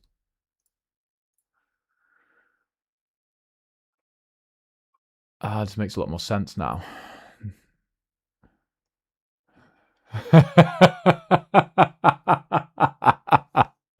See, you can't bluff me, Tamas. You cannot bluff me. I know. Yeah, we can pot this. I might need to redo your tag then. Let's have a look at. Nah, it seems about right, doesn't it? You can tell me, Tamas, if you're. Tell me what your one win saw flop is, and I'll change your tag. Can't bluff me, my friend. You cannot bluff me. Ace King. I'm gonna block and Jacks.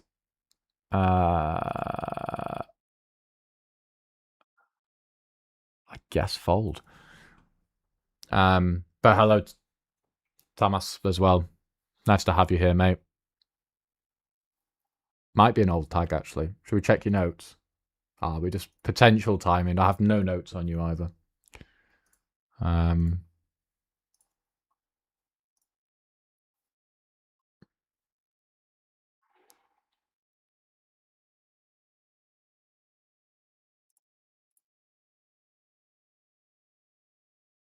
Yeah, wow, what a hand. So you can have 6-5 then. Yeah, I'm just, again, I have no idea what a cold calling range would look like here, simply because I'm not that good of a brain and I've never looked at it. What a spot, though. But there's no way. There's no way that you've got bluffs on the river here. Zero chance. I'm gonna throw something at you now, mate. Let's throw.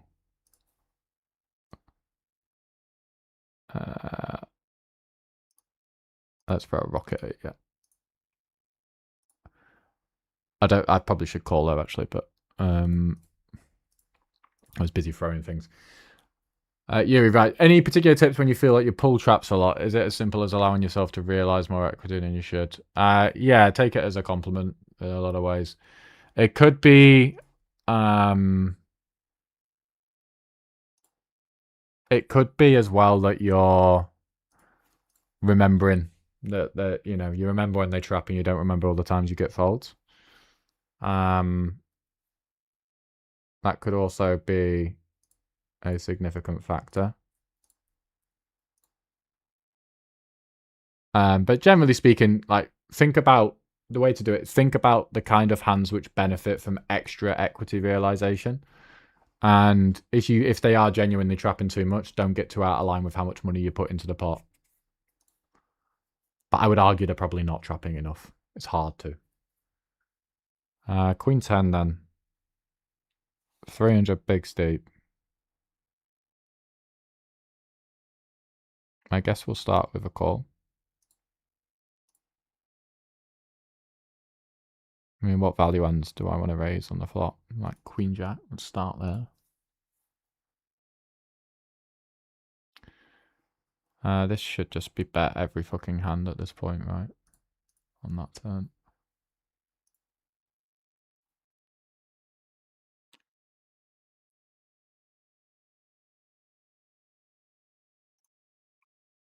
And any counterplay suggestions for when your pool merges a lot? Do you need to raise? Yeah, if they're merging, well, if they're betting, merging might not be the right word, but like if they're putting too much money in with hands that aren't worth that much money, you can punish them with a lot of raise. Yeah.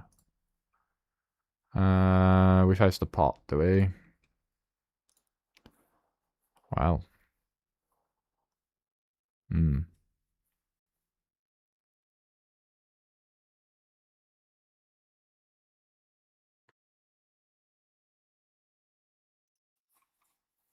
Don't know. Feels like that feels a bit more. It feels horrible, but it feels more of. I'm gonna fuck with this guy. Feels more of a punt to call there than it does to fold there, I think. Oh, come on, be better. Be better.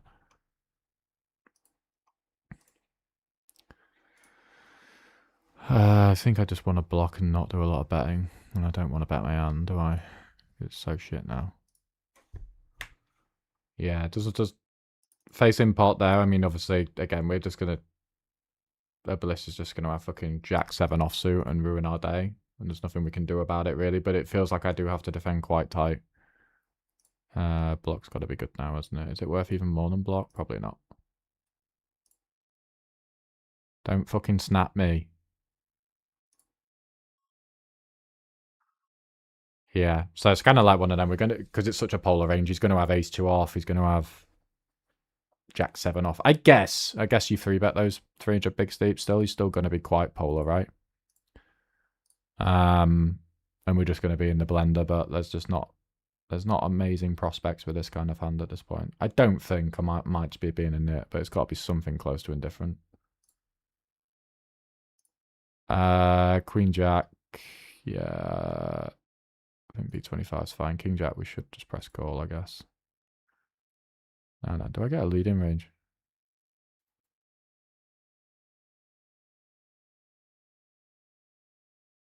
Do I benefit from leading?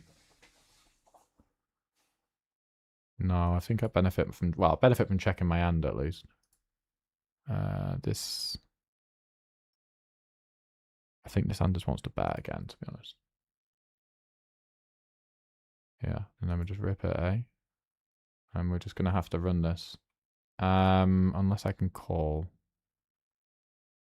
There's really not many hands I want to call though. In it goes. Good luck. If I can just fold in my face jack, I'm done well.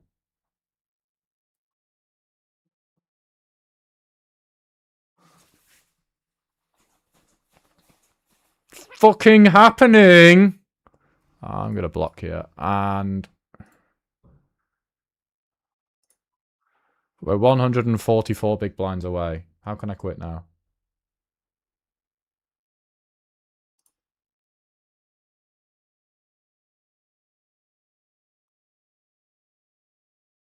I guess raise.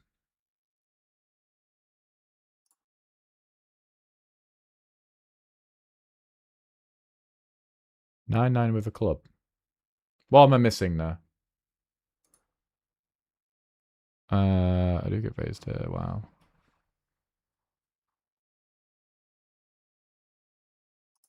I don't believe you. Okay.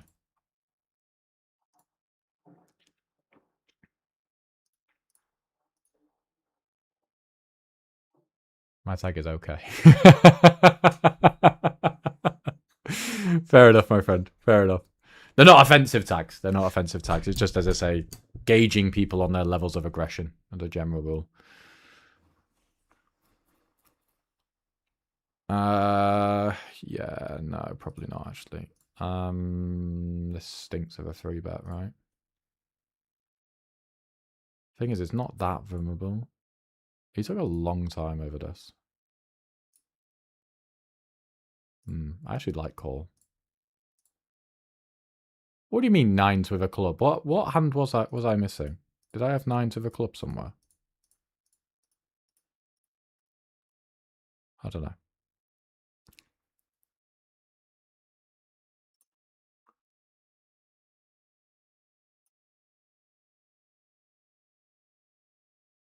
Do I get, because I mean, I'm kind of fucked. I'm just wondering if I get really funky and find some weird and wonderful raise here.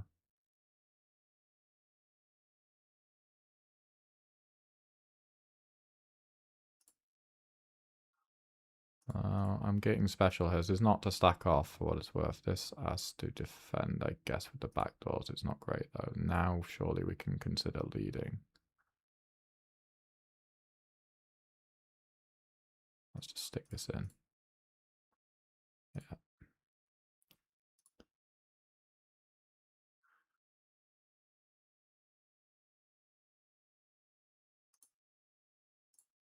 Oh, I see. No, absolutely not. Check calling the turn to check down the river with queen 10.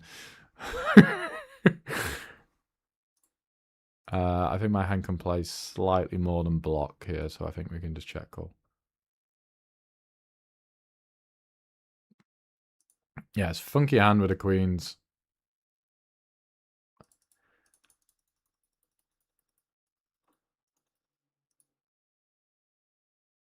I don't know. I need to tag that one because I'm not sure what I completely can justify what I've done there.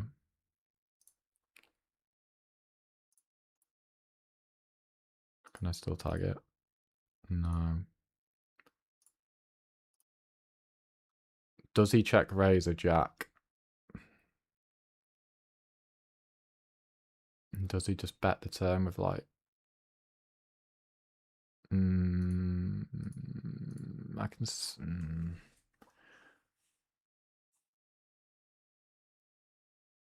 And then do we have to call it off as well, I guess? There's another factor. Do I not just get the... I've royally fucked this. Well, I've got to call 50 to win 200. And I've always can river a 10.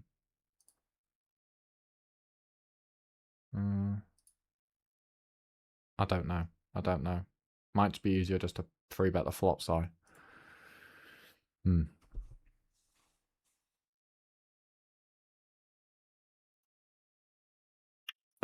Deep, it's much more suited stuff. What, that 3-bets? Yeah, I would imagine so. But I'd imagine you can still throw in the offsuit stuff. It's just at a lesser frequency, I would imagine. I could be very, very wrong with that. I've never ever looked at like 300 big blind ranges. I'd imagine, as I say, you do shift to more suited stuff that can make more strong hands, I would imagine, but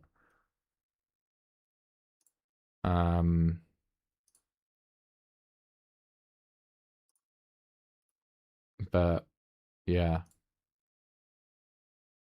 I think you can still throw in offsuit stuff. When playing the micros, how much should I worry about my line not being credible? I think if villain is bluffing all week, should I bluff when I don't rep anything? Don't worry about it. They won't figure it out. And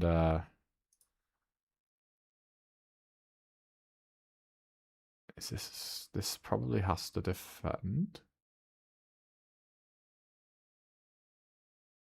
I actually don't know what to do versus this size. We should be really, really tight.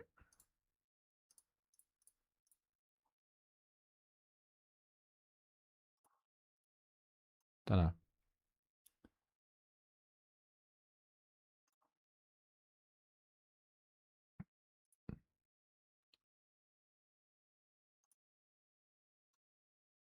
In that hand, you had Jack 3. Well, can't remember the board now.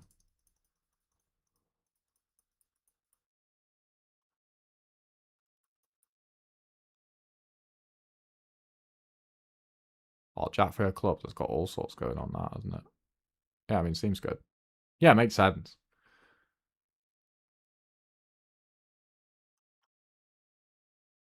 I mean, again, like, this just feels full of shit. Because it's like, oh, I can rep a straight. In fact, let's give him that.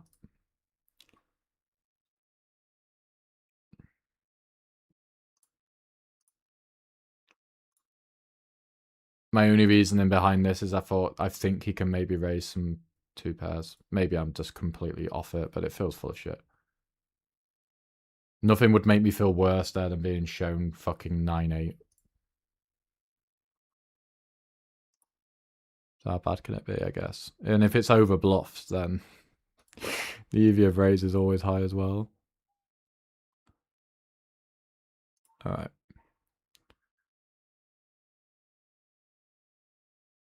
Oh, I see what you mean. I see what you mean. With the 9s of a club.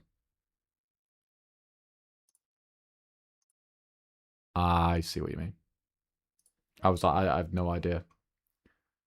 What you meant by it. Oh, in the overcall spot. Yeah, I mean, if you find the pot size bet with 9s with a club on the turn, then fuck me. Let me get in your DMs and let's fucking... You can start coaching me. Fucking hell. That would be sick, though, to be fair. Let's... Surely I can just raise, no. No.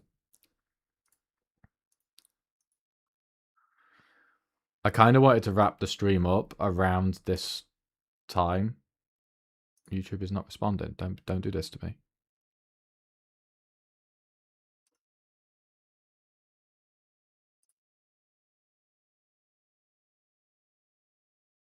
YouTube is not receiving enough video to maintain smooth streaming. Don't do that.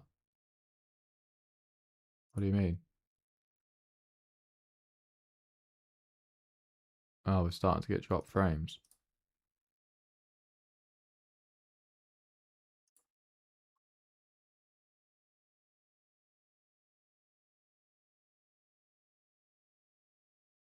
Oh, that's problematic, isn't it?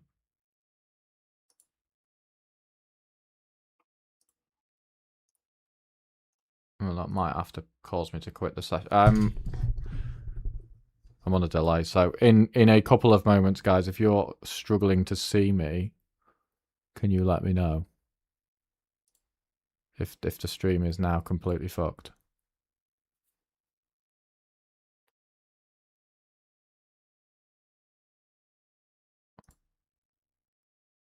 How many hands have I played? 3,200. You can let me know in 4 minutes. I'm so close to a 1k stack as well.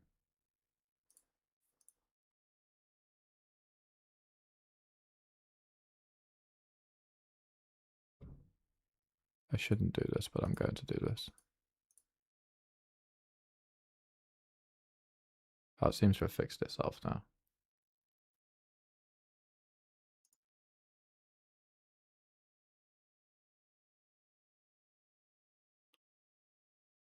Well, get rewarded for doing something I probably shouldn't.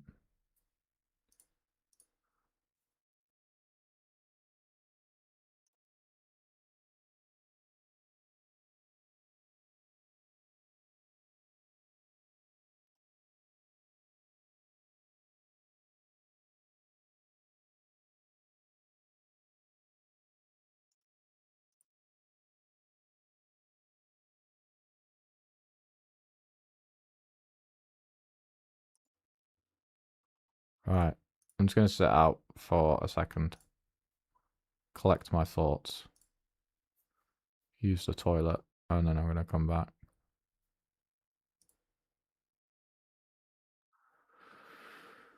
And then I'm going to plan out the rest from here, because I kind of wanted to GG now, but I also kind of want to get to a 1k start. Can't leave it at 855 bigs, can we? Double check. How quick did you do that? Can I not get away with this? I think I can get away with this.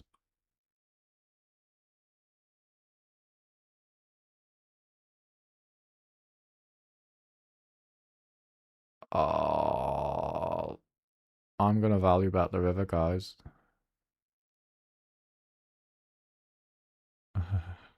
I'm going to value back the river.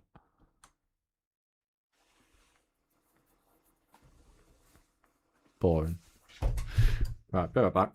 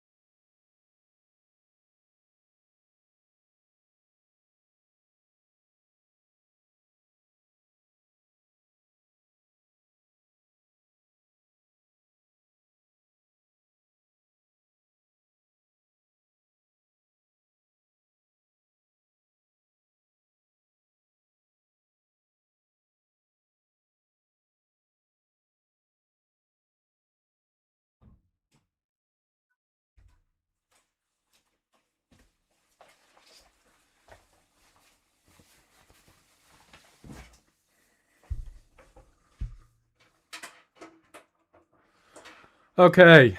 Hello. We're back. Let's continue. I can do another half an hour. And then I really do have to get something to eat because I might die.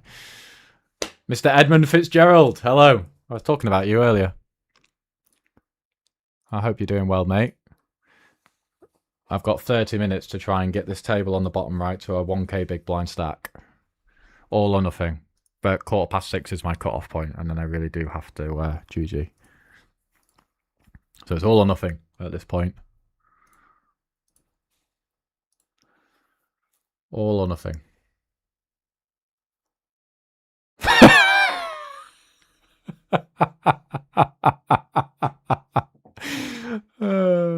Smiquela, I think that's how I pronounce your name. Saw my tag. Now we'll head back to Pyosolver. Oh no, I'm so sorry. What was your tag? You don't need to worry unless it's green, pink, or purple.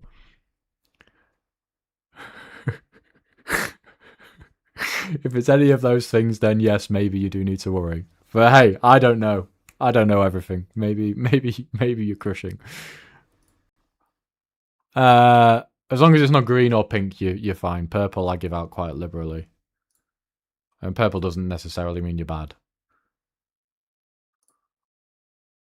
It does mean you've done something to get it, though. Let's check King 8 always. Such an amazing comment.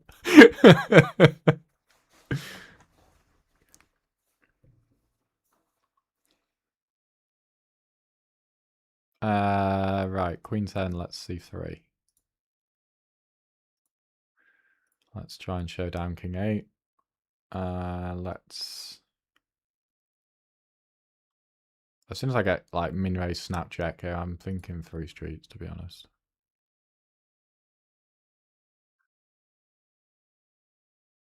I might station this, actually.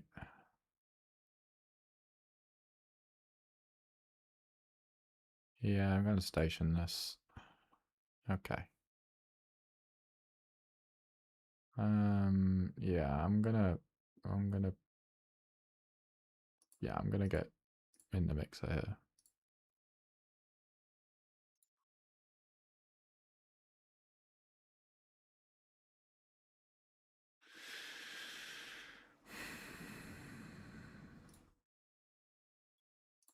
Yeah, I'm gonna go thin here. This might be daft, and I'm probably value owning myself, but I think I can get away with this.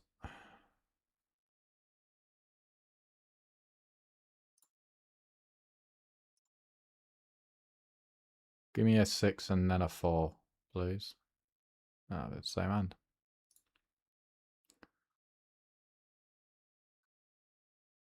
Or 4 and then a 6. Or even a 9 and then a 6. Any of that. I actually get to stab the flop a bit, don't I? Thinking on it. Yeah, it's actually quite a fun one to throw in as a stab. I don't know how I feel about an 8. I mean, generally my range is so unbelievably polar here. I probably just never need to bluff with an 8 in my hand.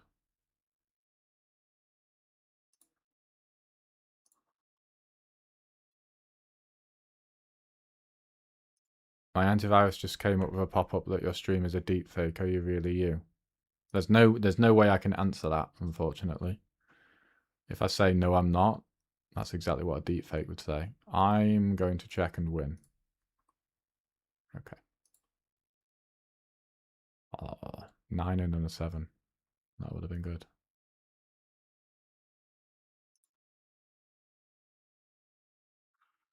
Alright, let's 3-bet the 10s. Try and get heads up with this guy.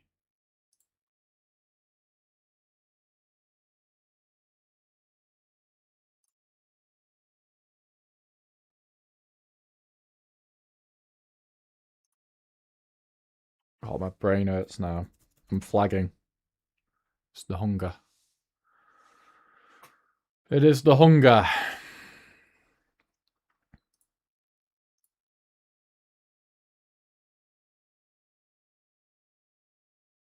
I guess. Again, this shouldn't really be in there. But then we're deeper, so maybe it does get in there.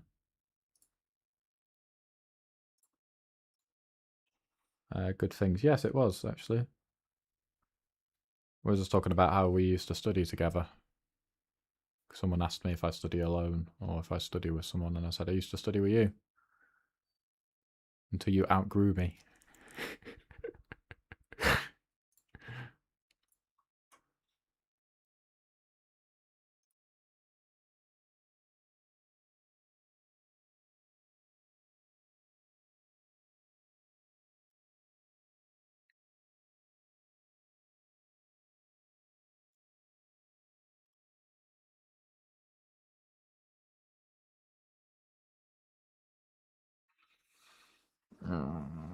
God, yeah, I'm lagging. Fuck. I might have to go 10 minutes. I might have to go 10 minutes. Because I can feel my brain's fried. Need to win a big pot down here. Not going to do that by calling Pre, but I'm about to call Pre.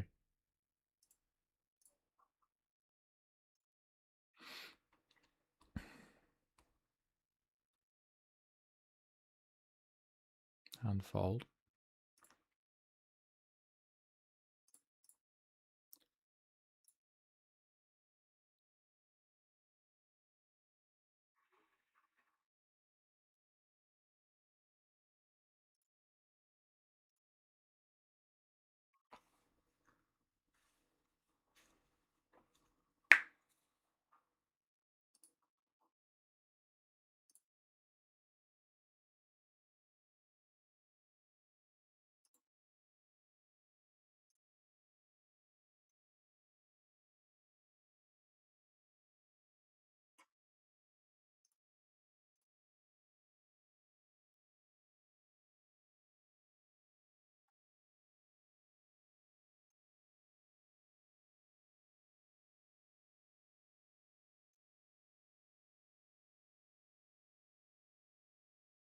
I just don't see any merit to betting here. It's like a reverse free roll. He could check raise me and I'm dead.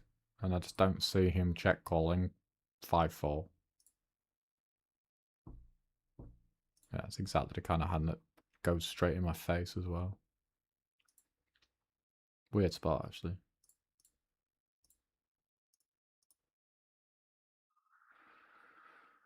Oh, God. Yeah, I think I'm going to have to wrap this up. Because my brain's just gone.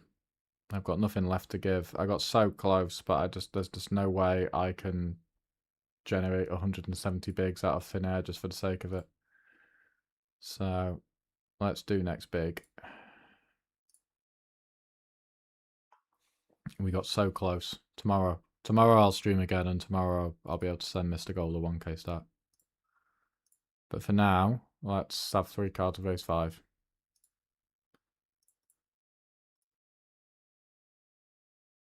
This was fun though.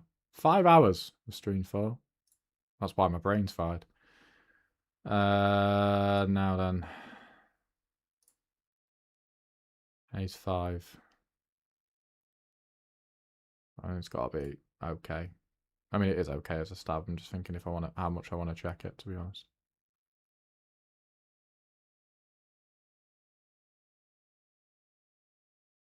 I feel like as we get deeper, these hands go down in value. Oh, it's a very fun turn.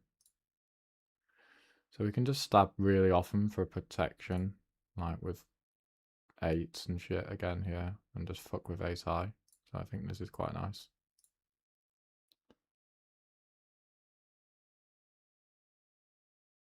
See if we can fold him off ace queen.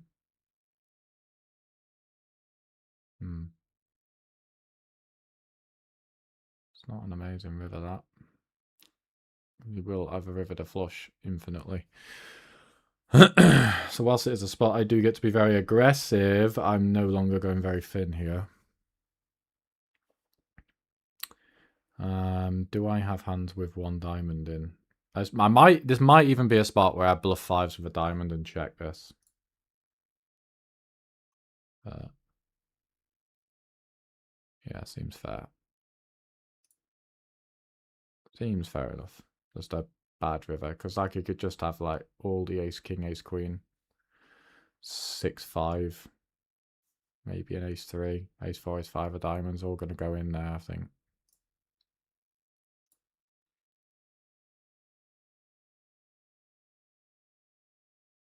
Snap call, did you? Alright, 200 big state. 200 big state should just be range bet small and be fine. Snap call should be good as well in terms of betting more on that board.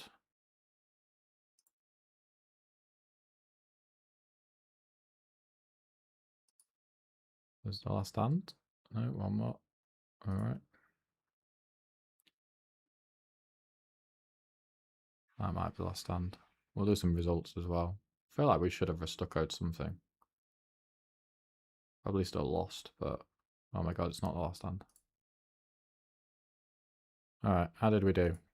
So we were, after 1,000 hands, down $918, but we've now played 3,000 and something. Oh, so close. We lost 9. Oh no, we haven't played 3,000. Ah, that must have been from yesterday.